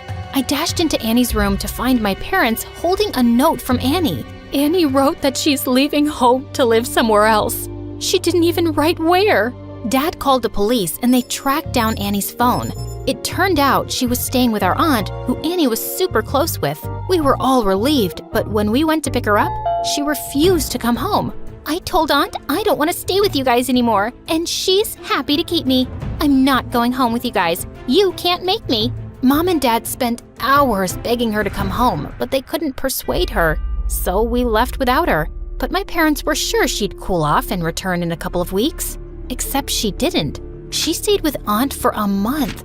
Then 1 month turned into 3 months, and then 6. And Annie refused to speak to any of us. And I left for college soon with Daniel. I kept in touch with Penny, who told me after some time that Annie had moved out of her aunt's place and was now living with some friend. 4 years later, Daniel and I graduated university with honors, and we started a small software company that met success almost immediately. And soon after, Daniel proposed to me, and of course, I said yes. Life was going great, and then one day, I got the most unexpected call. "Samantha, it's Annie. Can you meet me today? I need your help." No, "Hi, hello, how have you been?" "Please, I'm in crisis. I'm texting you the address. Meet me there." Annie hung up before I could even answer. I felt mad at her, but I just couldn't ignore my little sister. I went to the address and found her sitting on a bench outside a small building. Annie had chopped off her lovely hair, and she looked thin. "Annie, what's going on with you?" I started a makeup business, and now I'm in debt. I was wondering if you could lend me the money to pay it off. I'll lose it otherwise." "You shut out your whole family for years, and now you call me out of the blue because you want money?" "This is not how I wanted to reach out to you, okay? I wanted to make something of myself first and make you guys proud of me. I was just never as perfect as you or Penny, and that just made me jealous and stupid, and I'm sorry for everything. I've been trying to be better. I really believe my business can work, but now I'm in a mess as usual, and I could only think of you. You've always taken care of me." I was surprised at how sincere and different Annie sounded, and it was good to see her trying at something. I wrote her a check and was about to leave, when suddenly I turned back and handed her a wedding invite. "I'm getting married in a few months. I'd like for you to come, and I'm sure everyone else would be happy to see you too." A couple of months before the wedding, Daniel took me out to a special dinner. "Samantha, I've been saving up some money and doing research for years. Mobius, your condition can't be cured, but it can be slightly corrected through surgery, and I just found this amazing surgeon. I just want you to know that you're perfect as you are, but if you want the surgery, I have the money for it." My eyes filled with happy tears. I agreed to get the surgery, and Daniel was by my side the whole time. The doctor couldn't completely fix my issues, but I felt like a whole different person, being able to have real facial expressions. On the day of my wedding, my parents and Penny were with me in the dressing room when suddenly the door opened and Annie walked in. Everyone looked shocked to see her, but I was so happy she came. Guys, I know we've all had our issues, but can today be the day we all start to make up? My parents hugged Annie and we all cried, and even Penny joined in. Then my parents turned to me. "Samantha, we're so happy for you and so grateful to you. We know we always put too much responsibility on you and it wasn't fair. We want you to know that we really appreciate you, love." And hearing those words from them meant everything. My sisters walked me down the aisle and I could hear people smiling and whispering that I looked amazing. Daniel beamed at me as he took my hand. "You have the loveliest smile, Sammy."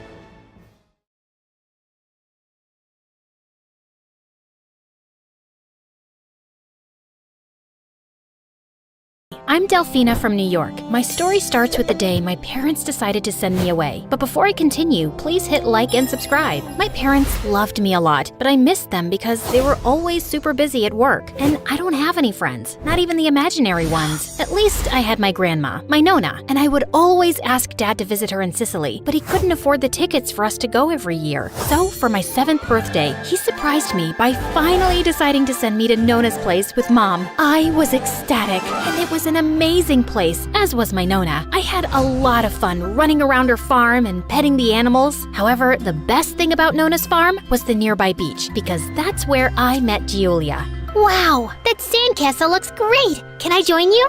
Only if you promise to come for a swim with me afterward. But I don't know how to swim.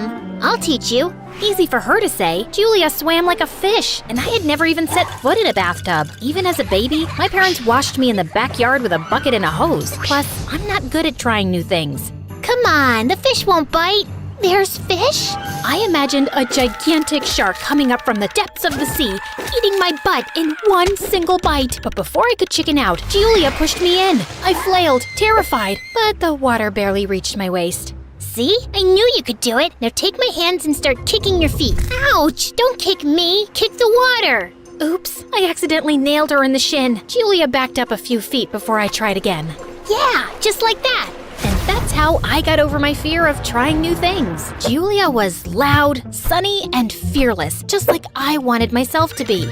That summer, we got into all kinds of trouble. We stole the fresh eggs from the chicken coop in the morning, raced after the postwoman, and made her lose all her letters. Giulia was also really good at basketball, so we played until the sun went down and Nona called us home. We also invented a million new ice cream flavors, and because we needed so much milk, we had to milk Nona's cow. Don't you think she's looking at me funny? She's a cow, and you're pulling on her udders. Of course she looks at you funny. With Giulia, I felt like I could do anything. So we milked the cow, made ice cream, and then ate so much of it that we gave ourselves stomach cramps. Might this be a lesson for the future? Excess of anything is bad, honey.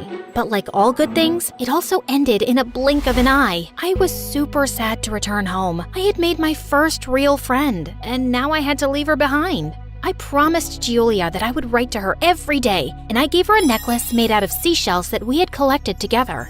Wow, this is beautiful. Thank you. I'll treasure it for sure. When I got on the plane, I realized how much I had changed, and it was all thanks to Giulia. Since I wasn't allowed a phone yet, and I had forgotten to get her email address, I would write Giulia actual letters. Each summer, I promised I'd visit, but in the end, I never did. With time, the letters became shorter and shorter, and when I was 14, my life turned upside down when my parents divorced, and I had to move to a new house with my mom. Giulia kept writing to me, but I was shattered, so I didn't feel like replying, and eventually, her letters stopped. Fortunately, my mom had made a lot of money with her novels and sent me to a new, super fancy school. However, I soon discovered that everyone here was obsessed with their looks. There was this one girl in particular, Olivia, who took an instant dislike to me. Look at what she's wearing. Are your parents in the military? Because it looks like you shop at Salvation Army. It was actually from a flea market, but her remarks were still mean. I wanted to return to my old school, but my mom had no patience with my complaints.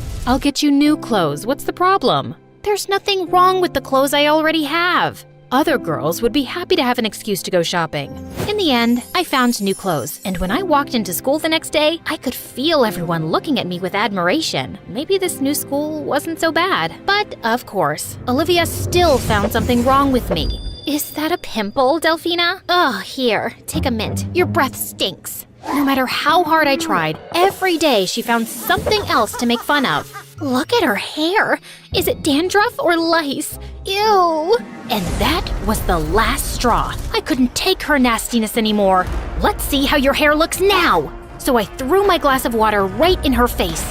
But Olivia dodged, and the water drenched my teacher. She went ballistic and didn't listen to me. Instead, she sent me to detention for a week with that wicked witch. After that, school was hard because Olivia wouldn't stop bugging me. One time, she literally bugged me. She spilled an ant farm on me. It was a whole thing. Somehow, I survived 2 years, and then my life took another turn when Tristan joined my class in high school. The second I laid eyes on him, I felt my heart start to race and my stomach flip with anticipation. Or was that from the lunch in the school cafeteria? Either way, I didn't care. I had never seen anyone so handsome in my entire life. And under Olivia's stunned gaze, he walked straight up to me and extended his hand. Hello, I'm Tristan. Can I sit here? I kept staring at him. It was as if we had known each other for an eternity, just like in those romantic movies. Tristan didn't wait for a reply and just sat beside me, and he kept smiling at me. In class, at recess, at lunch. Well, in a matter of days, he became close to me and became the most popular guy in school. He always had the best brands and wore the latest fashion, and he was too good at sports, so he joined the basketball team as well. I was wondering, OMG, he joined it because of me. Well, the more Tristan paid attention to me, the more Olivia got jealous, and her pranks grew cruel. She would drop ketchup in my bag and cut my gym shoelaces. She even threw chewing gum in my hair.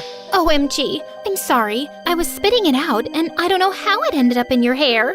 OMG, you're such a liar. Do you always spit your gum 5 feet across the room when you're spitting it out? This is insane. I was about to cry, but when I saw how worried Tristan was, I forgot everything, and he gently pulled it out by using the ice from the cafeteria, and I could see Olivia's face in dismay. The other day, the teacher called Olivia up to answer a question on the board when, rip, as she struggled to stand up, her pants ripped apart. Turned out, someone had put glue on her chair. Surprisingly, no one felt bad for her. I guess that's what you call karma. Revenge. Finally, she knew how I felt every day. But who could have glued Olivia's chair? I looked around, and Tristan winked at me. Did you do this? Yeah, it was about time that someone taught her a lesson. No one had stood up for me in all that time, and it touched my heart. I discovered that Tristan was a lot of fun, almost as much fun as Julia. And whenever Olivia tried to be nasty to me, Tristan would retaliate with an even bigger prank. Soon, Tristan and I became inseparable. In particular, we enjoyed playing basketball together.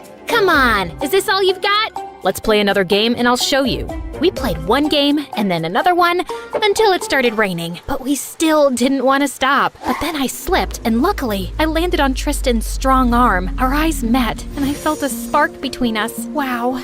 He's really handsome, isn't he? I was living a dream. After a few days, it was my birthday, and I could hardly wait for him to surprise me. Or perhaps propose to me. I wasn't ready for a proposal, but I did have a David's bridal catalog, just in case. Yeah. You said something? Me? No, nothing. What? Do you want to say something? No, just focus on work. Jerk. I was so mad that he forgot to wish me a happy birthday. I couldn't even sleep. I kept tossing and turning. Just then, my phone rang, and it was him. I couldn't wait anymore, so I picked it up on a single ring. Hi, come down, please. What? I looked out, and Tristan was in front of my house. I got so excited that I tried to jump from the window, but then I realized I wasn't Rapunzel. But I didn't feel any less than a princess that day. My mom was away, so it was easy to sneak out of the house and go with Tristan. We drove to a quiet spot where you could see all of the sparkling lights of New York. He finally wished me happy birthday. And man, it was super romantic. The way he looked at me, perhaps he was thinking the same thing. He leaned in, and I closed my eyes, waiting for a kiss, but I have something to tell you. I really like you, Delphina, but there are things about me you don't know, and I'm not sure I'm ready to tell you. You have secrets?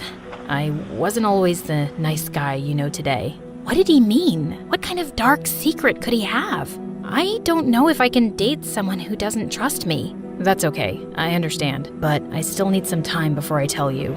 After that, things between Tristan and me became different. I couldn't look at him without wondering what his big secret was, and my imagination was running wild. I still wanted to be his girlfriend, but I felt hurt that he couldn't trust me with a secret. What kind of couple would keep secrets from each other? The more I thought about it, the more it seemed strange that someone like Tristan could be interested in me. After all, when we met, I was the underdog, and he was the coolest guy in school. Maybe this was all a trick of some kind. My suspicions suspicions were confirmed one day when I went to basketball practice and I found Tristan and Olivia playing together. They were laughing and he was teaching her how to shoot three-pointers, which was my specialty. And when I saw them close together, I couldn't stand and watch it. I stormed onto the court and slapped him.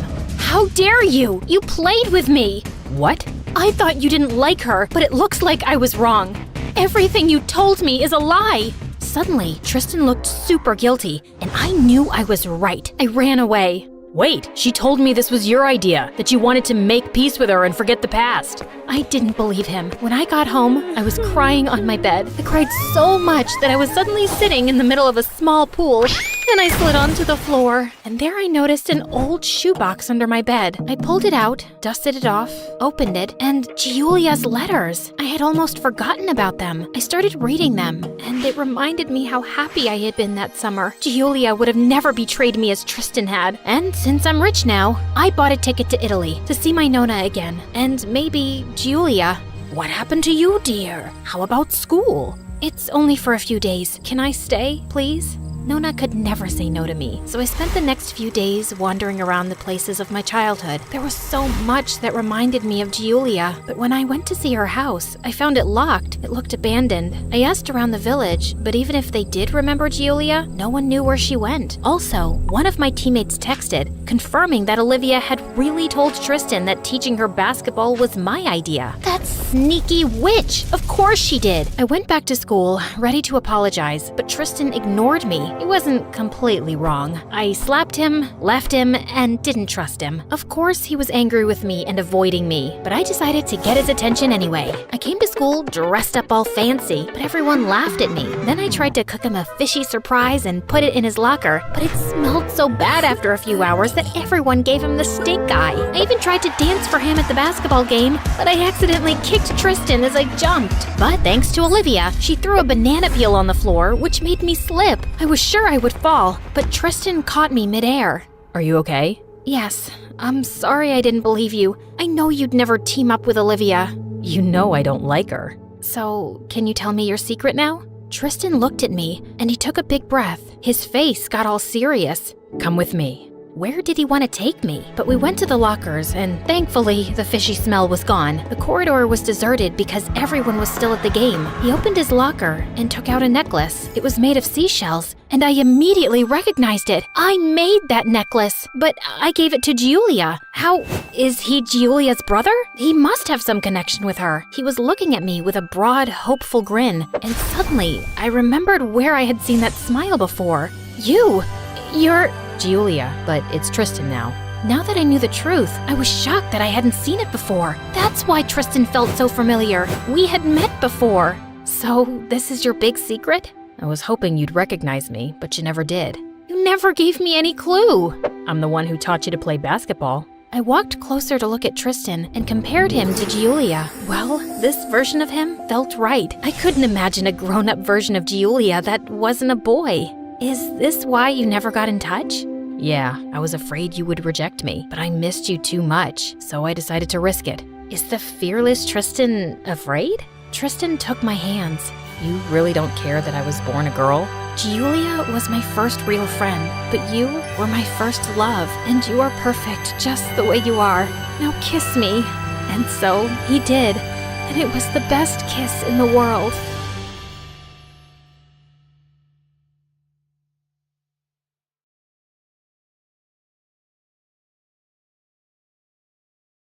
Hi, my name is Iris, and till I was 10 years old, I had a perfectly normal childhood with perfectly normal parents. Then one day, Mom suddenly decided to become religious, and she went completely insane. Suddenly, I wasn't allowed to read anything with the word magic in it, so I snuck Harry Potter books from the library and hid them under my pillows. But one day in the 6th grade, I came home to find Mom lighting up a fire, and to my horror, I saw my books on the ground. I told you I don't want you reading these devilish scripts. Come here and throw them in the fire. Are you crazy, Mom? I'm not burning them. Then I'll just have to save your soul. And with that, she shoved them all into the fire.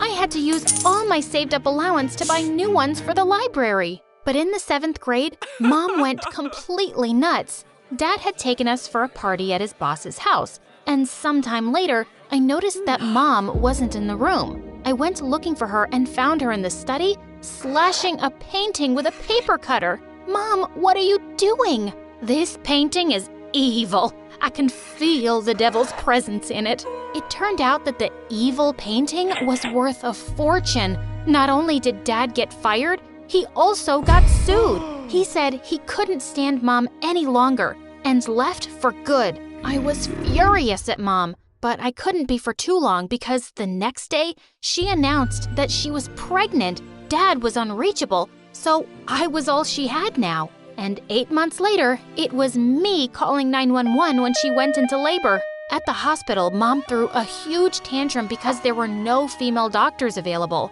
There's no way a male doctor is touching me. I made a vow to God. Get me a woman, or I'm keeping this baby inside. Just then, a handsome young doctor walked in and Mom screamed, "I'll take him!" She made me reapply her lipstick before I was shoved out of the room. Mom was acting weird. Mom gave birth to a baby girl and I fell in love with her instantly. She's beautiful, isn't she? Yeah, he's an angel. Oh, you're talking about the baby. Well, she looks like a boiled potato. Mom got busy again with her church meetings, and I became Maddie's babysitter after school. But I adored her and didn't mind at all. One night, as I was tucking her into bed, Maddie said sleepily, "Can you tell me a story of ghosts and witches on flying broomsticks?" Shh! Where did you learn about that, Maddie? I saw a cartoon on TV. It was so funny. I wish I could fly. I love magic things. And with that, she dozed off. But I was still thinking about what she'd said. I loved reading the Harry Potter books as a kid. Only a crazy person wouldn't. I sat down and started writing a story I'd had in my head since forever. On the first day of high school, a cute boy came and sat next to me during recess. I'm Lori. Want to see something really cool? And then he started wiggling his ears. For the next hour, he kept talking about how he gave ear-wiggling lessons on his YouTube channel, Learn Useless Talents. And just like that, I'd made a new friend. He started coming over to play video games when Mom was away. One time, she came back home earlier than I'd thought, and poor Lori had to hide for 2 hours before he could leave. Mom would have gone nuts if she'd found a boy at home. One evening, I had dinner plans with Lori, but I couldn't find a babysitter, so I took Maddie with me. As she sat in her high chair, she suddenly pointed to someone. "Look, Mommy!" I turned around to see a couple at a table, and I laughed. "That's not your mommy, silly. It's my mommy." I turned again, and this time, I saw the woman's face clearly. What the heck? That leggy woman feeding some guys strawberries was Mom. Oh, you know that guy with her? He's our chemistry teacher. After putting Maddie to bed that night, I waited up for Mom. She jumped out of her skin when she saw me. Holy piece. Why are you still up, Iris? Mom, take off your coat. What? Why are you acting so weird? I said, take off your coat. Don't use that tone with me. The Lord hates rude children. Now go to bed. He also hates liars. And with that, I started pulling off her coat. She pushed me away and we landed in a heap on the ground. You were on a date with my teacher. I saw you. So you just lie about going to church, neglect your kids, and go on dates instead? You're such a hypocrite, Mom. How dare you accuse me? Just then, Maddie walked in and stared at us. Mommy, you look mad, like the evil witch from the book. Remember, Iris? The what? I was grounded for a week for reading such books again. But if Mom thought I was buying her lies, she was so wrong. I was going to catch her again, and this time, I was going to take pictures. 2 nights later, as I was scribbling away my story, I heard a sharp tap on my window. It was Lori, and I let him in. It's been 2 days since I last saw you, and I was going crazy. Look what I got you. I nearly screamed when I saw his gift. It was a brain in a jar with a tag. You've been on my mind. Lori, what are you saying? I'm saying, I think I'm in love with you, Iris. And then he kissed me. Lori, I thought we were just friends. I had no idea you felt this way. Are you freaking kidding me? I hid for hours from your whack job mom. You brought your bratty sister on our date, and I didn't say anything. Why would I put up with your crazy family if I didn't love you? Because we're friends. I didn't even know that it was a date. And my sister isn't bratty. I think you should just leave now. But before he could, the door suddenly flew open and Mom barged in. She chased Lori out the window with a broom. You shameless child. As soon as you graduate high school, I'm sending you to a convent to become a nun. Now take these beads and pray for forgiveness. I haven't done anything wrong, so no thank you. Please get out of my room, Mom. What a crazy night. I felt bad about the way I'd left things with Lori, so when I went back to school, I looked for him everywhere. I finally found him in the cafeteria with a girl in his lap. There was a group of kids around them, and they were all watching something on their phones. Hey, Lori, can we talk? No, you can't talk to him, witch. But he was just telling us that the woman in this video is your mom? I stared at the phone, horrified. It was a video of Mom and the chemistry teacher, and a woman was attacking them while screaming, "You stole my husband, and you're such a cheater!" Some students saw this crazy drama at the restaurant last night and recorded it. Gosh, it must be so embarrassing to have a mom like that. Yeah, look what your mom is up to, and you're not even allowed to have a boyfriend. I'm so happy I came to my senses. And now, I'm with my future wife. As the two started kissing loudly, I threw a glass of juice at their faces. You're only with this girl because I rejected you, loser. And I'm glad you're out of my life because you're a terrible friend. And with that, I stormed off. As if things weren't bad enough, the chemistry teacher burst into tears during class and went down on his knees. Iris, can I please come live with you and your mom? My wife kicked me out and I'm homeless. I'll do all your homework, I promise. Mom was ruining my life. When I went home that day to confront her, I found her in the study. You want to explain what happened at your date last night, Mom? She turned around looking half crazy. I'm your mother. I don't have to explain anything to you. But do you want to explain why you've been writing this nonsense under my roof? To my horror, I saw a pile of shredded paper on the table behind her. Mom, did you just shred my novel? I've been working on it for 2 years. I don't have another copy. I'm sending you to a Catholic boarding school. I wash my hands of you. Right back at you, Mom. God, you're crazy. I'll be happy to go far away from you. But there was no way I was going to some boarding school. I had to run away from there, and I was going to take Maddie with me. One evening when Mom wasn't home, I sneaked into her room and started searching the drawers for any money I could find. Suddenly, I came across a paper under her clothes, and when I read it, I was shook. It was Maddie's birth certificate, and the father's name was not my father's name. Oh my God, my dad wasn't Maddie's dad. I delayed my plans to run away and decided to look for Maddie's father. I searched for him online, and it turned out that he was some millionaire businessman. I made an appointment with his secretary, pretending to be a journalist who wanted to write an article on him. Maddie's dad welcomed me into his office, but his smile vanished when I dropped the truth bomb on him. I showed him Mom's picture and Maddie's birth certificate, and it looked like he was having a stroke. This woman, your mom, she used to work for me as a secretary a long time ago, but she just disappeared. I had no idea she was married or that I had a kid. He asked if he could meet Maddie, and I invited him to our house. When he came the next evening, his eyes teared up when he saw her. "Maddie, this nice guy's your dad. Go say hello, sweetie." As she sat down next to him and gave her some gifts he'd brought, Mom walked in, and when she saw him, she turned paper white. What are you doing here? I found him, Mom. Maddie deserves to know her dad, and he deserved to know about her. But you don't care about anyone, do you? Maddie's dad got up. You've kept her from me all this time, but now I want my daughter to come live with me. I wasn't a very rich man when we met, but I'm a millionaire now, and I can give her an amazing life.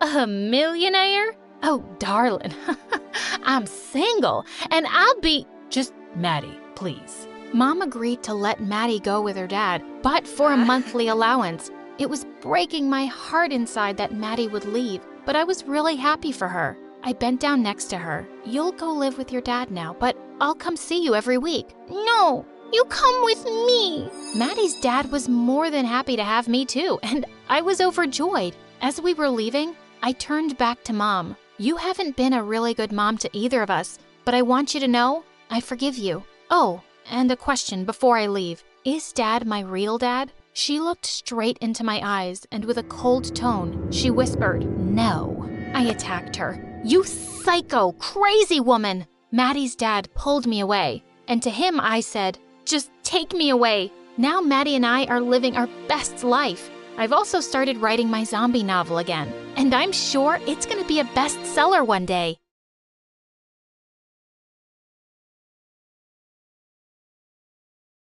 I was staring at my reflection in the window, challenging myself to make the goofiest faces I could think of. I opened my mouth as wide as I could, stretched my cheeks as far as they would go, and pulled my ears while crinkling my nose. Carson! Only I was right in the middle of class, and the teacher had been trying to get my attention. I turned around to find everyone staring at me, laughing. You're off in space again. What is the answer? The answer, right. Yeah, come on, Space Cadet, what's the answer? That jerk was Diego, the captain of the wrestling team, son of the coach and class bully. Since we won the national championship last year, he believed he was God's gift to the school, and he never missed a chance to mock me. The only person not laughing was Mara, the girl who dressed like she was from a different decade. On Mondays, she was a flapper from the 1920s. On Wednesdays, a hippie from the 60s, and on Fridays, she was a goth girl from the 1990s. She didn't like me, but she hated Diego more. Anyway, I had absolutely no idea what the question was, so I couldn't answer it. I panicked. The answer is that I really have to pee, and I ran out of the room. Hold on for a quick sec. I forgot to introduce myself. I'm Carson, which you already heard the teacher yell. I always seem to do and say things that other people find, well, weird. But I guess you already know that too. I try not to, but honestly, I can't help it. See, even that was weird. Oh, and can you do me a huge favor and hit like and subscribe? So I'm the only boy in an all-girl household, and they all have an opinion about me. He's just a unique boy, that's all. He's a total weirdo. I think my aunt must have dropped him when he was a baby or something. Oh, he's just, a bit strange. I think my sister gives him too much sugar. That was my younger cousin Brenda and my aunt Peggy. They moved in with us after my uncle left for a vacation and decided to never come back. It didn't matter what I was doing. They always whispered and judged me, whether it was brushing my teeth. Why is he holding the toothbrush upside down? What's wrong with him? His mother never taught him right. Eating dinner. Why does he take such small bites of food? His mother never taught him right. Or just playing video games. Why does he grin like that when he plays? His mother. According to my aunt, it was my mother's fault that I was weird. Anyway, back to where we left off. I ducked into the bathroom for a moment of quiet before I had to face the humiliation of going back to class again. Let me guess, you spaced out again, got called on by the teacher, and you said you had to pee? I looked over to see Finn, the one person in the entire world who understood me. We've been next door neighbors since we were kids, and he has always treated me like a little brother, even though we were the same age. And what makes you think that? Maybe I just came in here to do some push-ups. Right, because everyone comes to the boys' bathroom to work out. I hate that you know me so well, Finn. You think anyone will notice if I hide here for the rest of my life? Diego again, huh? Isn't it always?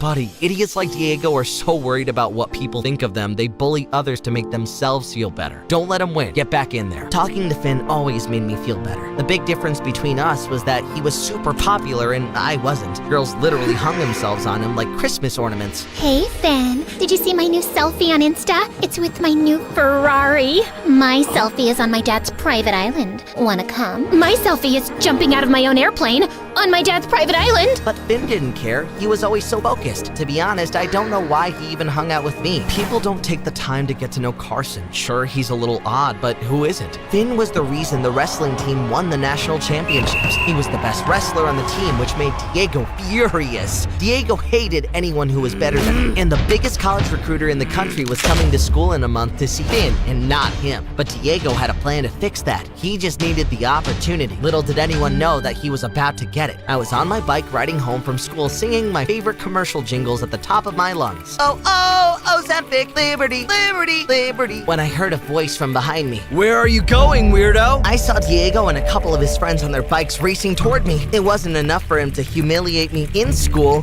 He also liked to do it outside of school by chasing me down and posting embarrassing photos on social media, like sneaking rubber lizards into my backpack, dumping Hi, I'm Maria from Chile. Before I tell you my amazing story, please click like and subscribe. When I was 3 years old, I realized that the only smart person in my family was Mom. She was the only one who understood me. My dad and my older sister Elena seemed to be super dumb. One time, Mom had left an apple pie on the counter, and the smell was driving me crazy. I couldn't reach it, so I ran over to Dad and said, Dad, bye! Okay. Bye. No, bye! Yeah. Bye. Me? Bye! Oh my god, what am I saying? Idiot. Bye. Bye. See me waving my hand? Go away. Bye. I burst into tears and threw his slipper at him. Luckily for me, Mom came in just then. You want pie, honey? Come with me. Mom realized that I had some trouble with my speech because I mixed up sounds and words. But Dad was just really mean about it. He said that girls should be perfect, and if not, they should be boys. One day, Mom took me to this nice doctor she worked for as a maid. He offered to give me free speech sessions for some months, and after that, I couldn't stop talking in perfect sentences, which also annoyed my dad. Girls are meant to be seen and not heard, so shut up. Soon after I turned 5, Mom announced at dinner that she'd enrolled me in a school. Are you crazy? I'm not wasting money on her school. You don't even have a job. I've been saving money for Maria, and she is going. She couldn't even speak properly till forever. Wake up, Mom. She's stupid. But Mom completely ignored them, and I was off to school the next day. Of course, Dad and Elena became even bigger jerks. Once I told Dad he'd spelled his name wrong on a school form, and he yelled at me. Oh, you think you're smarter than your dad now? And this? It's not a mistake. I was planning to change my name tomorrow. Wow, that was the stupidest thing I'd ever heard. But to be honest, I didn't think I was smart. I didn't understand most of the stuff we were studying in school. Once in the 5th grade, the teacher asked me why I hadn't done my worksheet. I'm sorry, miss. My mom made me a sandwich last night, and I needed a tissue, but we didn't have any, so I rolled the worksheet around it, and it was the best sandwich I ever had. Want me to bring you some? The teacher looked at me like I was crazy. Everyone started laughing, and someone yelled, Gosh, she's dumb. Yeah, thank God she's pretty. Well, yes, thank God for that. Boys were always trying to flirt with me as I grew older, which didn't sit too well with some girls. Once in the 7th grade, I was blocked in the corridor by Elena and her mean best friend, Amanda. Listen, Maria, I'm sick of hearing my crush talking about how pretty you are, so I need you to go and tell him how dumb you are, okay? Yeah, just open your mouth and something stupid will come out for sure. That's what happens when you have an empty trash can instead of a brain. As the two laughed, I tried to push Amanda aside, but I swear I didn't remember I had a pencil in my hand, and she let out a very loud scream. The principal called my parents and let me off with a warning, but Dad lost it. That's all she gets? I knew this school was for losers. This girl is insane and useless, and I'm putting her in a zoo. The only person who's useless in our house is the one who sits and eats all day and hasn't earned a penny in 10 years. Wait, are you talking about me? You suck. Good luck with your dumb daughter. With that, Dad left us for good, and our lives became better. I wish he'd taken Elena too. I had a secret I really wanted to hide from her. You see, since I wasn't good at anything, I randomly signed up for the school's music club. But it turned out I was really good at singing. Now I was spending even less time studying and was learning songs instead. If Mom found that out, she would kill me. In the 8th grade, I was chosen to sing 3 songs on our cultural day, and I was so excited, I started singing. Who run the world, girl? I clapped my hands on my mouth. Why did I sound like a freaking man? I cleared my throat and started again. Who run the world, girl? And there it was, this deep, manly voice I'd never heard before. What was wrong with me? As everyone started laughing, I ran off the stage and went home in tears. I skipped school the next day, pretending to be sick. Later that evening, Elena came to my room with a food tray. Aw, poor Maria. Here, I got you some hot soup for your throat. Oh, thank you. Maybe it'll help you sound less like a man. You heard me? I wish. I wasn't there, but it's all anyone in the school can talk about. So what are you now, Maria or Mario? Shut up, Elena. Hey, watch it. Because if I tell Mom you've been spending all your time singing with other losers, she's gonna take you out of school. Now, where's that sweater of yours I really love? And with that, she picked it up and walked out. She was such a witch. The next morning when the bell rang, I opened the door to find my music teacher outside. I immediately pulled her into the coat closet to hide her from Mom. Miss, you have to go. My mom can't find out I've been singing. But my teacher insisted that my voice was special, and I had to come back to school to join a competition. She wouldn't leave till I said yes. When I went back to school, I was the butt of all the mean girl jokes. But suddenly, none of the boys wanted much to do with me either. Hey Mario, can you return that love poem I wrote for you? I want to give it to a real girl. I'm canceling our date, but you can come watch the game with me and the guys at boys' night. As I sat down in the corner to eat alone, Elena and Amanda walked over to me. Wow, I never thought I'd see the day when you'd be sitting alone. Aw, we'll have lunch with you. And with that, Elena dumped a whole plate of spaghetti on my head. OMG, what is wrong with you two? Why do you hate me so much? Oh, you need a reason? I'll give you 100. Number 1, you are dumb, but pretty. And the other 99 are the same. You're even dumber than I am because all you want is the attention of some stupid boys. Well, they're all yours. Go marry them. Have their idiot babies. Whatever you do, just leave me alone. I stormed out of there angrily. I was walking down the hallway when I heard my favorite song from the music room. It was my teacher on the piano, and I started to sing along. And this time, it was just my usual voice. After that, I started training with my teacher for the competition, and she taught me how to tune both my voices to perfection. She was convinced I would win with my unique talent. But one day, when I was alone at home, I was practicing in my room when suddenly, Mom barged in. Where's the boy? What boy? Mom, the boy who was just singing that cheesy song to you, and you were singing it right back. Stop acting, Maria. I heard you both. I had no choice but to tell Mom about my singing and the dual voices. Just then, Elena came in and Mom was super mad at us both. I don't break my back cleaning people's toilets, so you can go and be a dumb singer, Maria. I'm going to take you out of school if you keep getting such bad grades. And you, Elena, you knew all along and you hid this from me? You're both grounded for a week. No matter how much we protested, Mom wouldn't hear another word. But there was no way I was missing that competition. A few days later, I sneaked out and my teacher drove me to the venue. To my delight, I won first prize and I was given a $1,000 check. And that was a lot of money in my country. Mom couldn't be mad at me now. But when I got home, I was in for a shock. There were 5 men in the lounge, twice as big as Mom. This house isn't yours anymore. Your husband mortgaged this property long ago, and we're taking over now. Get out. Before we knew it, all our things were out on the street, and so were we. We were homeless, all thanks to the worst dad on the planet. We camped out in a nearby park for the night. As we lay down to sleep on some benches, I went to Mom and took out the check from my pocket. Mom, I went to the competition and won first prize. You can take this to the bank tomorrow, and we can pay for a place to stay till we figure out something. Mom looked shocked, and then she hugged me tight.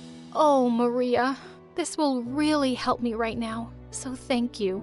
Come, sing for me. I want to hear you. Just then, I heard some sweet flute music from the distance, and I started singing that song in my style. Now that it's raining more than ever, know that we'll still have each other. You can stand under my umbrella. You can stand under my umbrella. Ella, Ella, eh. When I opened my eyes, Mom looked stunned. Suddenly, we spotted an old man running towards us, holding a flute in his hand. Wow, you're such an amazing talent. I've never seen someone singing like that.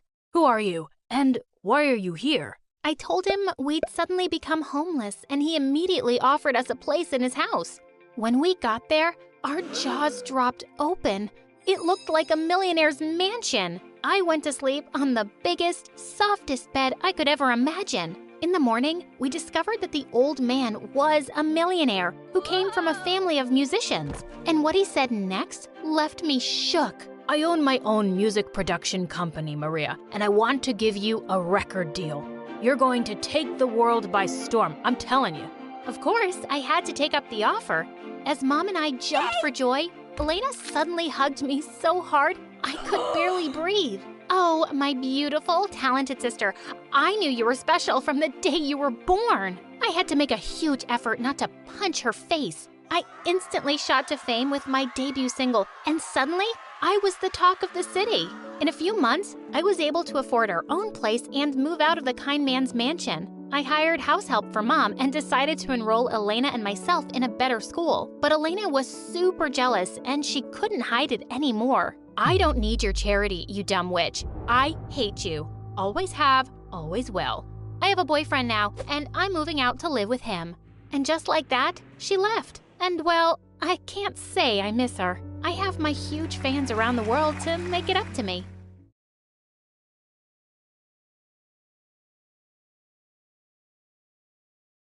I stared at the horrors in my mother's basement as I realized the truth. She was a total psychopath. I had to get out of here. I should have never been here, and I wouldn't have been if it hadn't been for that day, the day I found out I was adopted. The revelation just came out of nowhere. I was 13 years old, running around in my house when I heard my parents arguing. They were fighting about when was the right time to tell me I was adopted, that I wasn't really their baby. This discovery threw me for a loop. I couldn't tell my parents I knew the truth, but at the same time, I felt irritated and angry at them, no matter what they said or did. After many arguments, I became distant at home and school, slowly losing my friends and pushing my family away. I just couldn't stop thinking about my real parents. I knew it was time to find them. One night when my parents went out for dinner, I snuck into their room and found my adoption papers. There was a photo of my real mother in the file. Her name was Mary. She'd given me up for adoption 15 years ago. I started searching for her on the internet, and I found a Mary who looked exactly like the woman in the picture. Wait, what? She lived in my city. Her address was only 5 miles away. I couldn't believe my real mom was this close. I felt even angrier at my parents. They probably knew it. The liars. The next day after school, I rushed straight to the address I'd found. I reached a crazy-looking place with weird objects lined up inside the window. A large crystal ball sign read, Mary's Fortune Telling. Fortune telling? Great, my real mom's a cook. I was skeptical and curious as I stepped inside the strange shop. There was one table in the middle of the shop, and 2 people were sitting at it. I recognized Mary instantly. I can see your question, Chris, Mary said to the man across from her. You want to know if your business venture will succeed. I've done everything right this time. I've prepared everything, Chris said. I just need to know. What do the planets say? I sat down by the waiting area to watch the session. Mary closed her eyes and took a deep breath. She went on to tell him that she sensed a bad aura around his business, and it would be better for him to shut it down till the planets aligned in his favor. That sounds so lame, I thought to myself. But the guy was totally buying it. He looked really disappointed and said this project was his only dream. Mary just waved him away and said the session was over. He had to come again next month. He left. And that's when she noticed me. $100 for the session, cash payments only, please, she said. I didn't know how to say it, so I simply blurted out the truth. I'm not here for a reading. I'm your daughter. You gave me up for adoption 15 years ago. For a few seconds, her face froze in shock. With all her abilities to see into the future, she clearly hadn't seen this coming. She recovered soon enough, smiled, and pulled me into a hug. I couldn't believe it. I was hugging my real mother. We sat down and I demanded that she tell me everything about herself and why she had given me up. Looking ashamed, Mary said she was very young and poor when she had me, and she wouldn't have been able to give me a good life. She told me she had a true connection with the planets and spirits. That's why she became a fortune teller. I was rather doubtful about her powers, so she decided to do a reading for me. You're my daughter, so this one's on me, she said, winking at me. I had to admit she was pretty good. She knew just by looking at my palm that my parents hadn't told me the truth about my birth. She knew that I'd been depressed and I had no friends at school. She knew my grades were falling. I wanted to know more, but another client came in and Mary had to excuse herself. She said she was really busy these days with back-to-back sessions. That's when I got an idea. I could work here. That way I could get to know her better. She agreed. Now that I have gotten to know her better, I wish I hadn't. That week, I began to intern at Mary's. As we bonded daily and I felt happier, I stopped being irritable and began to joke around with people at school. I told them about my fortune-telling mom to seem cool and interesting. Allie, the head cheerleader, and Brandon, a football player, asked me to get them a session with Mary. I happily agreed because I really wanted to get in with the popular kids. This was my chance. A gang of cheerleaders and football players joined me as I went to Mary's shop that day. Everyone was excited to hear Allie and Brandon's future. Mary was very pleased to see new clients and began the first session right away with Allie. Allie wanted to know if she would win the upcoming fashion contest in school. No, Mary replied after reading her cards. The signs aren't in your favor.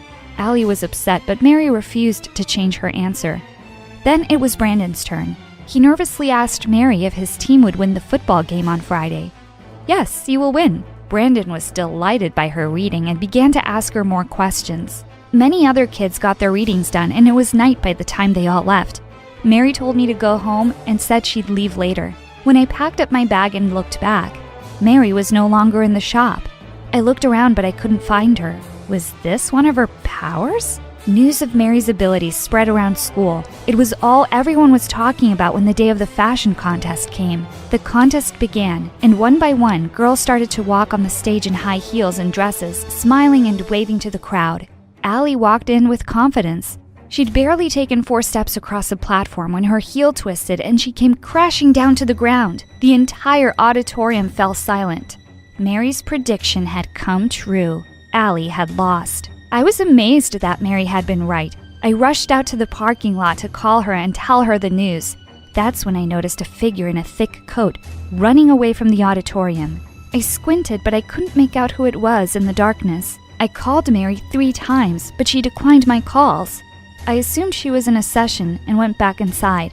The next afternoon, the whole school gathered in the stands for the football game.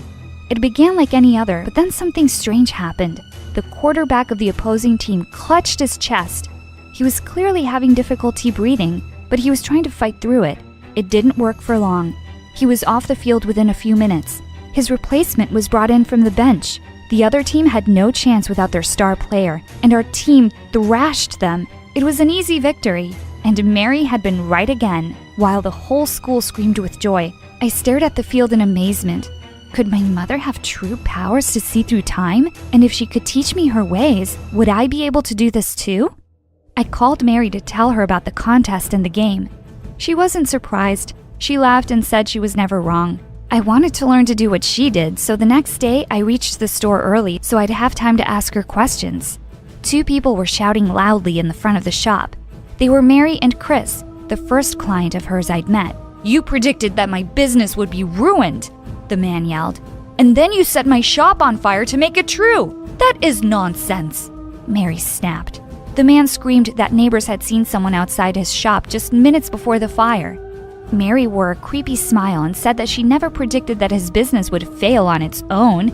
Then a large man appeared. He seemed to be a friend of Mary's. He threatened Chris until he finally fled. When Mary realized I'd seen the whole fight, she looked very displeased. "Why are you here early?" she asked me harshly. "I didn't mean to interrupt," I said. After a pause, she relaxed. "It's fine. Some people just can't handle my gift," she said. "I want to learn," I told her. "All your predictions come true, and I was hoping you could teach me how to do this." "It's not something that can be taught," she said. "There had to be some way that you knew about the game and the fashion contest. You somehow knew that guy's business would burn." "How?" I asked. She refused to answer. She said I wouldn't understand. I was disappointed, but I thought that was all there was to it. Until Monday at school. Allie came to me during lunch. She said she wanted to show me something. She took me to a room where Brandon was waiting with a laptop. They played a video for me.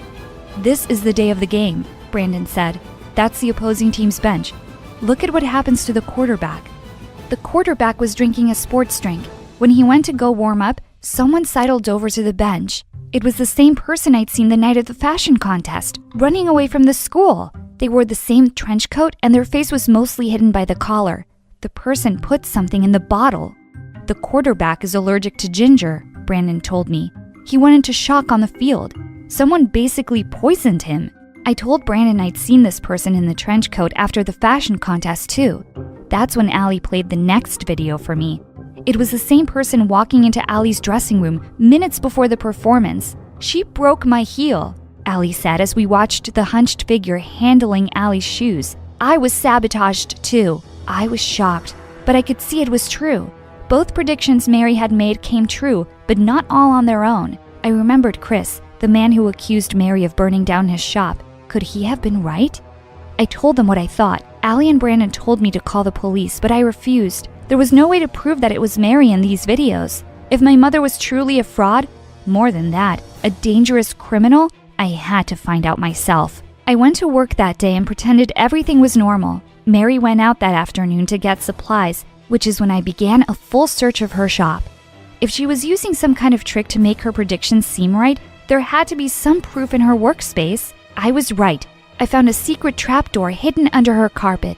I yanked that door open and stepped inside the dark basement. The moment I switched on the flashlight on my phone, I saw why Mary had kept this secret. Pictures and detailed information about all her clients covered the walls. So many intimate details about their lives were here, ready for Mary to use. There were even police files. She knew about every single parking ticket these clients had ever gotten. I went through the papers on the table and found a report on the opposing team's quarterback. The police had driven him to the hospital once due to an allergic reaction to ginger. I also found notes about the fashion contest and a detailed diagram of the layout of my school. This was so creepy. The last file I found was mine. It clearly showed my school test results along with pictures of me fighting with my parents at home and sitting by myself at school. Mary had clearly been stalking me long before I even knew she existed. Just as I was about to faint under the weight of what I'd just discovered, I heard Mary speak behind me. "So you have found out the truth," she said. There was no way to hide what I'd found. I turned to confront her. "You were stalking me? I gave you away. I can check up on you," she said. "You gave ginger to that quarterback?" I asked. "That's how you made sure we won?" "Yes," she admitted. "It was easy to slip it into his drink." "And Allie?" I asked. "A simple broken heel," she said. I wanted to weep now. This was my mother? "Did you really set that guy's shop on fire?" I asked her. "You already knew the answer," she said with an evil grin. "You won't get away with this," I told her. "I have to report you. I have proof, and soon everyone will know what you've done." She literally cackled at me and rushed out of the basement. "I do what I have to do to survive," she said from the top of the stairs. "I always have." She slammed the trap door shut. I froze. Was I locked in? I rushed to the trap door and banged on it with all my strength. It didn't budge. I checked my phone for a signal but had nothing. I went back to banging on the door, feeling more and more frightened with every passing second. Why had Mary locked me in here? What was she going to do to me? Was she just going to leave me here to starve and die alone? That very thought terrified me so much that I screamed. I screamed and screamed, but no one heard me. I spent 4 days in that dark hole. During that time, the trapdoor only opened twice. Once when Mary threw in some candy bars and bottles of water. Before I could get up the stairs, it shut again. The water and scraps of food kept me alive until the door opened again 4 days later. It was the police. They pulled me out and I found my parents outside sobbing with relief. They hugged me tightly and wept as an officer updated me about the situation. Mary was gone. She'd packed up all her things and disappeared. Her con was up in this town, now that I knew the truth. The cops asked me to tell them how I met Mary and what I knew about her. I told them all the whole truth. My mother was crushed to hear that I'd been suffering alone. I cried at my foolishness, knowing now that I'd ignored my loving mother for a psychopath. The police officers asked my parents for my adoption papers so that they could get more details on Mary. We were all shocked when we learned that Mary had given up 10 babies for adoption in the past 15 years. She had done this under various fake names. 10 babies in 15 years? These numbers were ridiculous. If they were true, that meant I had 10 siblings out there somewhere. I wanted to track them down, and this time my parents helped me. We found one of my half-sisters, Elaine. She said she knew Mary. She'd met Mary. And then Mary had broken into her house, robbed her parents, and skipped town. I was horrified by this, but the true shock was yet to come. Elaine told me that after Mary disappeared, her parents had gotten a DNA test done. She just couldn't accept that she was related to that psycho. The test came back negative. Mary wasn't her mother, and chances were she wasn't my mother either. They supposed it was just another one of Mary's cons. My head began to spin. Was it possible that I wasn't related to Mary at all? We did a DNA test again with some of Mary's hair found in the shop. It came back negative. Mary and I weren't related in any way. I was so relieved to learn I wasn't related to that psychopath. News of Mary kidnapping me had spread like wildfire through my school. People were a lot kinder to me now that my family struggles were known. Everyone was curious about my psycho fake mother, and while I enjoyed their attention, I still had a question in my heart. If Mary wasn't my mother, then who was? My parents helped me search, and it took them several months to find Ruth, a woman who'd given birth to a baby girl in the area where I was born, on the same day. The moment I saw Ruth, I knew I'd found her. We had the same green eyes, the same square jaw. This was my mother. My parents introduced themselves and told Ruth who I was. She was very confused. She said that her baby girl had disappeared soon after the birth. My parents asked her if she'd ever seen the baby. Tearfully, Ruth said no. When we showed Ruth a picture of Mary, she recognized her instantly. She said that Mary was the nurse who'd informed her that the baby had been stolen from the hospital. My stomach sank. That baby was me. Mary had been disguising herself as a nurse in small-town hospitals and stealing people's babies. Then she put up these babies for adoption under her own phony names. She waited, and when the children got older and came looking for her, she took them for everything she could get. A federal investigation was launched against Mary, and they found her 3 years later, working in a senior's home where she was stealing from the elderly. All three of my parents and I testified against this monster. Today marks the 5-year anniversary of Mary's imprisonment. While I hated my psycho fake mom for what she did to me, I am in love with the life I have today. I have 3 loving parents and a very cool story to tell. I turned over in bed and reached for my phone. Hello? Is this Stephanie? Yes. Do you have any idea what time it is? Sorry. This is an emergency. See, your uncle has vanished and left you everything. I hung up immediately. It was obviously a prank call. I didn't even have an uncle. I didn't have any family at all. Me being an orphan is why I was so surprised that a visitor asked for me at the orphanage the next day. I looked over at a tall butler with a stern face. We need to talk about your inheritance, child. I followed him into a limo parked outside to meet with a lawyer. And just like that, I went from a poor orphan to a billionaire. Is this an airport? No, child. This is your new house. House was a bit of an understatement. The manor had over 400 rooms. I had to use a GPS just to get around the place. Luckily, I wasn't alone. My 5 cousins, my uncle's children, were there to help me out. The food was actually the hardest thing to get used to. At my first meal with the whole family, I was so hungry. I finished an entire bowl of what I thought was soup. When I looked up, everyone stared at me with disgust and horror. Stephanie, that was the fancy food for my kitten. I ran to the bathroom, and when I came back, I heard them talking about me. That's the girl Daddy gave his inheritance to? She smells like a peasant. Must be nice. She's the one who pays the bills around here now. I nearly cried. I was so excited to have a family, but to them, I was just a cash cow. They weren't the only ones who treated me differently because of my new money. My phone was blowing up with texts from the orphanage asking if the rumors were true. Ever since people had seen me set foot in the limo, they were spamming me with favors asking for new TVs and video games. Not a single person bothered to ask me what had actually happened. In fact, there was only one person who seemed to care about me at all. What's wrong, young mistress?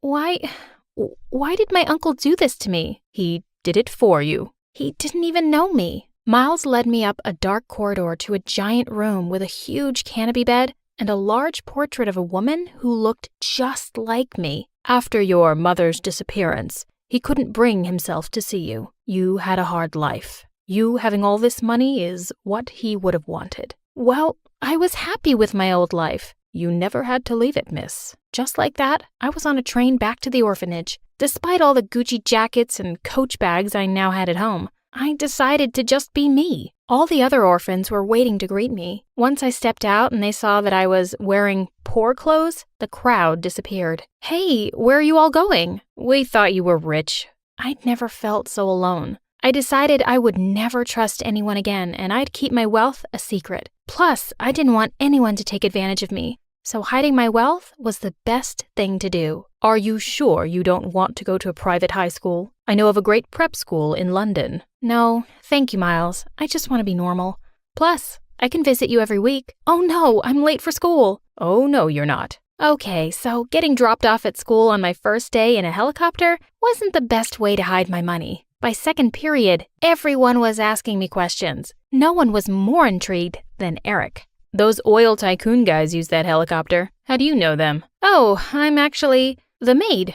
Yeah, the maid. Well, you must be a great maid for that kind of special treatment. Oh, I don't know about that. Wow, pretty and modest. I blushed so hard. We had every class together and we hung out nearly every day. Turns out, my uncle and Eric's father were old buddies. One time, I even ran into him at the steps of the mansion. Stephanie, what a surprise. They let the help use the front door? Oh, yes, very kind. He pulled me in with a serious face. Look, you know I like you, but if my father finds out, well, we need to keep us a secret. He talked about how romantic it was for him to be dating a maid, just like in a love story. Honestly, he was kind of right. It was thrilling to run around and hide, and I was grateful enough that my family played along with my charade. But my secret wasn't going to stay quiet for long. One day, I heard a loud noise while I was sitting in class. I saw Miles with 2 bodyguards. Miles was screaming and calling my name. He said to the teacher that I needed to leave class now. I left feeling really embarrassed and everyone was staring at me. What are you doing? Miss, we checked your calendar and it's about to be that time of the month. And we do believe you are ill-prepared. What? Let go of me. We just want to save you from embarrassment. He handed me a small box and said, everything is under control now, ma'am. What the? When I got back to the classroom, I panicked and told them it was maid work. Oh, it was just an emergency kidnapping drill we do. The time I met Eric for lunch, there were already some other rumors. Steph, what happened? They say you stole a Da Vinci painting from the mansion. That's why you were arrested in class. It was just a drill, and that painting isn't even that beautiful. A drill for a maid? Eric wasn't dumb, and that's why I decided to show him my mansion. So, at the front door, I said, Eric, there's something I need to tell you. Anything, my love. I leaned over and kissed him.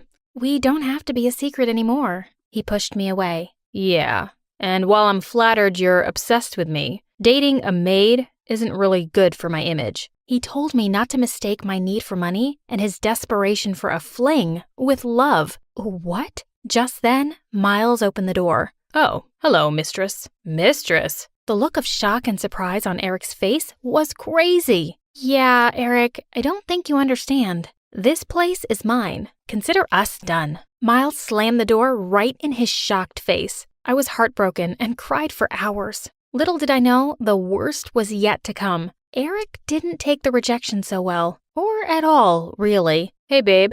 Eric, we're done. Everyone was staring at us. I dragged Eric into the hallway for some privacy. We should get back together. Or maybe everyone will find out the truth, rich girl. My mouth dropped open in shock. Was he blackmailing me? Look, I already told my dad we were dating, and he was thrilled. This is how rich people do their business. Now everyone is happy. I get the perfect wife, and you get the romance you were so desperate for yesterday. Let me assure you, there was nothing romantic about us being together. I couldn't believe I agreed to it. How stupid. He made us hold hands in public and wear matching clothes. He made me get him an internship at my cousin's firm and everything. After all his criticizing and telling me to smile and not embarrass him, I found out he was dating one of the other girls at school. She texted him, I love you, babe, call me tonight, while he was at my house. Wait, you're seeing other girls? I thought I was your perfect wife. For my father, maybe. But you're not being passionate at all. What if I dated another guy? Well, I'm the one with the dirt on you. So, I guess you're stuck with me. The next day at recess, a pretty blonde girl came over and sat next to him after kissing him on the cheek with a, "Hey, you."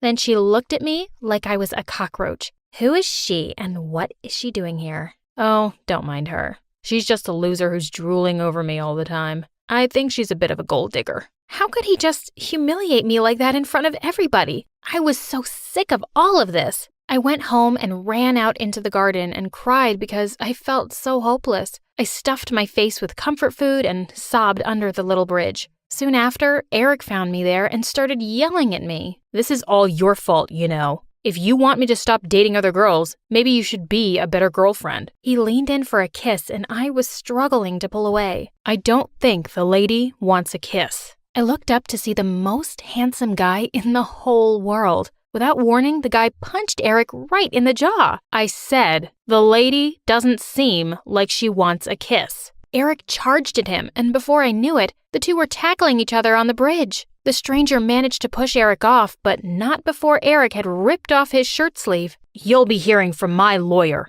Eric fell over a couple of times as he ran away like a scared little mouse. Thank you. Who are you? I'm just the gardener here. I just get a little defensive when I see pretty girls dealing with jerks. I hope you're not hurt. Nah, I'm fine. Ruined my favorite t-shirt, though. I got so caught up in the moment that I leaned in for a kiss. He pushed me away and I fell into the mud. Then he ran away. Great move, Steph. Now that Eric was running around my family home, I spent most of my time at the orphanage. One day when I was studying hard in my room, I heard a knock on the door. It was Adam. How did you find me? Oh, I asked Miles for your info, and he graciously told me your address. Did he tell you anything else? Only that you seemed like a sweet girl, and I should apologize. So he didn't know anything about me being rich. I thought I messed everything up. I'm so sorry. No, I'm sorry. I'm just shy. Here, I brought you something to eat as an apology. What? This place is expensive. It's nothing. I would do anything for you to forgive me. He blushed super hard and looked away. He was so cute and shy. The best part? He thought I was the poor one. I know it's lying, but I just didn't want to take the chance that everything would change. Before our date one evening, Adam came by and said there was something he wanted to tell me. There's something I haven't been honest about. See, I'm an orphan too. That's why I never talk about my parents. It's very hard for me. As we sat and talked about it, I felt even closer to him because of this thing we had in common. After a while, he took something out from his coat pocket and said he had a present for me. He asked me to turn around and clasped a beautiful antique necklace around my neck. I gasped when I looked at it. I'd admired it in the window of an antique shop the other day when we were walking by, and he'd just gone and bought it. It must have cost him a fortune. You shouldn't have. Why not? You deserve pretty things, Steph. And I'll always keep the other half of this pendant with me. I had a mansion full of pretty things, but nothing was as special as this. Well, I've got something for you too. I offered him a few t-shirts my cousin had helped me pick out the other day. I smiled and said it was to make up for the one that was ruined in the fight. Steph, these seem like really expensive brands. Where did you get the money to buy them? Oh, God, I hadn't seen this coming. I shouldn't have shopped from the same store as my spoiled cousins do. I guess there's something I haven't been totally honest about either. I told him all about how I was poor, but now I was actually super rich. I just didn't want people to know and take advantage of me. I just wanted to be me. Adam looked betrayed. He just looked at me and said, "And you thought I'd take advantage of you?" He seemed really hurt. Well, maybe. I thought you knew I loved you. Adam got up and said, "Please, just take care of yourself. I don't think you should contact me anymore." And he left, just like that. I was devastated. I cried all night and decided to go back to the mansion and mourn my relationship luxuriously. Miles insisted it would be better that way. Miles had also had some devastating news that was going to bring my pain to a new level. I have to get married? It was in the legal documents. I'm surprised you missed them. But I just broke up with Adam. Well, better now before you needed to. What's that supposed to mean? Miles explained how, as a rich person, marriage was not about love. My cousins were already making plans to break Adam and I up. He wasn't husband material. In fact, my suitor was planning to arrive today. When do I have to get married? Suddenly, I heard Adam's broken voice. I should have known. I'm quitting, Miles. I looked up to see Adam crying. He'd overheard what I'd said, but he didn't understand the whole thing. I ran after him as he dashed out of the room. I begged him to wait, but he said, "No, Steph, we aren't meant to be with each other. I should have known. I'm not good enough for you. Have a great life." As he turned to leave, he threw something on the floor. It was the other half of my necklace. He just ran away, and I couldn't stop crying my heart out. Just then, Eric appeared and handed me a tissue. "Miss me, babe?" I just glared at him. "That's why I don't interact with commoners. They're brutes." "What are you doing here?" "Didn't your cousins tell you? I'm your fiancé." I tried to run away from him, but he grabbed my arm. He told me he was sorry, and if he knew who I was, he would have treated me better. You don't get it, do you? I'm under a lot of pressure from my parents to marry someone wealthy. I was not hearing it, at first at least. My wounds were fresh from the breakup, but he didn't make it easy to reject him. "I brought you a present, my turtle dove." "Is that?" "Of course. A baby elephant." A baby elephant wasn't even the most extravagant gift he gave me. He bought me a private Justin Bieber concert, a solid gold statue of instant noodles, and my very own village. I felt bad, but the whole time he was courting me, I was spamming Adam's phone. I left him about 1,000 messages, and he didn't respond to me on anything. It was time I moved on. If I wanted my inheritance, well, there are worse guys I could be in an arranged marriage with. Will you marry me? Yes. Our wedding was not a private affair. Every TV network, newspaper, and billboard in town had a story about my wedding. It was all happening less than a week after the official proposal. It really was a fairy tale wedding. I should have been happy, right? When everyone saw me walking down the aisle, they made comments about my happy tears. In reality, I was crying because I was devastated. "You look stunning, Stephanie. I love you." "I guess I'll learn to love you." Right when we were about to say I do and lean in for a kiss, the unthinkable happened. "Stop the wedding." "You?" "Oh, Adam." He ran up and kissed me while we were on live TV. Eric and all my cousins positively fainted. "Look, I'm sorry, I just..." "Shut up and kiss me again." There was a wedding that day, but it wasn't between an heiress and a spoiled brat. It was between two best friends. Hi, my name is Mary. Please like and subscribe. I never knew my parents, but I grew up with my cranky old grandma who didn't even send me to school. So when I was 8 and she left me at an orphanage, I was ecstatic. As I joined the other kids at dinner and introduced myself, they all stared at me. And then a girl started laughing.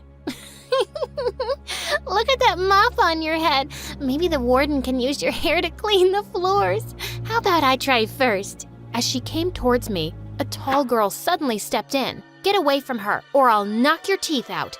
Ooh, Mommy, I feel so scared. Not. And with that, the bully pushed me to the ground. The tall girl attacked her, and they were both fighting when someone shouted that the warden was coming, and everyone ran. The girl helped me up, but I sprained my ankle. "Lean on me, okay? I got you." Her name was Gianna, and we became best friends. But everything else about that place sucked. The only good thing in my life was Gianna.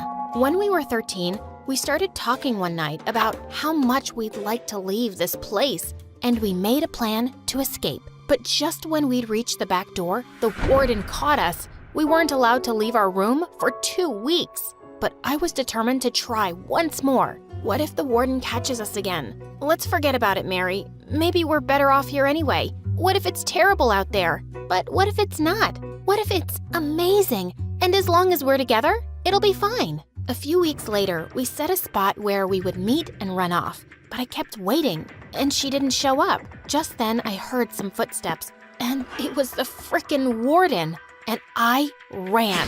I didn't stop running till I'd left the orphanage far behind, but I was devastated to leave without Gianna. I vowed I'd be back for her soon. It was exciting to be out, but as it got dark, I started feeling scared. Just then, 2 homeless boys came out of a dark alley and grinned at me. "You lost, little girl? You can share our garbage dump." I panicked and ran off. As I turned a corner, I crashed straight into someone. I looked up to see a kind-looking lady who asked me why I was all alone. When I told her everything, she offered to take me to her place, and I felt I could trust her. A blonde girl my age opened the door. Her name was Zoe, and she looked really happy to hear that I'd be staying with them. Ooh, a sleepover. I love slumber parties. Yeah, me too. I had no idea what she was talking about. The next few days were some of the best ever. The lady got me clothes and gave me my own room. Zoe and I got along really well, and we watched tons of videos on this awesome channel MSA that she introduced me to. One night, we were out for dinner, and I was so excited to see the huge spread. I piled my plate high with food and started gobbling it up when some kids started laughing at me. Look at her, eating like a horse. Haven't you seen food before, weirdo? Oh, I guess some nice people brought this homeless girl here for food. Look how skinny she is, and her wild hair. Before I could reply, Zoe had returned to our table, and she smacked her plate in the kid's face. Mind your own business, you limp noodle. I loved the way Zoe stood up for me. She reminded me so much of Gianna. I soon discovered that Zoe's mom owned a beauty salon. One day, she gave me a makeover, and I was shocked at the results. She even managed to tame my crazy hair. Whoa, are you some kind of magician? Oh, I didn't have to do much. You're a beautiful girl, Mary. And it felt amazing to hear that. And a week later, I was officially adopted by them. I had a real family. Soon after, Zoe's mom got me enrolled into the same school as hers. One day when we came back, I was shocked to see so many guests at our place. Mom had organized a surprise party to welcome me into the family. She introduced me to everyone, and they were all so nice, except for this one nasty relative. Do you even make enough from your awful makeup business to take care of another child? Oh God, I can't forget the horrible makeup you did on me once. That made me mad. Well, sometimes all the makeup in the world can't fix some faces. Mom and Zoe laughed out loud while the lady turned red and stormed off. I wasn't letting anyone be a jerk to my family. The only thing that was bothering me now was thinking of Gianna at the orphanage. Mom said she'd help find a home for her too, and we went to see her. But I was shocked when the warden told us she'd been adopted. She wouldn't tell us where Gianna had gone, but in my heart, I was satisfied. She had a family like me. Life was good, and over time, I picked up Mom's love of makeup, and she taught me everything she knew. When I was in 10th grade, Mom took me to a shoot once, and the model I worked on absolutely loved her look. The next day, Zoe woke me up excitedly and showed me my Insta account. I had thousands of followers, thanks to that model who had tagged me in her picture. I started attracting tons of clients to Mom's salon. Then one day at school, I saw a familiar face in the corridor, and my heart skipped a beat. Oh my God, it was Gianna! I ran to her and she screamed in delight as the two of us hugged and jumped around. I feel like I'm dreaming. I thought I'd never see you again, Gianna. I can't believe it myself. I'm so happy to see you, and you look amazing. Gianna and I had so much catching up to do. We were in the cafeteria when Zoe came and sat next to me and started eating my food, and Gianna snatched the tray away from her. Hey, what are you doing, weirdo? Get your own lunch. Excuse me? Who are you and what's your problem? Whoa, guys, calm down. This is my friend Gianna. I've told you about her, remember? And this is my sister Zoe. Sister? Yeah, her favorite sister in the whole wide world. And also her current best friend. So get in line, Gianna. The two were smiling, but I could sense the tension. And now the three of us were hanging out together all the time, but I just knew they didn't like each other. Zoe and I were both in the football club, and a few days later when we had a training session, I was surprised and happy to see Gianna was there too. But Zoe clenched her teeth and ran out to the field. We had such an intense training session, and Zoe and Gianna were being so aggressive. Suddenly, Zoe was racing towards the goalpost with the ball when Gianna tried to take it from her, and Zoe crashed to the ground. That's a foul. This cheater pushed me. No, I didn't. You just slipped. Don't be such a crybaby. They were about to attack each other when the coach stopped them and told everyone to take a break. As we rested in the locker room, we suddenly heard screams from the bathroom next door. We went running to see Zoe standing there and Gianna on the floor. Mary, stop your crazy sister. She pulled my hair and flung me against the wall. What? I barely touched you. Zoe, are you insane? It's just stupid football. Just then the coach walked in, and when she saw everything, she suspended Zoe from the club for a month. Zoe stormed off in tears while I helped Gianna up. What had gotten into her? I decided not to tell Mom anything yet and went to Zoe's room to talk. And she was furious with me. How could you take her side, Mary? Zoe, she was hurt and lying on the floor. What did you expect me to do? She came into the bathroom and kept mocking me, and I only pushed her aside to get out of my way. I never pushed her that hard or pulled her hair. She's lying. Why would she do that? Because she's a psycho. But if you want to believe her, go ahead. She pushed me out and slammed the door shut. I didn't know what to believe. I thought I'd talk to Gianna the next day, but I found her limping on crutches. She said she'd sprained her ankle during the fall, but Zoe said she barely pushed you. So, you think I'm faking all this? Why would I do that, Mary? Zoe attacked me.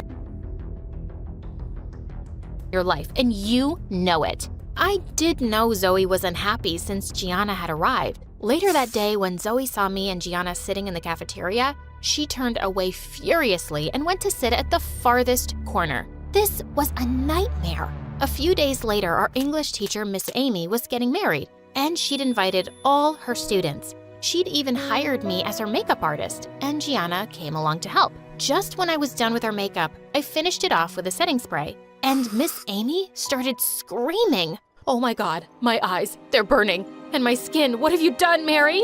I stood there in shock as Miss Amy ran off to wash her face. I use this spray every day. I was about to test it on my skin when Gianna stopped me. Hey, don't. Didn't you see what just happened? Give it here. And with that, she opened the bottle and sniffed it. Mary, this is frickin' pepper spray. What? How could that possibly get mixed up with my makeup? Just then, Zoe and some kids walked in, asking why Miss Amy had gone screaming to the bathroom. Oh, I think we have our answer, Mary. There's only one person who could have switched this out for pepper spray. Zoe, are you frickin' mental? Mary, don't listen to her. If anyone would do something that crazy, it's Gianna. And how would I do that? You live with her. You had every chance to mess with her makeup. I've just had it with you. And with that, Zoe pounced on Gianna. As the two wrestled, they didn't even notice when Miss Amy walked back in and went crashing straight into her. Get out, all of you.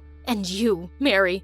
I'll never forgive you for ruining my wedding day. We were all thrown out, and before I knew it, Miss Amy had posted pictures with her swollen red eyes and face on Instagram. She tagged me and Mom's salon, telling people never to get makeup done from us. People were resharing her pictures like crazy. I couldn't bear to see anyone and shut myself up in my room. I couldn't believe someone would hurt me. It was either my sister or my best friend. I had been appointed as the football team captain recently, and the next day, when all the players were gathered, I made an announcement. I feel that I cannot lead a team where all the members can't play well together, so I've made a decision to let one player go, and that is Zoe. Zoe stared at me in shock, and then she pounced on me.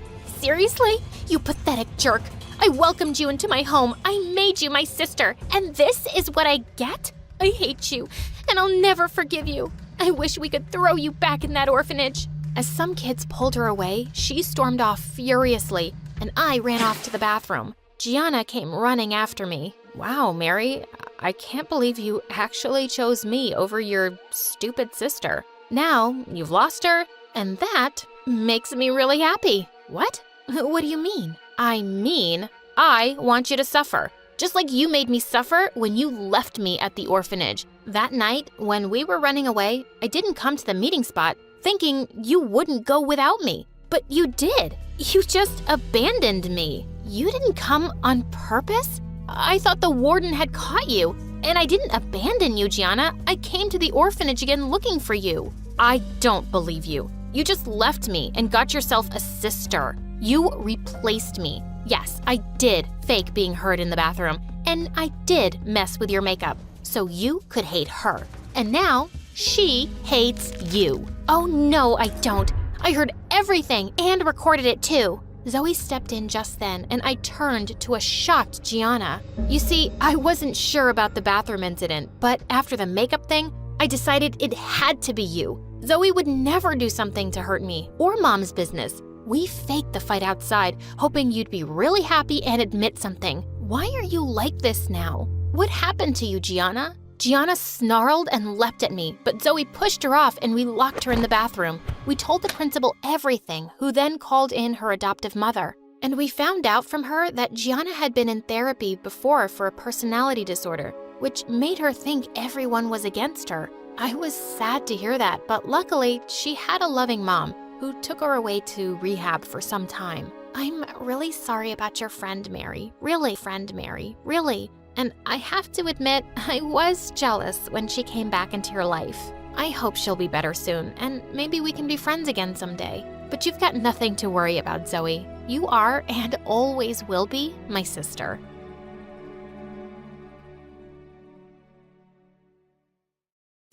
I stole my dad's car and went with my friend Josh to our town's sketchy hidden gambling place. So, did you find a job yet, or is your dad kicking you out soon? Josh, no one kicks me out, not even my own father. I don't care if he's rich and locally famous and super respected and he's kicking you out. Then I'll go live with my mom. She doesn't want you. She never said that. She's in Spain with husband number 3 and his kids. William, you're gonna be homeless. Then I'll live with you. Huh. My dad hates you, thinks you're a loser. Man, you studied preschool education. He goes, "What kind of guy studies 4 years to be a nanny?" serious question. Do you ever correct him? Tell him it's a preschool teacher and not a nanny? Nope. Why would I? He's kind of right.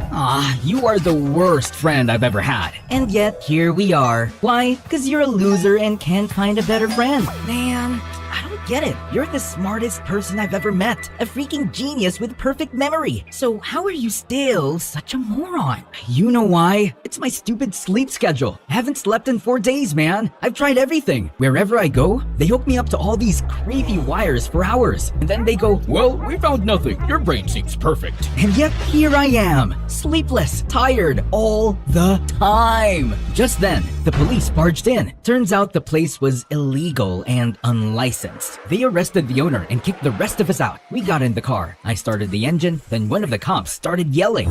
"This guy again? What a loser! 4th time we've shut this dump down. And you losers, go home! Stop blowing your money like idiot losers." That's a lot of losers in one sentence, sir. William, shut up. License and registration. He looked at the papers and something twitched in his expression. He grabbed his walkie. "Yeah, I need the driver out of the vehicle." "What? Why? What did I do?" I was genuinely confused, so I tapped his shoulder to get his attention. Ooh, bad move. He spun around lightning fast, flipped me over, and slammed me to the ground. "This car was reported stolen." It's my dad's. It's flagged by mistake, sir. Dad just sold the old plate 5 days ago. Transfer still pending in the DMV backlog. Section 1573B. Clerical mismatch isn't arrest worthy. You a lawyer, kid? Preschool teacher major. I just read the entire traffic code last month. Insomnia perks. Nah, he stole it. His dad reported it because he's done with him, man. Told you, you're homeless. Brilliant. A homeless idiot. And look at this! Expired license, unpaid fines. If you're gonna steal a car, at least try not to be a walking violation. Can't wait to see how you survive on the streets, you spoiled little brat. Don't call me that. You don't know anything about my life. I've suffered. He hasn't. Don't fall for it, officer. Oh wait, there was that one girl who broke his heart. Shattered it. Every piece smaller than a lentil seed. Well, you'll have plenty of time to think about her in jail. Actually, officer, if he starts crying and sniffling in the holding cell, can you record it for me? I'll give you my number. I do miss her a lot. Hi there, my name is William. People around me think I'm a genius. I'd humbly say I'm above average smart. With one of those stupidly sharp memories that's more annoying than useful most days. You think that means I've got perfect grades, a bright future, a life all wrapped up in shiny potential.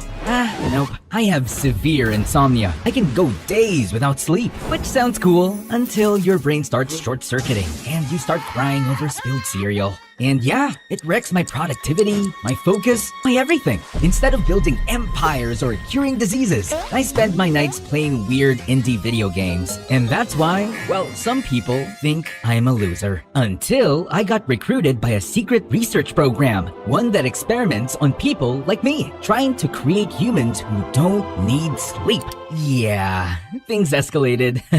But let me start from the beginning. I got dragged to a cold cell. The officer shoved me inside. You could be gentle, you know? Or what? You gonna call your mama? Oh wait, she's in Spain with husband number 3. I'm gonna kill Josh. Later, as I sat in the cell, staring at the floor and regretting every decision I'd ever made, my mind wandered back to her. Diana, my high school sweetheart. We were together for 5 years. Even though we were young, we had it all planned out. Finish med school, get married, live a perfect life. We both studied medicine. Well, she studied. I skipped lectures, stayed up playing video games, failed out, and switched majors. I loved her, but I never showed it right. I was immature, selfish, constantly brushing her off. We fought more and more until one day, after forgiving me for the millionth time, she dumped me. I was a fool, and there hasn't been a single day I haven't regretted it. You look so pathetic. Ah! Who said that? A man emerged from the shadows. Apparently, he'd been sitting beside me the whole time. I can't believe they chose you. Choose me? For what? Who's they? Yes, boss. I'm looking at him now. He definitely looks like an idiot, so it's him. Confirmed. Excuse me? You can't just talk about me like that. Don't worry, boss. It's all an act. He was literally curled up 5 seconds ago, sobbing with snot on his face. That was a private moment. Everyone has those. Without warning, the man pressed his hand against a section of the wall. It looked like any other brick until it creaked slightly and swung open from a hidden hinge. There was a narrow, dark tunnel behind it. Before I could react, he grabbed my arm and dragged me inside. My dad will end you when he hears about this. He literally had you arrested. We walked into a massive soccer field. I was never into soccer, only ever saw it in Mr. Beast videos. Then suddenly, the floodlights snapped on. It was blinding. Man, that's too bright. My eyes are too sensitive. I can't even open them. Oh, wow. Who's that goddess? My lord. Wow. Now your eyes work? Were they just too sensitive 2 seconds ago? A stunning girl walked toward us, surrounded by bodyguards and assistants. She moved like someone who didn't walk. She arrived. One of the younger assistants accidentally dropped a clipboard while adjusting her earpiece. Easy. You're doing fine. Don't stress. We're just changing the world. The assistant nodded, clearly starstruck. Arya turned to a girl with dark glasses and a tight ponytail, standing off to the side with a scowl. Hey, dear. Relax that jaw before it breaks. You're not on trial. She then finally looked in my direction. Rex? I can be a Rex for you? Shut up, man. She's talking to me. Oh, it's him. No need to double check. Wait, before you talk, I just want to say, you are the most beautiful girl I've ever seen. And I'm not just saying that because you're surrounded by average, boring-looking girls that make you pop by comparison. No, you're beautiful as a standalone piece. Mr. William, this is a test. You'll be accompanying me to a high-level event. Think of it as a soft infiltration. Your job is to look sharp, stay quiet, and observe everything. I have no idea what that means, but I'm in. So I'll be your undercover date. Fake dating is my thing. I've done it like 1,000 times. No. What date? Ugh, why are men so dumb? Okay, fine. Yes, like my date. Good boy. Me and you, William and Arya, are going to a party. Be ready tonight, okay, dear Willie? Your salary will be $50,000. Yeah, I can live with that. Wait, 50,000 US dollars or Zimbabwean dollars? Why would we pay you in Zimbabwean currency? Great, love that for me. Now, can you move aside so I can pass out comfortably? Dear God, why am I always stuck with absolute clowns? Rex, get him a proper suit. Not like last time. Those suits look like they were pulled from a thrift store.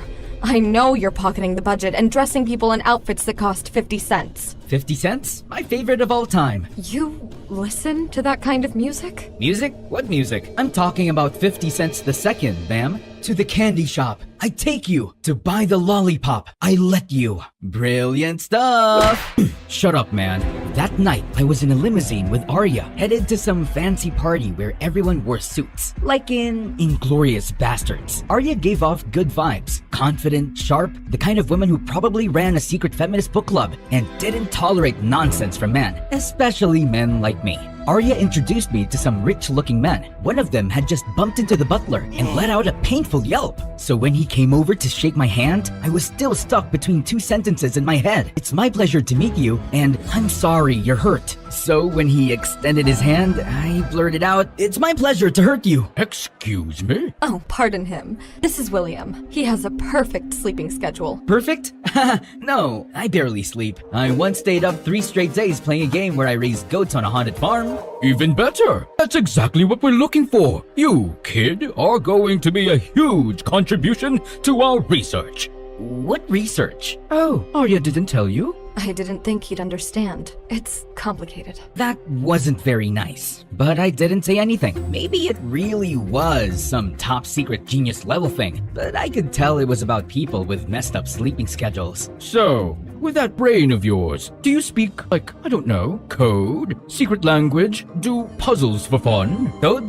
Not really. Unless you count that time I decoded the serial killer Unabomber's manifesto at age 13. Just for fun. You what? I mean, it was already decoded. I just read it all on Wikipedia during one of my sleepless spirals. He got caught April 3rd, 1996, right? His brother recognized the writing. Everyone blinked at me. I wanted to clarify that I don't try to be weird. It just leaks out when I'm under social pressure. I also know all the US vice presidents in order. It's not a cry for help, I swear. George Washington, John Adams, Thomas Jefferson, and... I need to go to the bathroom. Come with me, Willie. Why would I go into the bathroom with you, Ariana? It's Arya. She gave me a look. Oh, right. Maybe she just wanted to talk privately, so I followed. He's perfect. He's a gem. You make us rich. But she really did have to pee. Wait, you actually want me to go into the bathroom with you?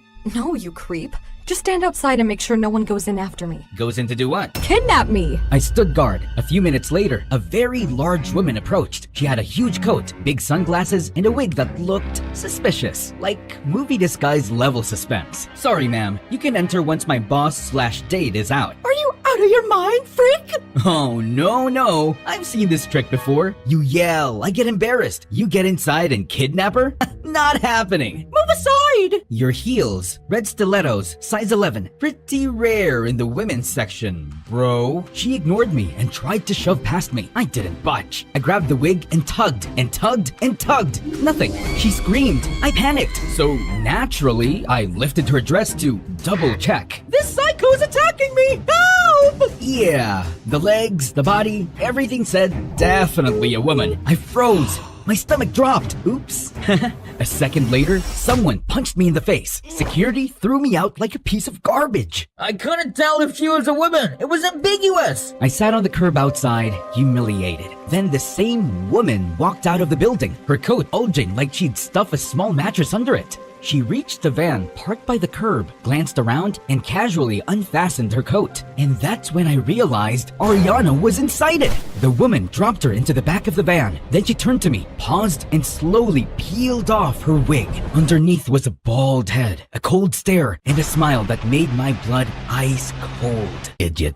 They kidnapped one of the most important people in this organization right in front of you. It was either that or I got thrown out for attacking a woman who turned out to be a man, but still, Rex snapped. He lunged forward and grabbed me by the collar. Do you even realize what you've done, you stupid piece of dirt? Suddenly, one of the assistants from earlier, huge glasses, sleek black hair, in a perfect silk ponytail, stepped in and pulled Rex back. She raised her eyes in that sharp way Bella Hadid does in photos. She actually looked really pretty. I don't know why I called her average and boring earlier.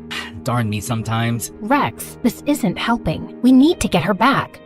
I'll handle it, and I'll take him with me. Him? He's a moron. A valuable one. Maybe I can convince them to trade her for him. He's a treasure. Yeah, tell him, lady. Wait, why am I so valuable again? We're part of a private organization that runs off-the-record research on human subjects. I know how that sounds, but it's for the greater good. Right now, we're studying people who can naturally stay awake for days. The government won't touch human trials. Too much red tape, too much fear, even when the outcome could help millions. We're working to fight chronic fatigue, insomnia, and neurological burnout. Imagine what that could mean for soldiers, doctors, firefighters, people people who can't afford to shut down. Oh, that's amazing! I should tell my online friend to volunteer. His name is Ming Hao. We once stayed up for 4 days straight building a castle in Minecraft. He's in China, or Korea, I don't know, but he's committed. He cried when I accidentally set the sheep farm on fire. I cried too. It was emotional. Get ready, William. We leave in half an hour. Rex, you'll be on comms. We'll talk through the earpieces. You're our eyes. If anything happens to Arya, I swear I'll never forgive myself. She's the reason I got out of bed some days. Wait, who kidnapped her? Our competitor. They're another organization. But unlike us, they run purely on illegal human experimentation. Arya's a genius in the field, and they've been trying to recruit her for months. She kept refusing. So now, they've taken her. They're going to force her to work for them. You say that so casually. That's horrifying. It is. That's why we do this ourselves. No backup. So, secret agents, rogue labs, sleepless experiments, kidnapping, and you're bringing me into this? Yeah, well, time to be useful for once. Prove you're not just a loser. You're a loser with dreams. Thank you, I think. We have to get Arya back. Our idol, our hero, our queen. Our leader, our guardian. The rest of the team suddenly joined in, forming a weepy group hug. I swear, it looked like a cult. Our beloved, our heart and soul. She's not your god too? The entire circle froze and turned to glare at me like they were ready to commit murder. Soon, we were in some fancy sports car. Arya's assistant was driving. It was a long, tense, weirdly silent ride. The kind where you could practically hear the awkward. So, I didn't quite catch your name when you told me. I didn't tell you my name. Okay, so... So what? Your name! Don't yell at me. I'm not yelling, girl! Don't call me girl. Fine, sorry, I'm sorry. You can